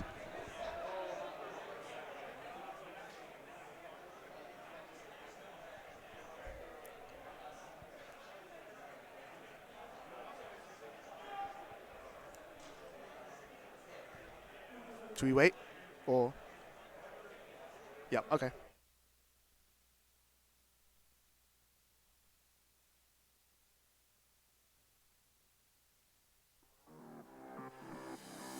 Hey guys, how's everyone doing? I see a lot of players here at the Los Angeles Convention Center. Hey, you there? How you doing? Good? Alright, cool. Yeah, alright, cool bro. Alright, I'll see you later. To everyone watching at home, welcome to the Bushiroad English Conference Winter 2023. And to everyone competing at the World Finals, are you winning, son? Whichever it is, I hope everyone is having fun here at the World Finals. It's been too long since the last one, and this is a great chance for everyone to catch up with your friends or to make new ones who share the same hobby. To give everyone an update on the situation here at the World Finals, the Swiss rounds have ended, and we are currently waiting for the top 8 playoffs to begin. I know everyone's excited for it, but you're gonna have to wait a little bit longer. We're finalizing the players, brackets, and doing deck checks at the moment. While you're waiting, here are some upcoming news and releases in the coming months. Just to let you know, Vanguard-related news will be only streamed on the Vanguard Twitch channel, while Weiß Schwarz-related news will be on the Weiß Schwarz Twitch channel. The full version of this conference will be made available on our official Bushiroad channel as usual, shortly after the streams are over. The World Finals marks the end of one tournament, but also the beginning of another. Bushiroad Springfest 2023 will commence from March to June. Assemble your 3-man A-team, as BSF will, of course, be a team tournament. Entry is absolutely free, so all you have to do is register, turn up, and you get one of these hot stamped PR cards. Also up for grabs are these amazing Champion PR cards. Bro 2023 will be held throughout the year from March to November. Lots of attractive prizes await you, so don't miss out. For more information, you know what to do. Unlike previous years where we've had events happening on back-to-back weekends, we're spacing it out just a little bit more this year so that you guys have more events to look forward to throughout the year. Bushiroad Fighters Navigator, or Bushinavi for short, is a system created as a means for our TCG community to manage Bushiroad official events or Bushiroad sanctioned tournaments. What this means for you as a player is that you will be able to join tournaments, report your round scores, and check your standings during a tournament all via the Bushinavi app.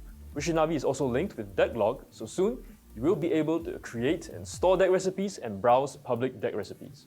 For Bushiroad official stores, Bushinavi will give you more functionality to better manage the tournaments you host. For example, Bushinavi comes with an inbuilt pairing system that can help you run tournaments smoothly. Bushinavi will be made available this year, so you can look forward to a smoother tournament experience real soon. There's a lot more details than we can cover in this video, so please check our SNS for the updates. Next, I would like to introduce everyone to the Bushiroad Global Online Store, where you can find official Bushiroad merchandise from titles such as Bang Dream, D4DJ, Cardfight Vanguard, Weiß Schwarz, Hololive Production, and many more.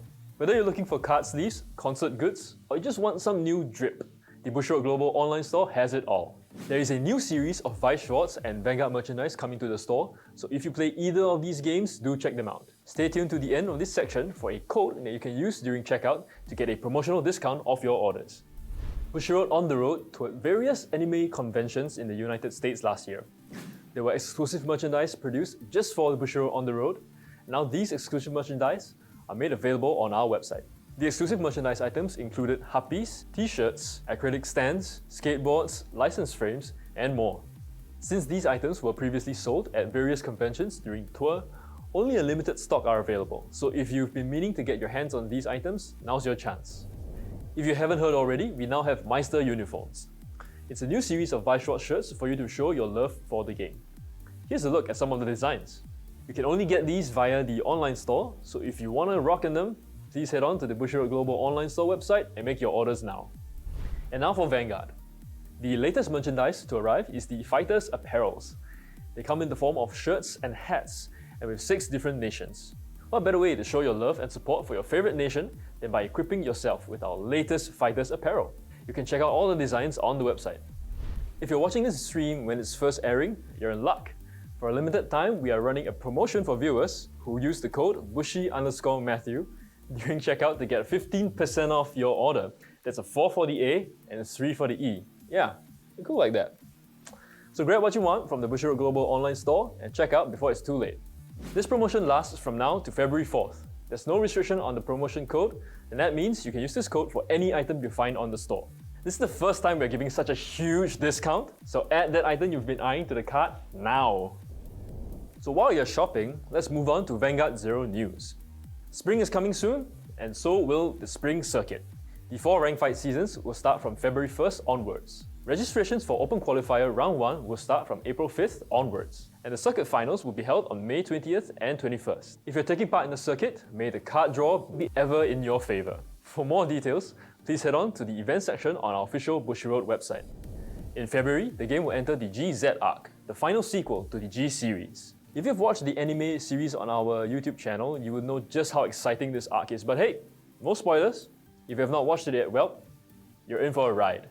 Now you get to experience the story firsthand by playing through it on Vanguard Zero. The GZ arc brings about the advent of the dragon deity of destruction, Gizeh, and with Gizeh, the terrifying Zeroth dragons. The Zeroth dragons will be released in 2 parts. In February, you can look forward to the Zeroth dragons Drachma, Megiddo, and Stark.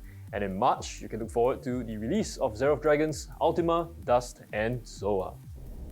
The upcoming Imaginary Tower event features Raika and Youthberg that utilizes Revolve Form. Youthberg can be tricky to go up against because of its signature Revolve Form ability, so bring your best deck to the tower and ascend as high as you can. This tower will run from February 4th to 11th. Collect as many medals as you can, and exchange for cards in the exchange shop, including Youthberg cards. Clanfight Challenge featuring Gredora and Mega Colony units will run from February 15th to 22nd. Fight your way through to earn Mega Colony clan medals, which you can then exchange for Mega Colony cards, including the Poison Sickle Mutant Deity Overwhelm and Evil Governor Darkface Gredora in the item exchange store. Gredora's fight skin will also be available from this event onwards, so if you're looking forward to boosting your Mega Colony decks, don't miss this Clanfight Challenge. After the Mega Colony Clanfight Challenge comes the Great Nature Clanfight Challenge. Starting to see a bit of a pattern here. Brace yourselves, because spring is coming. Likewise, the Great Nature Clanfight Challenge will offer you a variety of cards to exchange, and if your points are high enough, there are additional ranking rewards waiting for you too. For exchange items, you can look forward to exchanging Melia Chat, Big Belly, and other Great Nature cards. The month of April is a month of celebration for the 3rd anniversary of Vanguard Zero Global version. This is still in planning, so keep a lookout for the in-game announcements. And that's all we have for Vanguard Zero. And now for Cardfight Vanguard. A new season of Cardfight Vanguard Will Dress just dropped 2 weeks ago. The first 2 episodes are already out on our Vanguard YouTube channel, and you can watch it for free on the channel. New episodes are out every Saturday. A total of 9 seasons of the anime has also been confirmed. I'm always pumped to watch more intense Vanguard Cardfight battles, so knowing that we have 9 seasons planned is really reassuring, It makes the next few years super exciting for me. And now on to the products. Here's a summary chart to bring everyone up to speed on what's been announced for Vanguard TCG. A reminder for those who wish to get their hands on a serial number rare version of Minerva, BTO 8 Minerva Rising, will be going on sale next week. On February 24th, SSO3 Strike Deck Set Chrono Jet will go on sale. This is a special series that contains a Chrono Jet constructed deck and some items such as acrylic fighters coins and a storage box. SSO3 also comes in a premium version which contains additional items that are not included in the normal version, and certain cards get different treatment from those in the normal version as well. More info can be found out on our website. Next up, we have BTO 9 Dragon Tree Invasion. Let's take a look at some of the units that will be featured in this product.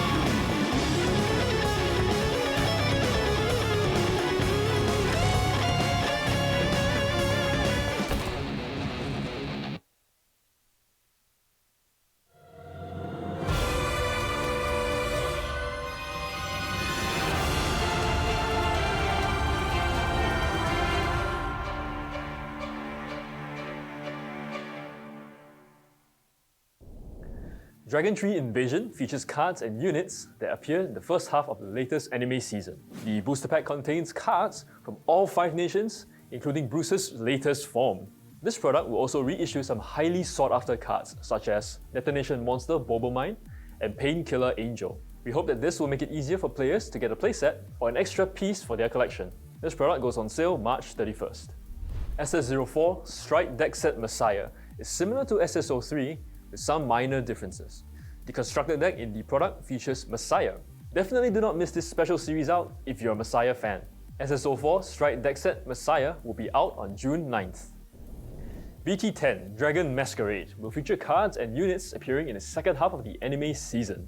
As you can tell, it features Yu and his latest form of his unit, but since we're still in the early points of the story, we're not going to spoil anything just yet, so you just have to watch the anime yourself to find out. BT10 Dragon Masquerade is scheduled to go on sale this year. Just so you know, SSO5 Festival Booster 2023 is also in the works, so do keep an eye out for further updates on it. And these are the new products for the year that you can expect for Cardfight Vanguard. And that's all we have for Vanguard TCG. This is normally where we end the video, but we have a new title under our belt, so let's move on to Shadowverse Evolve. The social media channels for Shadowverse Evolve English are all set up now, so do follow us for the latest updates. We will be posting regular video contents on our YouTube channel, such as gameplay and mechanic tutorials designed to help beginners learn the game. So, if you've always wanted to pick up Shadowverse Evolve, here's your chance. Shadowverse Evolve is a trading card game based on the digital collectible card game Shadowverse. While gameplay resembles its digital counterpart, it's an entirely different experience thanks to some brand new mechanics. Choose from one of 6 classes and build a deck of 40 to 50 cards to do battle. Over the course of a match, you will call upon mighty followers, cast dazzling spells, and make use of potent amulets to overcome your opponent. Once their leader's defense reaches 0, you win the game. So Shadowverse Evolve is the result of a collaboration between Cygames Inc. and Bushiroad Inc. Cygames Inc. handles the development and design of the game, while Bushiroad Inc. acts as the publisher for the game. The Japanese edition of Shadowverse Evolve was released on April 28, 2022 for the Japanese market to critical acclaim. Now, the game is finally making its way to the West with a global English release. While cards from the Japanese and English editions cannot be used together for official tournament play, players can mix and match in casual settings with the permission of their opponents, of course. I'm sure some of you are keen to get into the game already, but fret not, I'm here to share how. The easiest way is with a starter deck. We'll be releasing 6 of them, 1 for each class, and these will go on sale June 30th, 2023. Pre-orders are currently open, so contact an official Bushiroad retailer for more information. As I mentioned earlier, each starter deck features one of the classes available in Shadowverse Evolve. Each of these decks provides a glimpse of each class's playstyle and unique strengths. All starter decks are ready to play out of the box and contain exactly the same types of cards per product. The first of these is the Forestcraft starter deck, Regal Fairy Princess, featuring Arisa as its leader. This deck focuses on amassing fairy tokens before buffing them up for a huge attack. Players will also get a peek at the class-specific keyword Combo, which enhances your cards as long as you've played a certain number that turn. Next, we have the Swordcraft starter deck, Blade of Resentment, featuring Erika as its leader. This deck offers strong, early aggressive cards to start chipping away at the opponent leader's defense before closing out the game with Tsubaki. This card can gain the Storm keyword, which allows it to attack the opposing leader immediately. The Runecraft starter deck, Mysteries of Conjuration, features Isabel as its leader.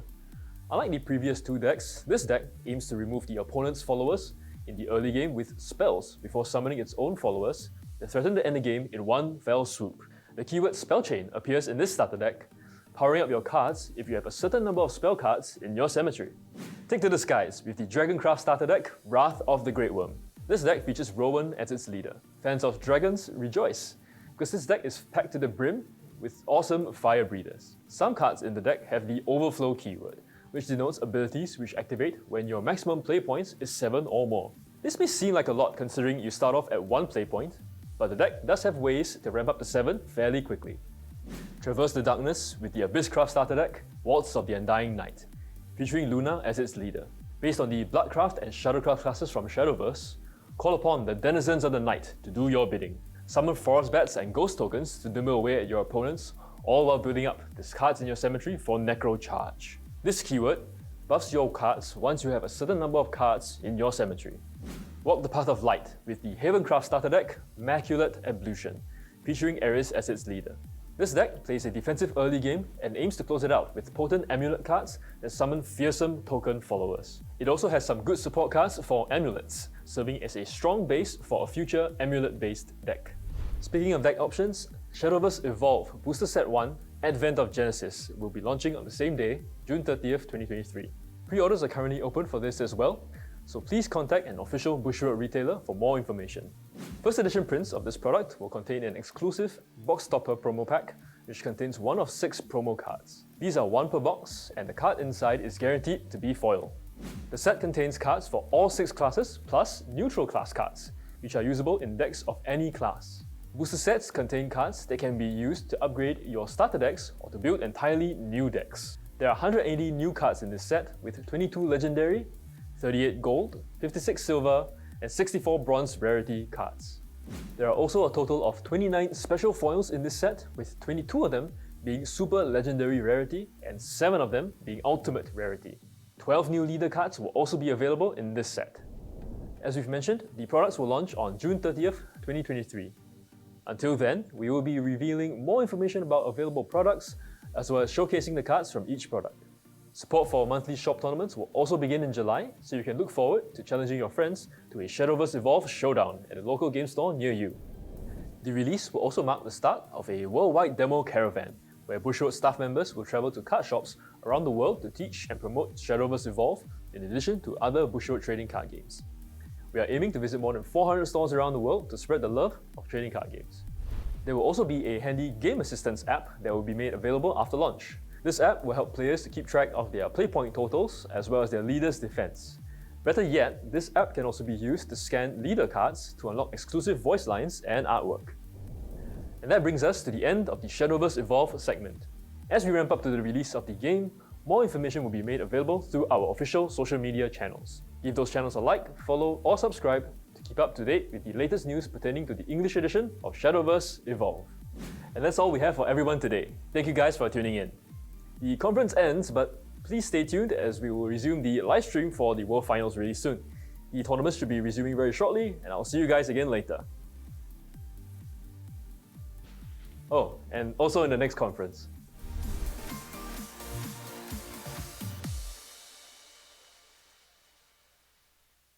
And All we're right. back.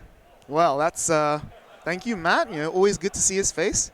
What do you make of those reveals? Some pretty spicy information, huh? I think both of us, in general, a lot of it is because of the Stride deck sets for standard. Yep. Both of us, you might not like the Chrono Jet. I like Chrono Jet, but then you got the Messiah side of things. That's awesome. Like, honestly, like we saw it in the Japan side of things. Like, we already know about it, but being able to like know when it's going to come out, we can prepare for it. We can get ready for it. It's just good news all around. I mean, you say prepare. All I had to do was like go into my box of storage and dig out my GBT08 SP Alter Egos, because that's a really cool thing. I don't know if you knew this, but the grade 3s in the Chrono Jet deck set and the Messiah deck set are the same name, text, and abilities and like power as the G iterations. So you can actually play the G versions in standard. Oh. Yeah. Oh, okay. Now, what is the implications of the deck sets for premium? So the way the deck sets work is you have these grade 1s that when you ride from the specific starter, you get what's called a crest. Yeah. And the crest is basically like an emblem outside of the game that affects things. For example, the Chrono Jet crest is your Chrono Jet Vanguard becomes a 13k base. Okay. And when you stride, your front row gains 5k for each face-up G unit, which is pretty nutty. That's really good. That's really good. So you don't have the consistency of the ride deck, but if you do manage to get into it and you get like huge crest, reward. it's a huge reward. Exactly. Like, you go into like almost anything. Because like I remember back in like old Time Leap, like you're hitting for like 11s, like Time Leap, but like hitting for like 16s, then 21s. Oh my god! I remember like the saddest thing you can possibly do as Time Leap is to leap into a History Maker with Nobun's like 9 whiff leap. Yeah, I know. 9 whiff and leap. now it's like 19. 19, and then even your stand trigger is going to be able to hit for like 14. Wild, It's fantastic, honestly. I think they're all around really good products. And like even for standard, like the fact that they're fully built, playable decks out of the box is for a good price. I mean, like there's no other product I would recommend to new beginners. And I think like seeing the reprints as well, because like we said, like these products being like really good out of the box products, pick up like a Chrono Jet Stride deck. Pick up the reprints of like swirlers, and you're good to go. Yeah. Because like from my knowledge, you only need those 4 cards. Yeah. And then you have something awesome. Exactly, and like, you know, even before this, like you spend $50 on a Chrono Jet deck set. Place at a swirl is like what, $100 and something? Pretty cool. But I mean, like now that it's being reprinted, it's probably gonna be like close to like $60, $70. So 100, like sub 200 for a tier 1 deck that needs like 3 changes. Yeah. That's really good value. That's really good value. Like it just makes the game more accessible. Like I know that one complaint people have given me lately is that oh, I want to play Youth Burke, but I don't want to spend $400 on Tempest. Or like they're like, I want to play Ever, but I don't want to spend $200 on promos. Whereas like, buy this, buy this. Buy this, like pick up the promos, and you're like good to go. And like I think that's how I'm like gonna jump back into D is actually with just the Chrono Jet stuff. So seeing that happen, or seeing like the Chrono Jet stuff, seeing like the swirlers being reprinted, I'm very happy about it. Yeah, for sure. But so that's it for the announcement. We had some Vanguard Zero stuff. Shadowverse Evolves was very cool. Yep. I think as not just Vanguard enthusiasts but TCG enthusiasts, we're definitely gonna be on that. So keep an eye on the web. But I think we're ready to move on to the top 8 bracket now, back to the tournament at hand. So all right. Let's have a look at the top 8 for V Premium. Give us just a second while production catches up. Everyone's very excited. There's a lot of tension in the air from the announcements. I'm just taking a look at who we see in the top 8 tables right now, and I'm seeing a lot of familiar faces. I know definitely Crow made it, which is Crow definitely made it. I see one of our SBTCG team members there, Jabi. Oh, in Weiß? Yeah. In Weiß, that's nice, good to see. Of course, now comes arguably the most difficult opponent for any player, which is Deck Check. Yeah, you can beat your opponent, you can over-trigger your opponent, you can crit your opponent, but sometimes Deck Check just does not care. I mean, we don't have over-trigger in V Premium, so you can't just like be saved or lose to a random over-trigger. But in like, you can still get a random 6 damage heal. You can sometimes just crit people out of the game. You can't crit Deck Check. You can't crit Deck Check. Deck Check is going to crit you. All right, so the top 8 is ready. Let's take a look. All right, kicking us off for our quarterfinals, we are going to have Chua Anthony Shanyu versus Antonio Tut. We had both of them on stream earlier. Anthony very decisively winning with Ange against Crow's Luard. And then we've got Charlie Tran. Yep. Versus Grierson Zhen Wen. So Grierson was on stream round 1. Round 1, I believe. Was he playing Maiden or was he playing the Jet build? I think Grierson was playing Raw Maidens. Right. So despite losing round 1, he managed to Yeah, work his way back up, reverse sweep, and against our own little boy Charlie Tran, Cardew, who's also playing maidens, I believe. He's playing maidens, but has a very nice spice to it. Yeah, we're gonna get some very cool tech. So hopefully we'll be able to get that on stream for you in the beginning of top 8 after a quick break. Yeah. But next on the other half of the bracket, we've got Kevin Cho, another WCC name, against Mohammed. Yeah. That'll be a really interesting matchup as well. And finally, we've got Deshaun Michael, who's playing Gold Paladins of all things, against our own WCC's Kelvin Yap, Kel, who despite making that small misstep in the round 4, round 5, had a strong performance. He to bounce back. And again, it just goes to show he's Kelvin Yap. This is his 7th, his 8th major top 8. He top 8'd, I think 2017 Worlds. So it just goes to show that experience here really goes a long way. Even if you lose a round, being able to recover, take a mental reset, and bounce back and go into top 8, I would not be surprised if Kelvin makes it all the way. Yeah. I want to see dude, Crow Kelvin finals. Oh, what a narrative. But yeah, that is your top 8. So we're also going to go for a bit of an extended break here. Everyone's being deck checked. We're going to go take a well-earned break after a few hours. But don't go anywhere, and we'll see you in a few moments. Take care. See you soon.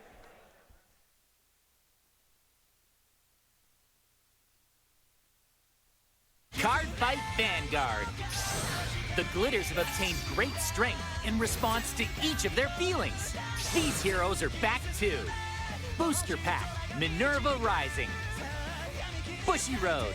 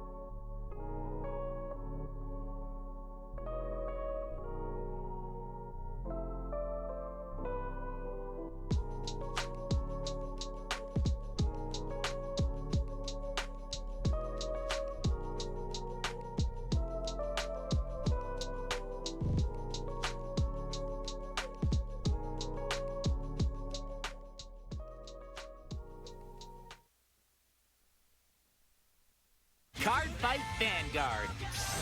The glitters have obtained great strength in response to each of their feelings. These heroes are back too. Booster Pack, Minerva Rising. Bushiroad.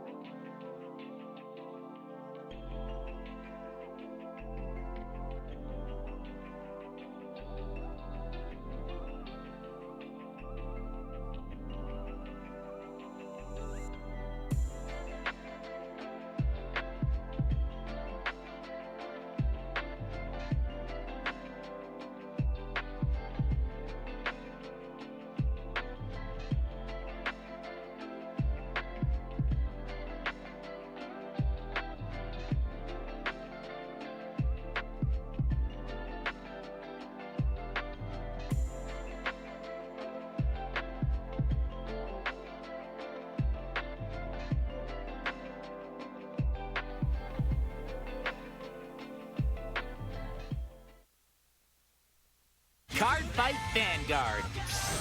The Glitters have obtained great strength in response to each of their feelings. These heroes are back too. Booster Pack, Minerva Rising. Bushiroad.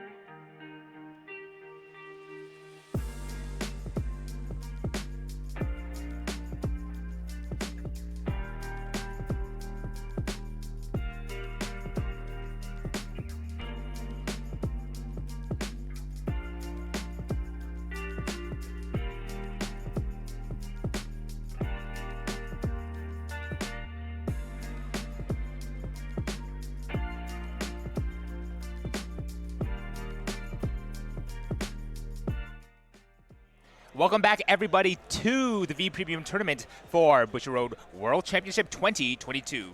We just finishing 6 rounds of Swiss, and we're just about ready to start top 8 for you guys. And this is where the metal meets metal. This is where put all of your limit testing to the work, show the results of your testing, and then we're going to show you what is the best V Premium player in the world for 2022. But before that, let's go ahead and quickly remind you guys about the Dear Days campaign that we have running on right now. If you don't remember by now, we do have a contest where you are able to submit a sleeve design which could get immortalized in the Cardfight Vanguard Dear Days game. So definitely check that out. QR code on the screen below. Definitely check it out if you have an inkling for art. Yep, and hopefully we will see a few nice submissions here. Again, I think we are going to do some public voting. That's what I've been told. So yeah, it's open to everyone. Hope to see you take part. But we are getting into the final stretch. 3 rounds left to go, standing between these guys and the title of Best in the World.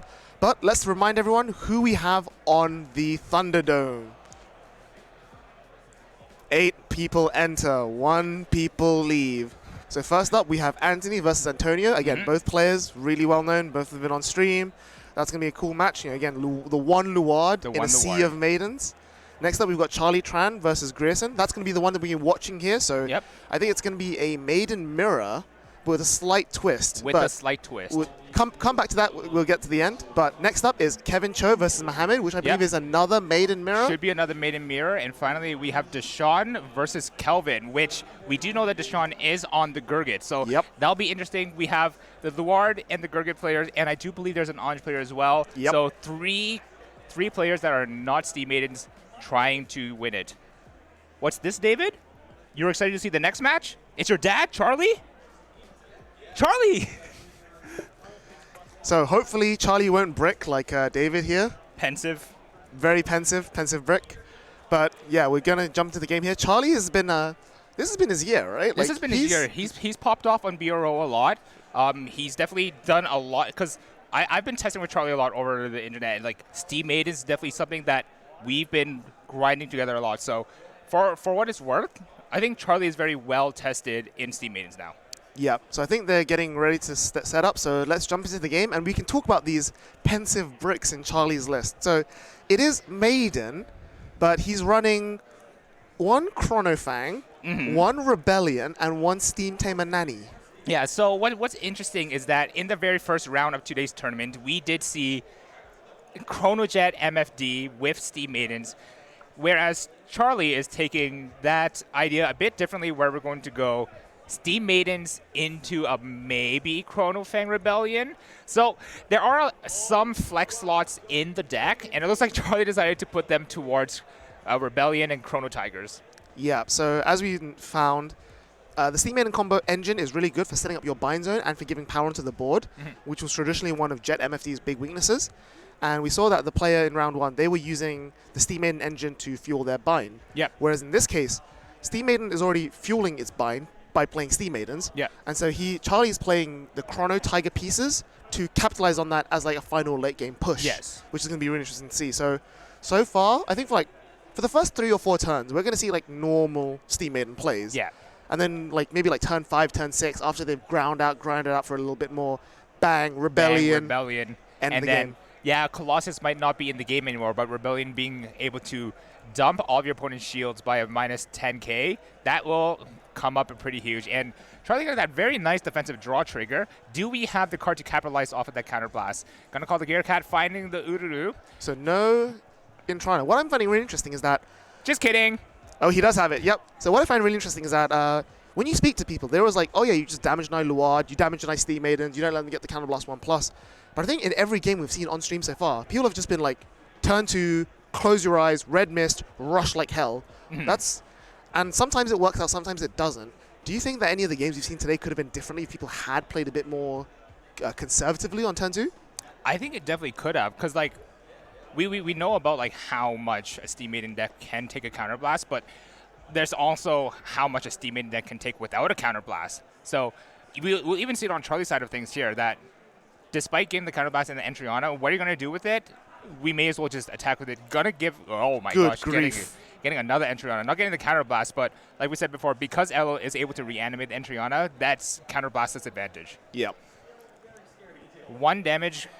It is getting the very nice pluses there. Oh, very nice bind setup. Already have 1 piece of the combo there in the grade 1, finding another 10k into shield. Gets a crit trigger. Defensive crit.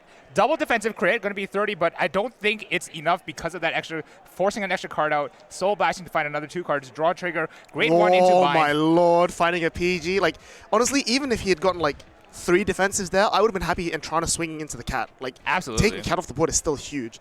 This is a massive plus for Charlie here. Like, Grayson has gone from being, okay, reasonable mirror, going second is not too bad, to I am in a very bad spot now. Oh, the cat does not find a name Whiffing either. A cat really... So, Charlie's gone +4. Grayson might go +1. We don't see an Entriana in hand, though. We have to fish for it. Yeah. Binding the grade 3. We do find the Entriana, There's Entriana, but it's in an awkward column. Yeah. Because we put the Lost Break there.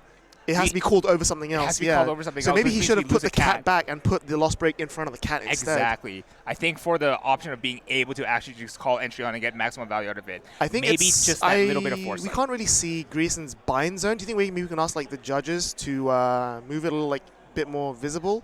But I think see, it's like, a grade 3 and there. I think it's a grade 3 and a crit, but going to have to overplay the cat. Yep. So we'll see what he does here. I think overplaying a cat is fine because like Lost Break's an attacker, and if you're playing like this game where you're that far behind on damage, you want to be putting as much damage on the board as physically possible in order to like recoup the advantage. All right, the second cat finds the heal trigger as well, going to be able to stack to the bottom. But just not going to be able to capitalize on the counterblast as much as Charlie was. And I think that's going to come up huge in the grander scheme of things.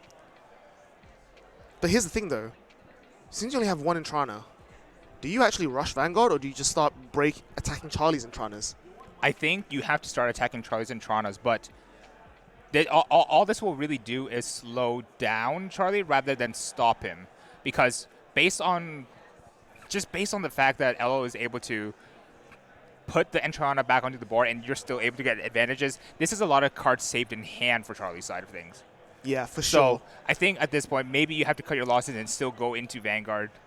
Yeah. Force Charlie to use the Entrianas as intercepts, which is like not bad usage for the intercept. Just like we said, use the Entriana for intercept because like even if the opponent decides to damage deny at this point, you still have venues of getting pluses off of Elo. Yeah, for sure. And like what's really concerning as well is that Charlie's so far ahead on damage that any damage Charlie takes is now Rebellion fuel. Yeah. Like he has that ticking time bomb, and the quote-unquote weakness of playing the Chrono Tiger pieces is that they are quote-unquote bricks, right? If you have if there's a Rebellion in Charlie's hand right now, it's useless. Yeah. But having this early aggro, early tempo lead means that he can deal with having bricks in hand, but at the same time, he might not even need to hit the Chrono Tiger. He can just like force a win the good old-fashioned way. Yeah. So it looks like we did get a trigger over on Greason's side of things. So this is going to be a bigger than normal entry on a So swing. 31k, Yeah. which is very awkward to guard, but he goes for it anyway. I think putting the Uluru into the drop zone is a move I do like. Yep. Because he already has Charlie already has grade 1s in bind. Yeah. If he just now has, I think, does Charlie have a grade 2 in the drop zone? I'm not sure. I can't quite see because of the glare, but if he binds the grade, if he can bind the grade 2, slam down the Uluru, he can full combo on turn 3. Oh, right into First the chrono. rides Oh the my Kreisler. goodness. This is First ride Tiger. This is something that I was not expecting either. Greason is having PTSD flashbacks again, playing this teammate in mirror and all of a sudden seeing something that is not LO enter This is the Vanguard not how circle. it's going to go. Yeah. Greason is just like, oh no, not today. So unfortunate. He keeps going up against the weird gear decks. So just remember what Chrono Tiger does.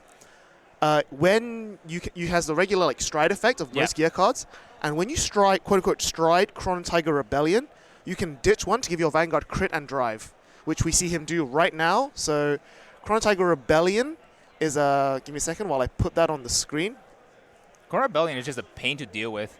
If Charlie somehow has the Nani in hand as well to fake bind the hand, oh my goodness, like we could be looking at a very swift one shot, but I don't think he does. I don't think he does. So basically, I think this is just a way to accelerate force markers, and then on the next turn, Go for pop full off. steam maiden combo, that's still pretty like solid. Triple or even quadruple. So Triple. Charlie has 5 cards in hand, looks like, so he's only going to get to pop 2. Gonna get that nice front row retire as well. I mean, it's still, pop 2 is still pretty good in this, in like a war of attrition matchup. Oh, juicy crit. And another juicy crit. Oh my goodness. So this is now a lethal entrance. So what? 18, 20, 30, 40. That is, PG Forcing material. PG, yep. And then do you attack with this cat here? I think it's okay to attack with the cat because just because you're so far ahead in tempo you're so already. far ahead. You have LO for the re-ride. You have full combo basically. Oh, and finds the a Karunta. Okay, Karunta's a bit of a spicy one that Charlie is a big fan of Karunta as well. The spot removal, but also being able to like convert your opponent's unit into your unit is a way to like search for the missing piece. Yeah, absolutely. Although I don't know if Charlie has a way of recycling the Rebellion, and he only plays 1. So there's. I think he's done with the Rebellion. It's done his job. It got him the front row retire. It got him the extra force marker. Then he rides into LO for the triple force marker game. And I think if Greason isn't able to find the defensive needed, because we saw 2 PGs come out of hand that turn, that's a good find. But I don't think that can be added. So this will have to be. It's not ideal. Like he can call the Uluru just as a 15k beat stick, but. He can call the Uru and try maybe call over it, so that way you have the venue of being able to G-guard with it by discarding just for that extra 5k shield in hand. The Entrana is nice, and he has all the counter blasts in the board to play with, so he can go Entrana onto the open column, find his last cat, and then tries to play the game from there. But I think he's out of cats, though, because one just went into the damage, 2 on the board, and we know that he had to play over 1. Right. So no more cats to play with. Gonna push the Ururu into the bind, and the remaining 2 is going to make a call, I believe. I mean, it could be worse. The only downside is that the crit on the board doesn't do anything, and like he can leap the Entran to a 3, but then if he does that, he won't be able to leap the 3 into the Uluru from the bind. So I think, calling the Uluru down as just a 15k beat stick really is the better idea. 15k then what he can do is, and then you can jump onto that circle. Exactly, which retires the Uluru anyway. Yeah. Like this is a trigger that he really would have liked to see to even out the damage race, and I think what he wants to see right now are heal triggers. Yeah, for sure. Like there's such a huge damage disparity that it's really hard to deal with. Like, Charlie turned basically a dead card into a 15k shield with that extra drive check crit. Yeah. And it turned into, like, ripping a PG out of Grierson's hand. Ripping 2 PGs out of Grierson's hand. Yeah. He had to PG the Vanguard double critted Entriana as well. So, Charlie's initial grade 3 turn, going for a high tempo play here. And I wonder if that's what's going to take Charlie to victory and bring him to top 4. Choosing to call the 2 attackers, binding the crit there. I'm interested why he put the Entran on the force marker as opposed to, as we said, the Uluru on the force marker, which he can then leap over. Now, I do believe I see the grade 3 Elo in the bind zone, so that is something that we can. Oh, calling over the Ururu to set up the live for the G-guard. But again, we do have the heal in hand. But if he leaps the Entrana, he can't leap the 3. And I think, like, when you're in this position, you want to be putting as much aggro, because look, Charlie's got a full grip. Gearson's got 3 cards in hand. He is behind in every single metric. Not boosting as well is a bit scary. I think probably saving the boost for the turn it comes out because I think what Greason's going to do is he's going to free jump into the grade 3 here. Yep, and then leap the grade 1 into a 2 over the 3, rebind the 3 with the Allo and go from there. It is more attacks and it's the better numbers, but again, like, you're not farming any cards, you're not drawing any plussing. Using it to like set up the grade 2 into the bind as well. Yeah, now. like, you know, your aggro can be stifled, and Charlie's only on 2 damage, so it's not like you're winning the game this turn anyway. Yeah. And I think you need to survive more than anything else. No guarding, no trigger, second check. No trigger, only 10k shield into hand. That is not looking good. Hitting into the cat, that is okay. I'm definitely not going to do that. Going to jump this. I believe this is going back into the Entriana. No, going for the Allo here. Yep. And then Allo binding the grade 3 pulls over for itself. 19. I mean, this isn't a bad turn, but I don't think he did enough here. Like, imagine if he had used Entriana, look at those 2 non-trigger cards, add 1, bind the other one, and then drive check something else. Like, if Grayson damages triggers here, I'm going to be really upset. I think what's upset, yeah, like you said, the not using the booster at this point with the Entriana to get the plussing is whereas like being able to like do that is kind of like unfortunate. But yeah, here it is, last attack. You know, like, and even if you're going to go for this route where you're going to like boost the rearguard Elol with a bunch of damage with high power, surely you would have waited to time leap into that first, so that when your Vanguard attacks, you can put triggers on this massive column, right? Yeah. But we just got an update from the production team on the other side that Deshawn has beaten WCC longtime veteran pro Kelvin Yap. Unbelievable. Gold Paladin's in top 4 of Worlds. Gold Paladin sweep. And we have full combo coming in from Charlie's side of things here. Gonna poke in that first damage. That is the damage that you normally would take over on no defensive for Gerson is... It's rough. Like, and our hand is not healthy because we did not do the Soul Blast. I completely didn't see this interaction. When he retires the Rebellion, that's plus 12 onto this Allo. Oh, that's my goodness. unguardable, and that's 6 damage. That's the end of the game. Charlie Tran, Card making it through to top 4. Boy! Look at him, David. Look at him, David. Look at your father. Look at your father. Do you see him, David? Do you see him, David?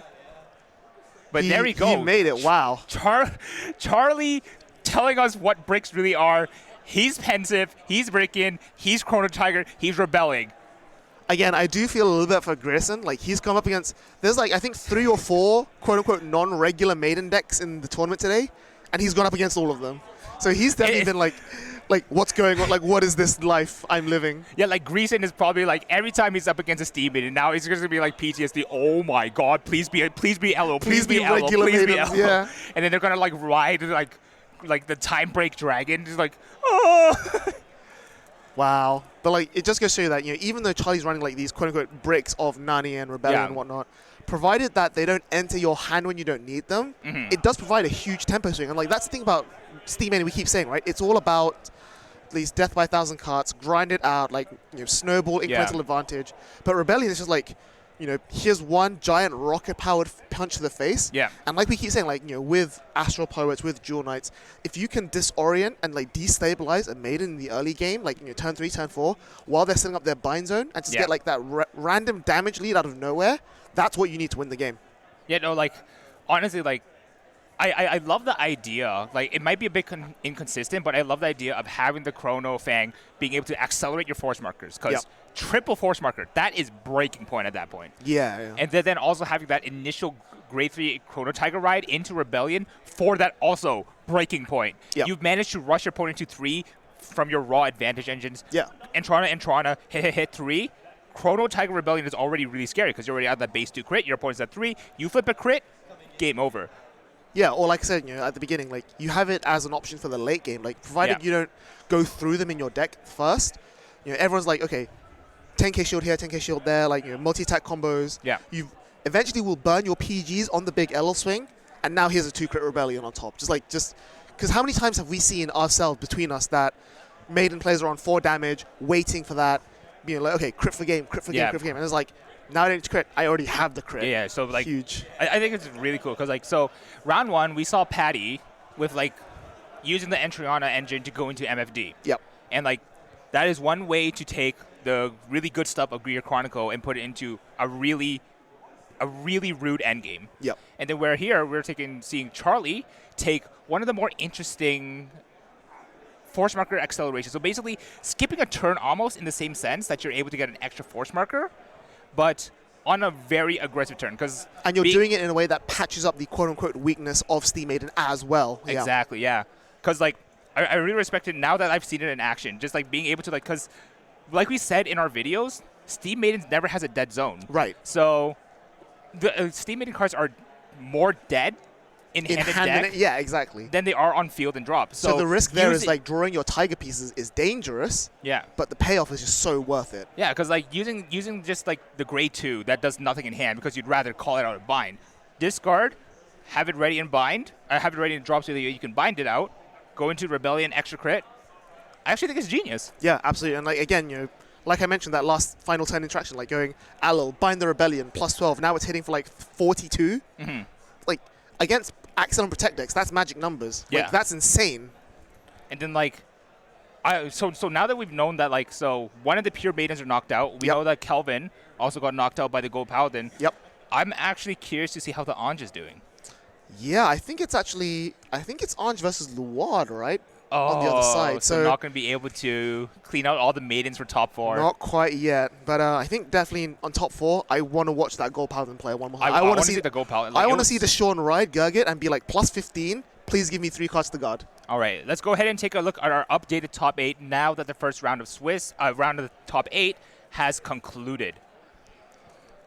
So yeah, we have 2 sides of the bracket there. We've got Deshaun waiting for the winner of Kevin Cho versus Mohammed. And then Charlie will play the victor of Anthony versus Antonio. So yeah, and Anthony was the Anj player we saw in round 5 or round 4. I believe so, yes. I think round 5, yeah. So and then Antonio was playing the Luard. Okay, so no, it is no Anj versus there. Luard. And man, I'm praying for Crow versus Charlie. That would be okay. I said I want to see the Gurgit game. But if it's Crow versus Charlie, we have to watch that. Yeah, we have to watch that. That's also a great game to watch as well. So I think either way, at the end of it, either we get Charlie versus Crow or we get Gold Paladin on stream. So it's a win-win. I'm super excited because, like, dude, that Gold Paladin player popped off. I want to see him take it all the way. People are, like, clowning on Gold Paladin, too. They're like, Percival's dead. This deck is gone. But Holy Shine Dragon, the rides, the double ride, the Limit Break 4 skill, and then like I think like we spoke with Nundo as well that like we all understood that the moment they get to turn 4, they win. Yeah. Because of how explosive it is. Like, it is like what we said about. We were saying how like why are you deck. rushing? You know, like surely you shouldn't have. You should have left him on 3. And Nuno was like no, because if I leave him on 3 and then he rides Gurgit, I insta lose. And this is Nuno saying this. Like, you know, like he knows exactly how to play, and he knows that he needs to win before that Gurgit comes down. So. In some cases, if the Steam Maiden player takes too long, that's risky. Yeah. So once again, let's quickly remind what our top 8 players are playing for. It is the coveted Star Vader Omega Glendios Bushiroad World Championship 2022. So beautiful. I overheard Zistro's offer to Jody if Jody wanted. This man is ready. So it's honestly a beautiful card to see, and I'm excited to see who is it. Crow's a bro. He will sort me out. We just need Crow to go all the way. We just need Crow to go all the way. But those games are still ongoing, so yeah, we're going to take a quick break while we wait for the last few games to finish, and then we'll see you back again here for the top 4 in just a few moments' time.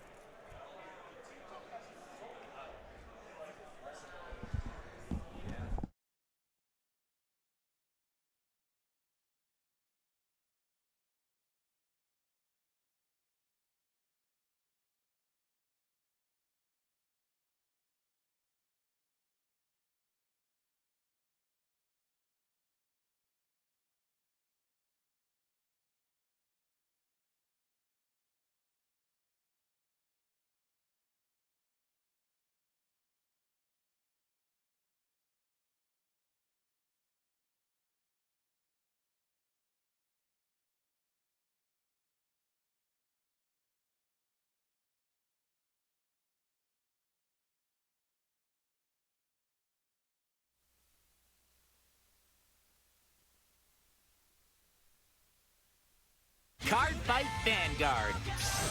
The Glitters have obtained great strength in response to each of their feelings. These heroes are back too. Booster Pack, Minerva Rising, Bushiroad.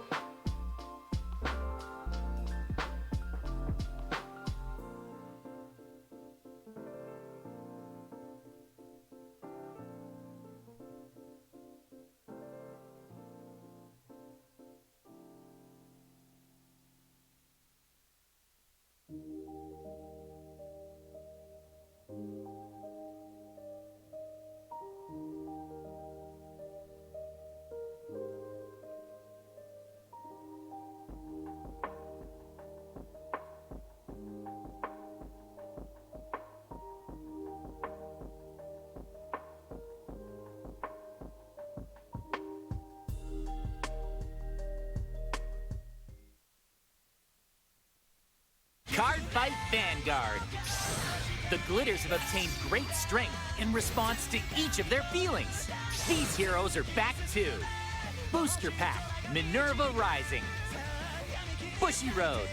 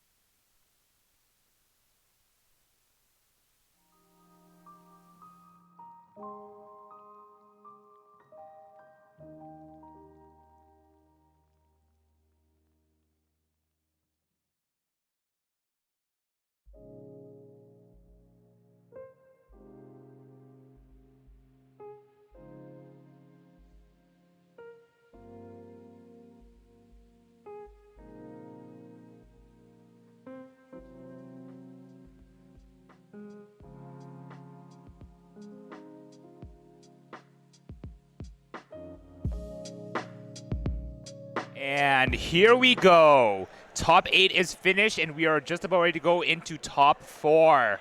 And before we do that, I just want to quickly remind everyone once again that Vanguard Dear Days on the Nintendo Switch and Steam has a contest where you are going to be able to propose a design for an original sleeve where you can have your design immortalized in Cardfight Vanguard Dear Days. Yep, absolutely. This competition is open to everybody. The details are on your screen. Hopefully we see as many entries as possible, and yeah, we'll see what comes up. I think it's going to be one of those things that when you say it out loud, it's like, okay, yeah, whatever. But then I think when you see it for yourself in game, like, oh, I did that, that's probably going to be pretty cool. Because we have a lot of very good artists in the community, and sure. being able to have them be recognized and immortalized within Cardfight Vanguard Dear Days is something I would love to see. Absolutely. And speaking of recognizable, we have once again Charlie back on stream for the top 4 game against another very well-known charismatic face. We have Antonio Crow Tut. This is truly the battle of the greats, the American Clash. The American Clash, the American classics. So once again, we will have Crow back on stream. We remember him from earlier rounds, and we do know that Crow is playing Luard. Over on the right side, we do have Charlie playing the Steam Maidens with that small twist in Chrono Fang, and Steam Maidens versus Luard is something that we expected to see a lot, or at least be a good narrative of in the V Premium tournament. So I'm interested in how these two will be able to show us that narrative on their styles. Yeah, absolutely. Having done a lot of testing of this matchup myself, I find that with the piano, Luard basically could not beat Steam Maidens. No matter what, they would eventually force more shield out of you than you do out of them, because Luard needs more counterblast to play the game than Maidens does. Maidens only really needs 1 counterblast a turn to get 2 combo pieces, whereas Luard needs 2 counterblasts a turn to get 1 combo piece. So yeah, it's kind of trade-off there. But with piano gone, but we'll see how it works out. But at the same time, there is still the Rebellion to throw yet another spanner in the works. But it looks like the players are good to go, so let's jump into the game. Like I said, it's a very Steam Maiden favored matchup. Yep. But again, these two are the best of the best. Crow is probably within the top 3 Luard players I know in the world. So if anyone can take the win, it's him. Yeah, gets the knees rise, going to be able to check top 7. Do we find the Leah fall? And similarly to both matchups here, both of these decks make the a top great 7. Oh, does That's not find really the Leah bad. fall. Does not find the Luard either. Does he at least have a Il Donner in his hand to recoup this? Come on. He doesn't. He does. He does. There Okay. we go. And at least we already had a Leah Fall in hand. So like maybe even then it might be better to actually not find a Leah Fall. One grade 1, second grade 1, and we do have a Luard to be able to pick up as well. It's very nice to see. Oh, lots of grade 1s. Lots of Luards and as well. 3 Luards, yeah. So easy add Luard. And what I like about adding, he chooses that one instead. That's the nice one. The winners promo from the shop challenge. I think it was 2020 or 2021. Yes. Very nice card. But yeah, like what I like about this is that when you add the Luard, you don't show them the LFL. Yep. So Charlie should assume that Crow has one, but Charlie might be like, he might want to take the risk and just punch. And then, like, also, because Charlie's deck is a more aggressive one because of the Chrono Fang variant. Yep. If Charlie is able to slide into the Chrono Fang on the grade 3 ride, maybe, like, Charlie's okay to give the damage because Charlie's initial grade 3 turn is so aggressive. But at the same time, maybe this time we see a different version of this deck where it plays a bit more slowly, and then it goes for the Chrono Fang Alpha Strike. Yeah, I can definitely understand that. And yeah, Charlie here going to be like, oh, I'm going to take the risk that you don't have it. Push. See what happens. Calling the bluff, guarding with a grade 1 to start out the... Ooh, gets a nice draw trigger defensive. Wasted the heal trigger, unfortunately, on Crow's side of things. But we do have the Leah Fall ride. Going to counter blast one and find a card. I think he has a second Leah I saw a second Leah Fall as well, which means we might be able to get the full Leah Fall rush here. Is this going to be a double Karen line? I really hope it's a double Karen line. Oh, it can't be. He already guarded with one of them. He guarded with one. Unless he plays 3. Maybe just one Leah Fall, one Charon? No, he only plays 2 Karen. So it's going to have to be Leah the second Leah Fall grab like... It can't be an owl either because their grades are mismatched. So it would have to be like a bat to set up for combo maybe? Maybe a bat to set up for combo. Maybe a painter to set up soul. Yeah, painter to put the Eldonner in would be really nuts. All right, let's go ahead and see what this doubly so because actually, yeah, Crow's going first. So he can actually get the crit rear guards on the turn 3. Is he... come on. Looking at the Croms. The Crom's not bad either, but let's... Oh, there we go. Yeah, let's go. We like it. I think Charlie is now starting to sweat. This is... I would put this, behind the LFL column. So I would actually consider putting... I would have actually considered putting the Karen behind Vanguard. Making it like a really good number. Yeah. And then having the painter up at front, swing at 10. And not to that, like, you're attacking 3 times here. You either should attack the cat, but you want to leave Charlie on 2, because you're attacking with crits on turn 3 and then you can do threatening lethal. Yeah. Exactly. I think he had the same plan here. He's like, is that another... Oh. Just the more faster. Okay, I mean, aggro is aggro. We take those. Aggro is aggro. The faster you can push Charlie to 2, the more annoyed that it is at the turn 3 where we hit grade 3 with Luard. Yep.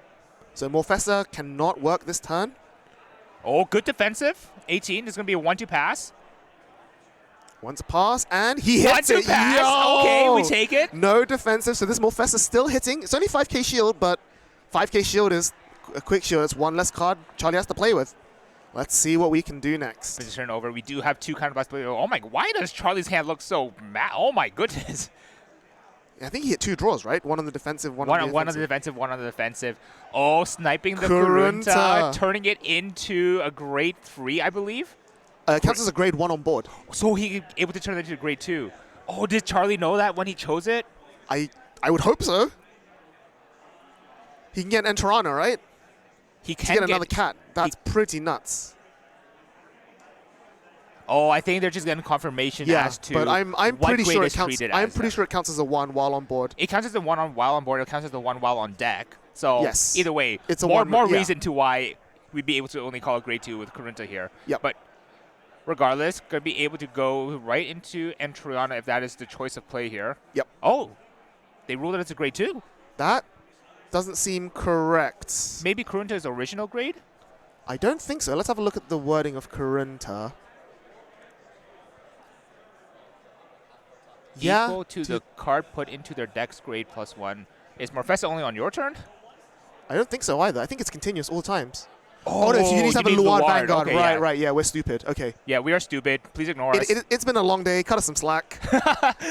But no. That's bad though, right? Because like, now Charlie doesn't have access to this sudden bum rush turn 3 that he would have had otherwise. I'm actually curious as to what Charlie can do with the Chrono Fang on the rear. Does it do anything on the rear? It does not have a rear guard effect. It doesn't have a rear guard effect, so that's going to be an issue. But maybe just like removing the brick from your deck.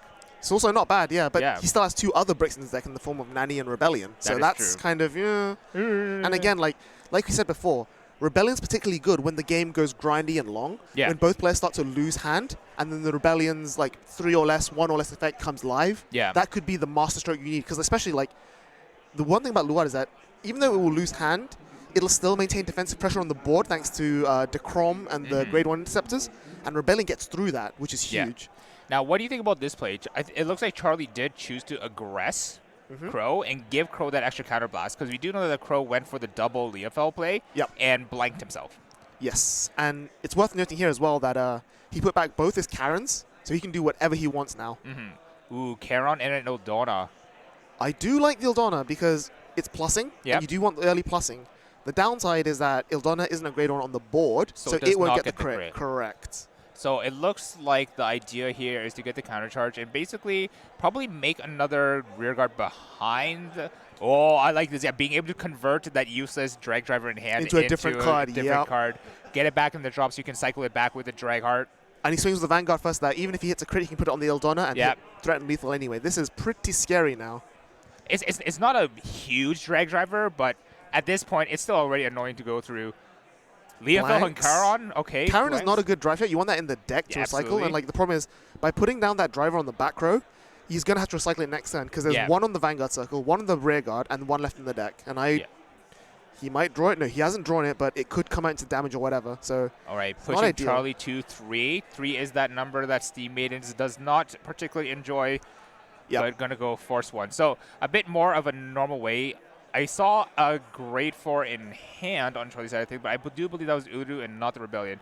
Immediately calling over the Chrono Fang just to turn it into Entriana. It did its job. It attacked. It pulled the card out of now it's hand. just a grade 3 for Alol to get plus 9k, which is still solid. Like, nothing's wrong with that.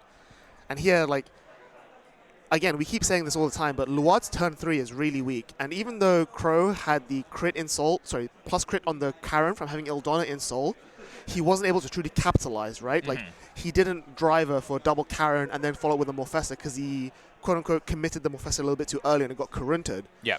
So there was a chance that I think if Crow played this a little bit differently, he could have pushed Charlie to like 4, and that would have been really bad. And that would have been lethal on the next turn right after. Whereas here, Charlie now gets to uses Entrana, have the Uru on the board, do some combo, recoup some pluses, and then maybe survive the back combo. Because the other thing to mention is that Crow has not set up any bats at all yet. Yeah, so Crow will need at least 2 more turns before going into bat, or at least 1 more turn to set up the bats, and the turn after will be the bat combo turn. He can bat on turn 4 with 0 setup. It just means that he has to A, rewrite a drag heart, B, use the drivers to call out 2 bats, and then C, call over one of the bats from hand with a painter to shove the bat in, which is, that's a lot of negging, and I'm not sure if he wants to do that. Especially in this matchup, losing a drag heart. Not going to be able to get that extra force marker to rewrite, but Charlie's going to go ahead and jump the 0 into the 1, get the counter charge back into the Ilu. Going to start swinging with the Vanguard now, maybe? Oh, actually, he doesn't have a 2 to go into, though. That's the only worry here. So he has to hit something with his Entrana. He needs to hit something with the Entriana here. Yeah. I think this was very aggressive from Charlie. He's trying to commit to aggro to catch up. Oh, there's a 2. There's another 2. Both are pretty good. I actually like the Entriana here more. Actually, no, we don't have any I like soul the Corunta. I like the Corunta more, but he adds the Corunta to hand. Oh, yeah, he doesn't have soul. He can't Corunta at all. He has soul, so he can't Corunta or Entriana here. Guarding with the Abyssal Bat. Okay, going to go ahead and jump that into the Entriana. And soulless Vanguard swing. Yeah, the only downside we here can't is even boost because it's Corunta, not a grade 1. Yeah. And so I guess it did make a difference what he added to hand and what he bound. They're both the same card at the end of the day. They're both vanillas. Yeah. Crouching to no god. Crit. No way! No, not like this. Not like this. Heal. No. Oh my goodness. He had the PG in hand. He could have PG'd. I think he could have guarded everything. He had enough to guard. Yeah. No. Oh. But look at Charlie's hand is pretty stacked. He did have Charlie's hand was fat as hell. That is the Uluru, not the Rebellion. So unfortunately, even if Crow had managed to set up the Apocalypse Bat and the full combo, I don't think he would have won. So that is man, you hate to see it this late into the game. Oh, just a random double crit coming out. We say that, sure, V doesn't have the overtrigger. You don't randomly lose the game out of nowhere, but this does happen occasionally. You have to admit it. You're at 3. You know, guard. There you go. You can see them on the edge of the screen hugging it out. Yellow. Good sports. I mean, Crow is an insane player. him making top 4 to me was expected. Like, Yeah. that dude's been like topping BCSs since like what 2017. He's like a story player, and Charlie, you know, rookie of the year on the hot streak from BRO. Yeah, for sure. Like, Charlie out of nowhere. Like, we all knew Card Dweeb as like the Tachikaze player. Yep. But it felt like something clicked this year, and Charlie unlocked something. Yeah, absolutely. But man, that's unfortunately that is we will not be seeing a Liberated Luard finals, but Chronofang's in the finals. So But Chronofang's in the if Chronofang wins Worlds, that's gonna be the hilarious thing ever. I mean, we've had it so many times before where random decks like Random win Worlds. decks Like, win Worlds, like 2017, we had like what Mega Colony, like I think Colin Lai. Yeah, Mega Colony with And Colin then Lai. Great 2016 Nature. was freaking Blasters. Yeah, like 2018 was Great Nature. Yeah. Like Hamskay of all things as well. Yeah. Like, come on, man. I think this is a This is going to be the good omen, a good sign of note. Yep. All right. So while we're waiting for the other game to finish up on the other side of the bracket, we're going to quickly remind everyone that we do have the campaign again for Vanguard Dear Days with the original sleeve fan art project. But man, yeah, you know, give Charlie your energy. Draw Charlie on a sleeve. Submit that. Draw David on the sleeve and submit that. David, Charlie, and Chronofang. If someone puts that into the competition, I will vote for you. I've ever read Cardfight Vanguard Dear Days David. Hell yeah. Hell Dear yeah. David. All right, so while we wait for the last final game to set up, let's one last time take another look at the final bracket. So, Charlie on the hot streak, breaking it over Antonio, Tut, Yep. Crow, unfortunately only top 4. However, it's not the end for him yet. There is still a third, fourth playoff. So Crow is still in the running for a bronze medal. Yep. And so my hopes out to Crow, very wholesome person, like you said, carries the entire Cardfight Vanguard community of Georgia on his back. Yeah, and I absolutely. think that's something that's just amazing to know, that one person is able to bring Cardfight Vanguard into relevance. Yeah, like the fact is, like, obviously we can't show you their deck logs, but his deck log is even called "Thank you, Georgia. This is for you all." Like Yeah. that's some king move right there. That's a king move right there. But yeah, on the other half, we have Kevin Cho versus Deshaun, who is, I believe, still going. Nope, we just got it through. Kevin Cho, WCC, is through to the finals. It's a Steam Maiden Mirror, which means Luard versus Liberators for the third, fourth playoff. Man, that's a game I want to watch. That's a game that would have been awesome to watch as well.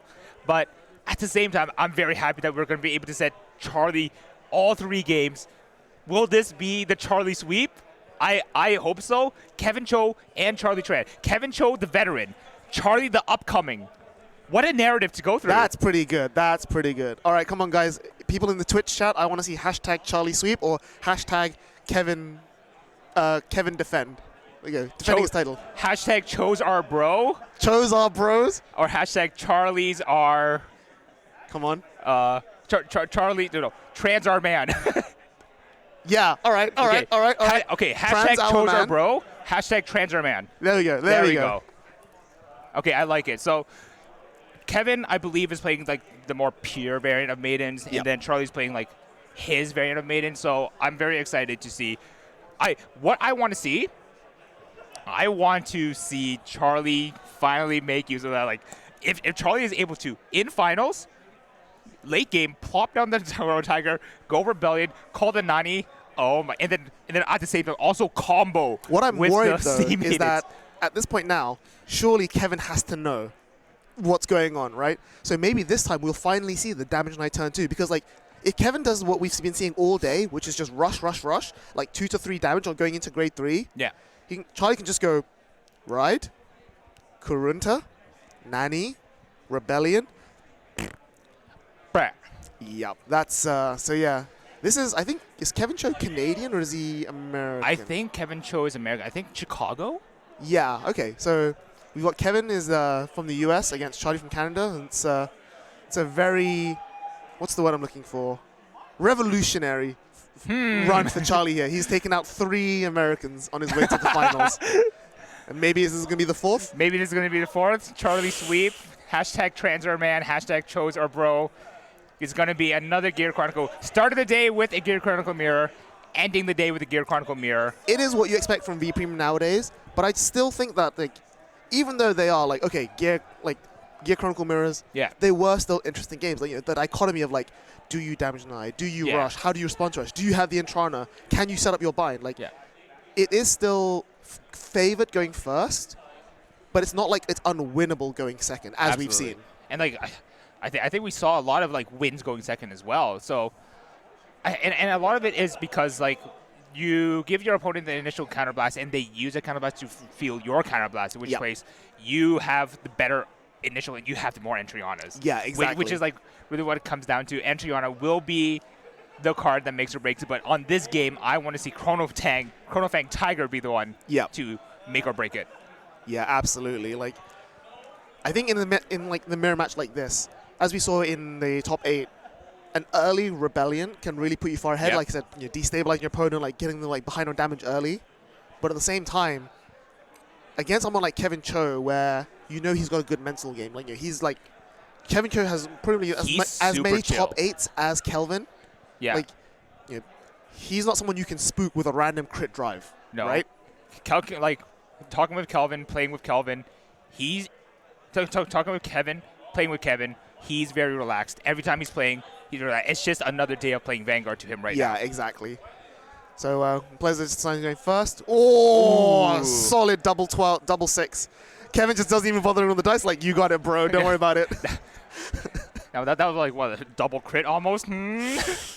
Okay, but that's bad now because Charlie's used up all his luck. Oh, no. This is, well, so the player's going to mulligan. Charlie has some cards in his hand. Kevin also has some cards in his hand. Slightly better cards, I think, you know, from what I've seen. But basically, do you think this really does come down to who comes first? Because I think it really does come down to who outplays the other, or not rather who outplays the better, but like who does not outplay themselves. Yeah, I think it's favored to whoever's going first, which in this case is Charlie. But at the same time, I think, again, when you have an opponent like Kevin, who's like, you know, so experienced in the top 8, Charlie's like, you know, this is his first in-person major top. I can see the nerves getting to him. I can see him making one tiny small mistake that cascades. Like, you know, we saw with Kelvin, right? He didn't do the double Entrana combo, so he has one card short. Yep. And then he forgot to do the free leap, and he counter-blasted for his grade 2 for no reason. One attack short. And was then, like, small things like that that just, like, come back to bite you, like, 2 turns later. I can definitely see that happening here. Especially, like, you know, who knows? Maybe, like, Charlie will just draw Rebellion for turn 1 and be like, well. Well, my demons have come back to haunt me. But yeah, I think the players are ready, so let's not keep them waiting. This is, ladies and gentlemen, the World Championship Finals of V Premium. Here we go. We have one of the best stories for you guys. We have the up-and-coming newcomer, Charlie Tran, versus the well-vetted veteran, Kevin Cho of WCC fame. Let us see who comes out victorious in the finals of Cardfight Vanguard Bushiroad World Championship 2022. I don't think we've seen a Steam Maiden player not ride Ilil all day. Good players. That's Good why players. they're here and we're not. Yep. So going to be able to bind the crit from hand to get our draw 2. Ooh, there we go. Me and my big mouth. So this is the first time that we've actually seen so there's 8 different grade 1s that you can ride in Steam Maiden that you're happy to ride. Yep. Kevin Cho did not. Yep. But going to be able to filter for the Elo early. Now, the thing is, we do get the quick shield, but we don't get, like, the actual selective advantage that riding, or, like, the hard advantage that riding Illo does, that riding Cat does. So the question I have here is that, knowing he's going second, is there a reason, do you think, that Kevin chose not to search for the Heal Guardian? Perhaps. Maybe Kevin Cho already has it in hand. That's also an option. Nope, never mind. The answer is that Kevin... Oh, he does play one Heal Guardian. I was looking at the wrong list. Yeah. So... maybe he really needed the LO. Choosing to attack as well. I guess, like, because you didn't get the plus, you do need the card in You hand. need everything you can get. And a second LO comes up. It's not too bad. It is your second force marker. Oh, that's a really good draw from Charlie's side of things. Going to... Oh, but I think... Charlie does have an Entrana. Yeah. We have the Entrana. Oh, we have Entrana and Nabu. Wow. Oh, we have the entire shebang. Charlie is going to go plus a lot of cards here. I don't think it's going to be bad for Kevin, but I think it's definitely going to be, like I said, you know, Favor going first. Kevin's going to have to work really hard to recoup the advantage here. And, like, because Kevin doesn't have, he's playing just a regular, you know, standard Maidens list. Yeah. Even if Kevin gets rushed, he, like, all he can do is just double Entrana back. Yep. Okay, off the 3. Oh, we do find some hit targets as well. We do have the initial 2 LOs that we need, so maybe we don't need to add the 3rd one. But then we also have the Nabu in hand from Charlie's side of things, so we are going to be able to like put on a lot of pressure, turn off the heel guard on the initial poke. We also have another Entriana as well, showing Kevin, I have 2 Entrianas. Will you give me the 2nd counter blast? Yeah, so here, Charlie's definitely gonna rush Kevin because he can. He can. And now he's telling Kevin, if you rush me back, I'm just gonna go to the races. That's a really strong position to be in. Oh. 8, filtering for the Rebellion, for the Chrono Fang, I guess, just so you don't draw it. Yep, there it is. Okay. And he's just telling him right now, like, okay, cool, you're gonna be on grade 2. I'm gonna hit you with a crit and drive. Okay, yeah. So this is it. Yeah, we know that Nabu exists, so it's gonna be like aiming to get a quick 3 damage onto Kevin Cho's damage zone. Next turn, boom, Chrono Fang, boom. What you got? This is nuts. And he discards his 2nd Elo so that he can bind it with the Nabu and set up his combo. That's pretty disgusting. Okay, I like it. Here we go. Yep. On attacking the Vanguard, binding the Elo. Does Kevin Cho burn the quick shield? Yep, makes sense. That burns the quick shield into the soul, drawing the card. What did we draw? Oh, I think that was another Elo. I think it was a Nani, actually. What's that? Oh, my. Oh, it's an Elo. You're right. Okay. It was an Elo. Still, 20k is in the early turns. I think when you're this far behind on cards, I think you take it and just pray to recoup the advantage with the Entranas. If you have Entrianas. No, if he's you don't have guard. the Entrianas, Interesting. If you don't have the Entrianas, I think it's time to guard as much as you can so you can take the next turn. Heal guard coming in as well. Heal guarding coming in as well. So even if Kevin tries to aggress on the next turn, Heal guarding is going to be able to keep Charlie very safe. Or worst case scenario, Charlie uses it to discard for stride cost from the Chrono Tango. Riding comes into the down. Aloe.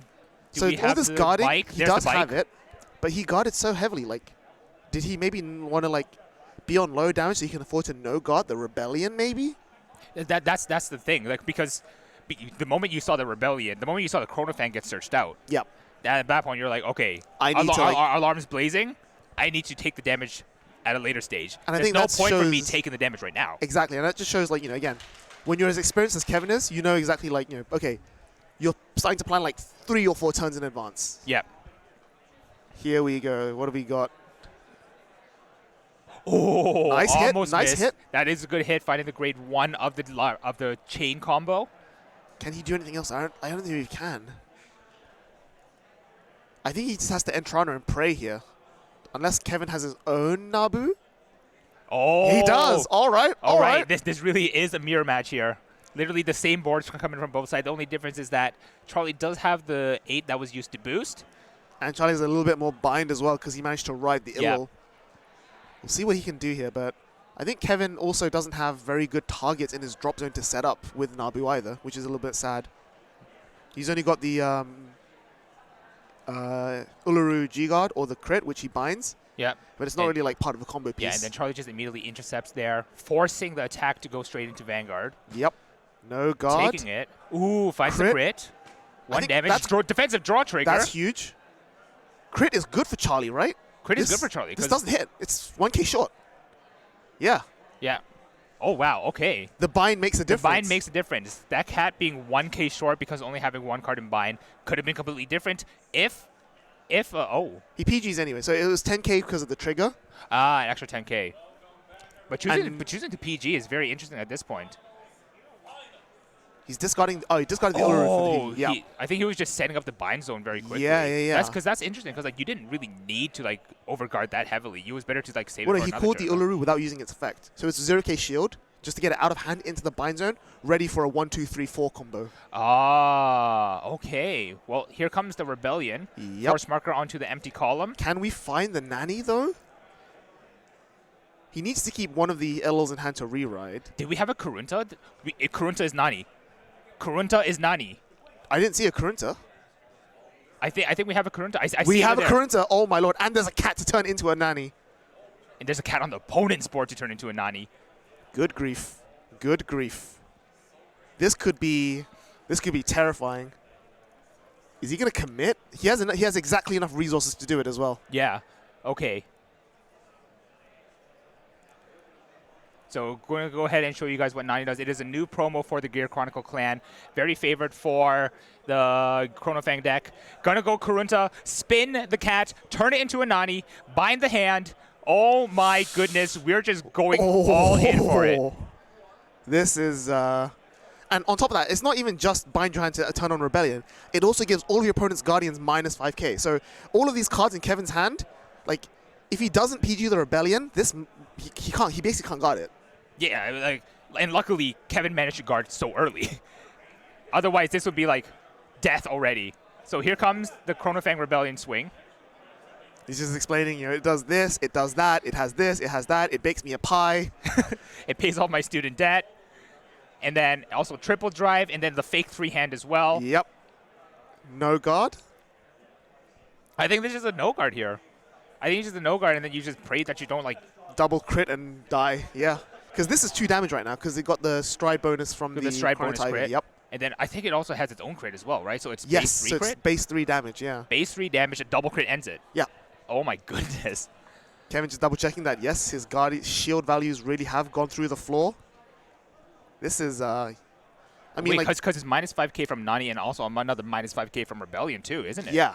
Oh my god. So, like, if he doesn't PG, if he was going to PG, he'd have PG'd by now. Yeah. So the fact that he hasn't PG'd by now, he doesn't have a PG, which means he's probably going to take 3 damage. He's probably going to take 3 damage. It's just praying that it's not a double yellow card that comes off the top. The only benefit he has is that if he hits like 1 or 2 good defensives here, the other columns don't hit. Yeah. The Kurunta might still sneak in the damage because of that. Look at that. Because the pseudo bind. No guard, no one, crit, no crit, and no crit. But we did find the entirety of the combo. So 2 damage. 2 damage. 1 defensive draw. Not bad. This is still. Oh wait, no, because Nani binds the cards. So this cat is now plus 7. Yeah, because Nani fake binds the cards to add back to the hand, right, at the end of turn. Yeah. Oh boy.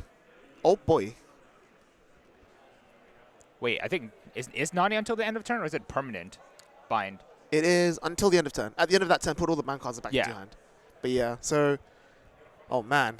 Oh, this is plus 10 as well from the Rebellion. So this is. So everything here is actually kind of scary to deal with. It's like what, 20, 30, 31, no, 35. That's 35 to a defensive 20. Is 15k, is 20k shield. It's 20k shield, which is actually which is 20k shield available in the deck.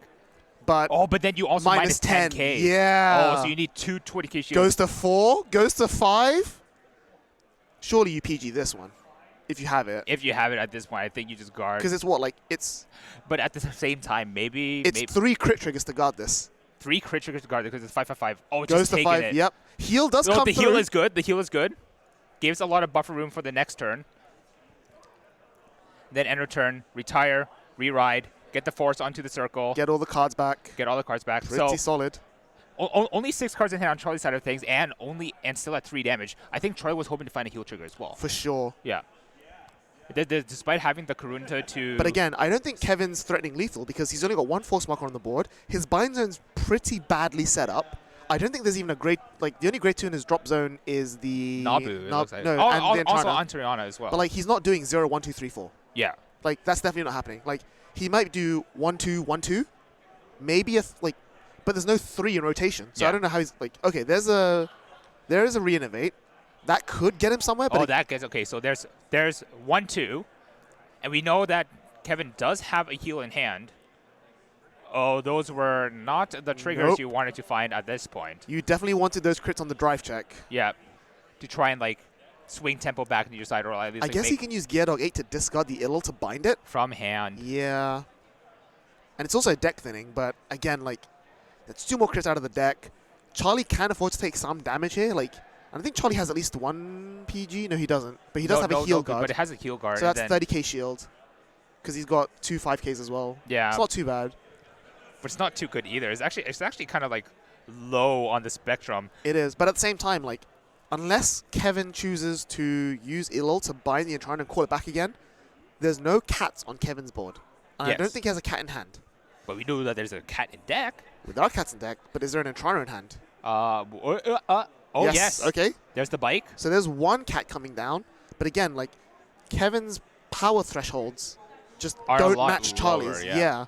So even though Kevin can put damage on the board, I don't think Kevin can threaten lethal, which is a problem here because he knows that next turn, Charlie's going to rewrite the Ilul, get the 3rd force marker, and even though Kevin can build some hand size, the fact that he had to call 2 cards from hand to reanimate, like, it wasn't a free reanimate, it was an overall and neutral. it was an overall neutral and reanimate. So, it was just using it to build. Yeah, he's sitting on basically like a draw 7. 3. Basically Yeah. a draw 3. Like, he's sitting on 7 cards in hand. He'll go up to like 9 at the end of the turn. That's. But I don't think that's good 9 cards enough. in hand. So When you're on 4? Kevin also needs to like find heal triggers as well. Yeah, is exactly. the main thing, because that gives you damage buffer to be able to like no guard 2 things. Whereas Charlie would definitely want to find some heal triggers on this side, because then he would have the damage buffer. Now, one thing to note is that Kevin did something I really like, and that was discard an early Uluru. Yep. We do know that there is a heal trigger hiding hand, actually calling over just to set up the bind. That is interesting. Okay. So he can almost. There's the 1. Okay, okay. So going for a 1-force combo then. Well, no, because what he can do is he can attack with the 1 into the 2, and then 0 into the 1, because there's an. No, he has an entire thing in, because he can go 0, 1, 2, bind the 3 into the 3, and then the 1 into the 2 into the 3. Yep. Right. All into that same force marker. So at this point, it is actually full combo, yeah. It is full combo here. Got the 3 counter blast, got the 0 and the 1, that's full combo. But again, like, I don't know if it's enough to be lethal. Because I think like this is an easy intercept at this point. Yep. Easy intercept, take the next one. If it's a defensive trigger, chump the Nanny, right? Nanny's done his job. Yeah. Nanny's useless now. Like, what does Nani do now? It's literally just here for intercept. Yeah. I think he's just planning the rest of the turn, like, how do you guard the Ilol? How do you guard the Alol? How do you guard, like, the other Ilol and the other Alol? Yeah. It's good. So we're looking at 15, jumping into the ones for at least 18 pre-boost. But you probably boost on the grade 1 swing, so this will be 26. Then you jump into a 19. 29 on the 29, force marker, yep. 29 on the force marker. Jump into no defensive, that's kind of lame. Actually taking the cheap poke is kind of interesting out of Charlie's side. I guess he was trying to hit fish for a defensive. If he hits a defensive, then the other Ilol on the other side kind of blanks. It becomes 5k shield. But this one, so now he's choosing not to boost. And into the Alol, there it is, yep. Biting the grade 3. Yep. So full combo. I don't know if... Saving the boost for the last grade 3 swing, or the last attack respect of the it, turn. but what I'm worried about now is that Charlie has no PG in hand. If Kevin finds a crit, this could all be over immediately. Yes. 2 into the 3. And this is what, 6 binds? That's 19, 29? 29. Still, that's 20k shield. That's really awkward numbers. I mean, Charlie can guard this, but it's really awkward for him. It comes down to what does Charlie do on the next turn. And then coming in with a 16 plus 6 is 22, which is, again, only 10k shield, but Charlie's hands is all 5s. He needs a big heal here. He needs a defensive. Yep. It's rough on Charlie's side of things. And even the heal doesn't save him. Yeah, because the Alol will become 29. Yeah, there's 3 more attacks coming out. He would need double heal defensive here. Yes. He would need double defensive heal to be able to live, even off of 1 force marker. There's 1 defensive trigger. Okay. So now he needs to... Kevin needs to not get a crit, and Charlie needs to heal here. Yeah. Maybe the Rebellion was a bit too greedy after all. I respect the hustle, but I think seeing that Kevin Cho decided to guard early, I think at that point it was just time to go Steam Maiden playing. No trigger, no trigger. Can we heal? No heal. That is the end of it. Unfortunately, Charlie does not take the win. Kevin Cho of WCC will be your 2022 V Premium World Champion. Oh my goodness, what a game to end it all. Kevin Cho, the veteran, taking it all home for the WCC team. Wow, that was, that was a really good game. Like I said, Charlie had the advantage going first, and I think he just got a little bit greedy, like, didn't respect the kill potential. Like, if he had gone for, like, Entrana on a regular Ilul turn, he probably gone up, like, 9 cards. Maybe he would have survived this combo and then whacked Kevin right back, but then Kevin wouldn't have been on 4 damage. Yeah. So it is, like, here and there, like, you can never tell what's going on. And I think it was worth, like, fishing, like, okay, if I crit him on the Rebellion, the game ends. Yeah. But at the same time, no crits came out. Like, the hand was so weak. Like, we weren't able to loop entry on us as much as we wanted. Like, despite having the Nabu, despite having the entry on, despite hitting on the cat, I blinked and Charlie's hand disappeared. Yeah. Well, because it was all 5Ks. Like, he only saw 1 trigger, like, in those 3 turns. Yeah. And he had to use them to guard early, which is understandable, because you want to be able to say, like, once you commit your Rebellion turn, you don't have as much cards to guard with, so you want to be guarding while you can. Yeah. Which also turns on the Rebellion. Yeah. I just think it maybe going for the Rebellion was a little bit too greedy, and it put him in a position where he was a lot more vulnerable than he would have been. Yeah. Like, I respect the idea that going Kurunta to search Nani into Rebellion, it is effectively thinning your deck by 2 cards. That way you can triple drive heals, because Charlie did take 3 damage. Yeah. Charlie did take 3 damage, which meant it was harder for him to no guard, like we said, 0-3 magic numbers against Steam Maidens. It was harder for him to no guard too many attacks, and then trying to triple drive to get heal triggers. We did add the heal guardian initially from hand, so 1 heal out of deck. So I think Charlie still had 3 heals in deck. I think all of his Zulus were in the deck, yes. And you would expect, like, with deck thinning, like Kurunta, triple drives, they would come through. But unfortunately, it just didn't happen. And he was, again, it's a case of once you lose control of tempo in this with Steam Maidens, it's so hard to get it back. But yeah, Kevin Cho, like I said, just chill, cool as a cucumber. Like, it's just another day for Kevin Cho. Absolutely. Playing more Vanguard, getting more wins. It's just a Kevin Cho story. Yep. I mean, still, shout out to Charlie Tran. You went from being that Tachikaze kid to 2nd place. Like, that is still a really good achievement. Absolutely. Like, I'm very proud of Charlie. Like, when I first talked with Charlie, it was because of seeing him pop up in Bro. And one of the decks that Charlie played in Bro was very funny, like Tachikaze Highlander stuff. Savage Mercenary Reride. His idea was just to do that. I was like, it was one of the decks I wanted to see, and so after that, I started talking with Charlie more. We started playtesting a lot more, and like I'm very happy to see him grow as like a player. Yeah, absolutely. So, I can only hope that we see Charlie again next year. Maybe even winning it this time. But yeah, we are still waiting on the 3rd, 4th place result. But we're going to cut to a very quick break, and once we're back, you won't see us. It'll be the stage. It'll be the prize giving ceremony. But you'll see you guys after that to round out the stream. Until then, thanks for joining us. Thank you for watching and enjoying with us, and we'll see you all in just a few moments.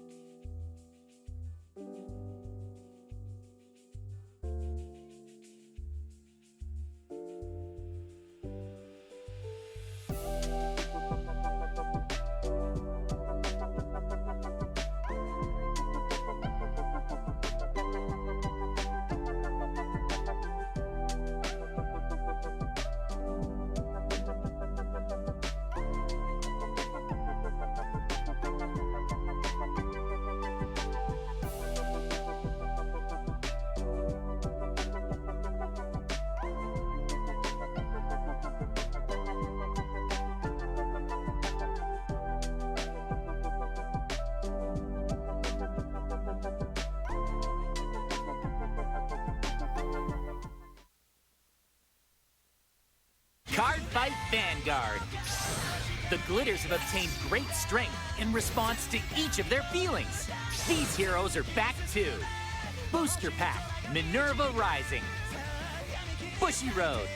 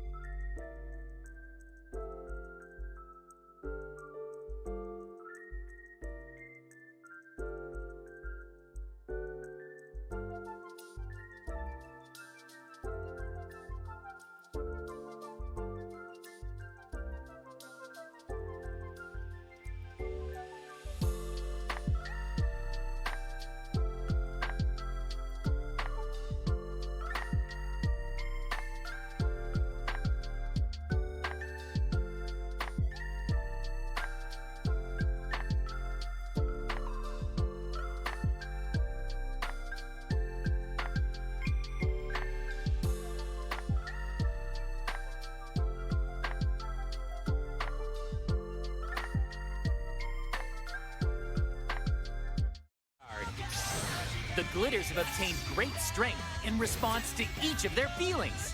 These heroes are back too. Booster Pack, Minerva Rising, Bushiroad.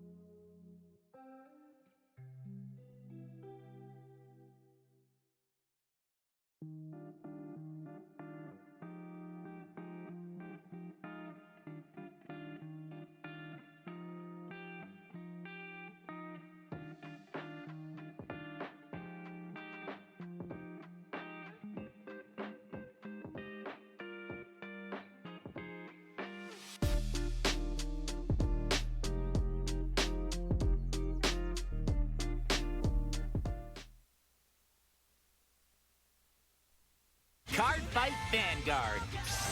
The glitters have obtained great strength in response to each of their feelings. These heroes are back too. Booster Pack, Minerva Rising. Bushiroad.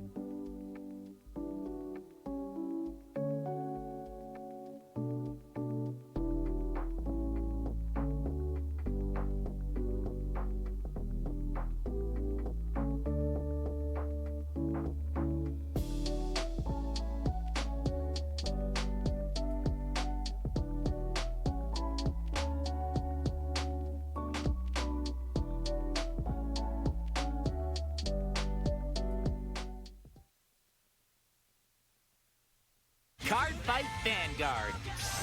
The Glitters have obtained great strength in response to each of their feelings. These heroes are back too. Booster Pack, Minerva Rising. Bushiroad.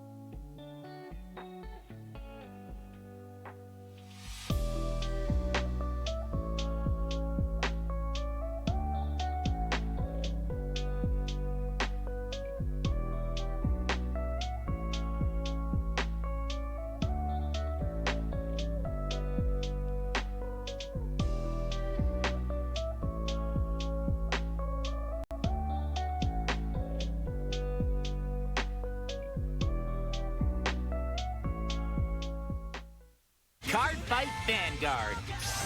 The Glitters have obtained great strength in response to each of their feelings.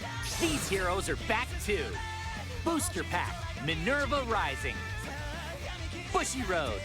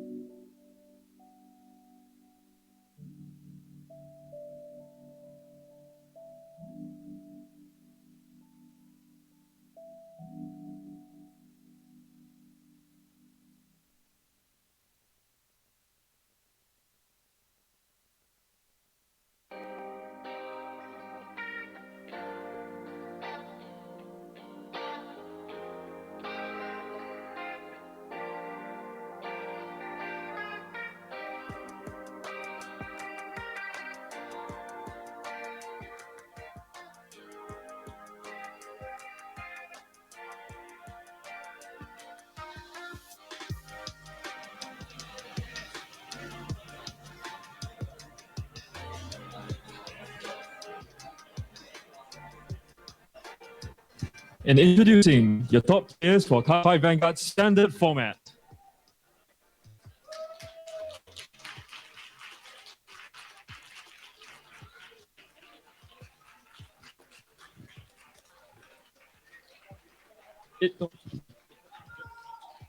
In third place, we have Nick Amato.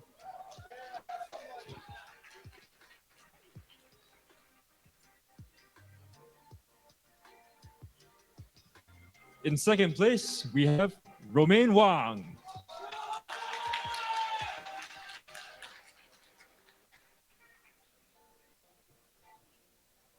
And finally, your champion, Alexandre Kwan.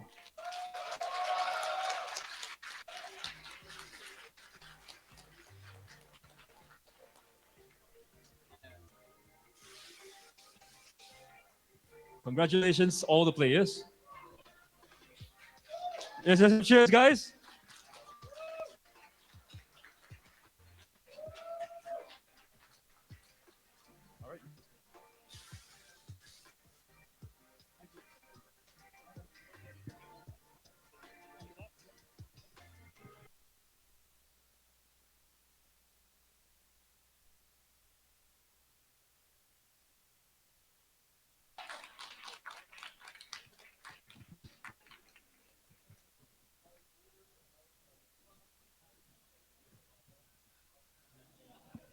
So in fourth place, we have Deshaun McNeil.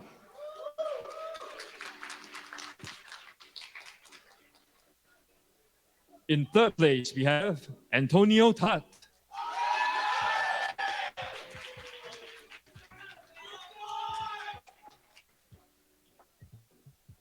In second place, Charlie Tran.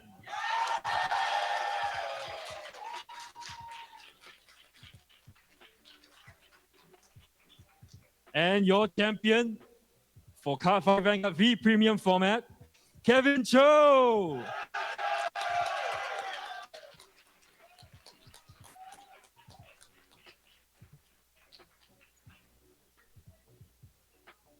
Let's get another round of applause, guys. Let's go.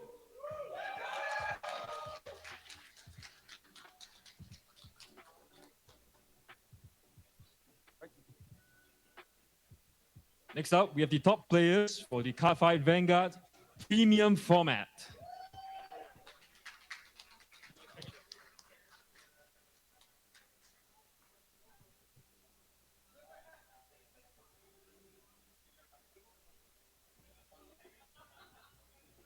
In fourth place, Eduardo Ruiz.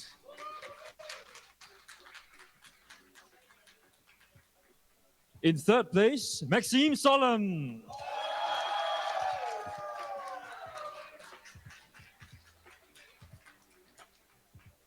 And in second place, Stephen Le.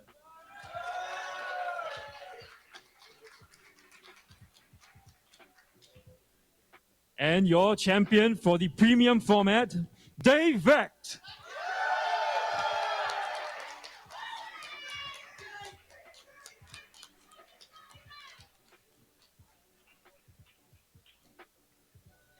Another round of applause for our top players, guys. Let's go.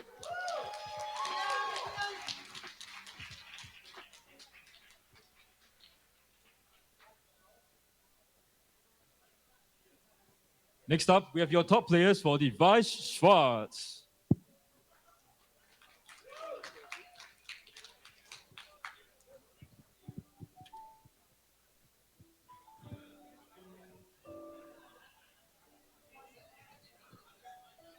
Right, in fourth place, we have Gordon Lai.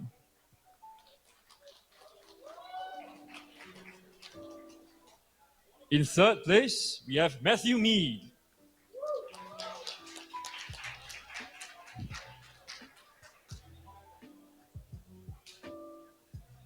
In second place, Michael Doolittle.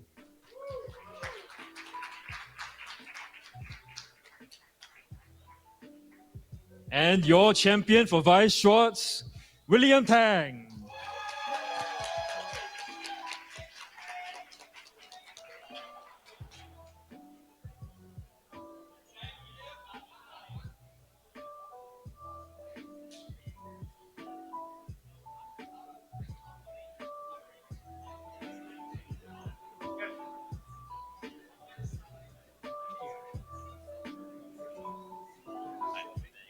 All right, big congratulations to all the players. Go back to the casters for the last word.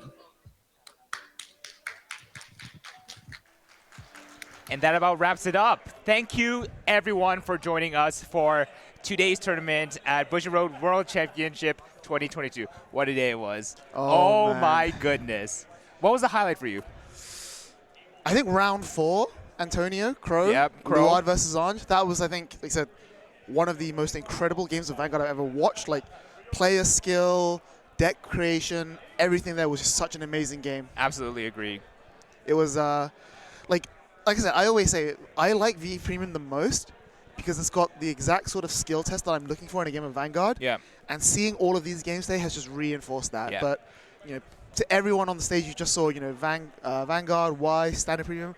Congratulations to everyone. You know, special shout out to like Alex and Dave. You know, like the honorary European members of Team Brexit. Yeah. Also, Matt Mead, 3rd place in Weiß. He's like, I have maintained that he is one of the best. Like, ever since I've met the guy, which was like 6 years ago, I've always put him in the top 5 UK players.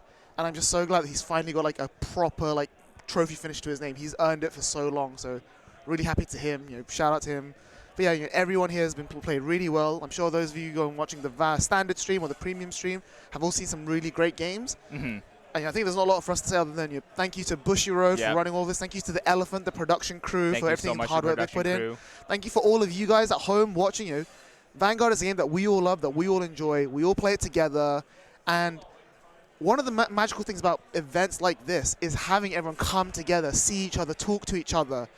Play together. It brings us together. And that sense of community, that sense of like social togetherness, there's no replacing that. There's no replacing that.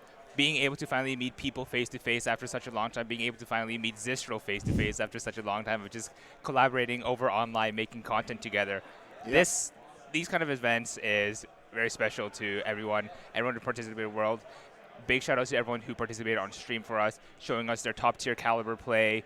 Thank you at home for watching, making this a possibility, showing both the stats, showing both the numbers that we can do something just by watching online. So now let's not forget that later on in the year, we will have Bushiroad Rumble online as well. So definitely something to look forward to if you like these kind of online events. Being able to watch these things on stream, definitely check out those in the far future.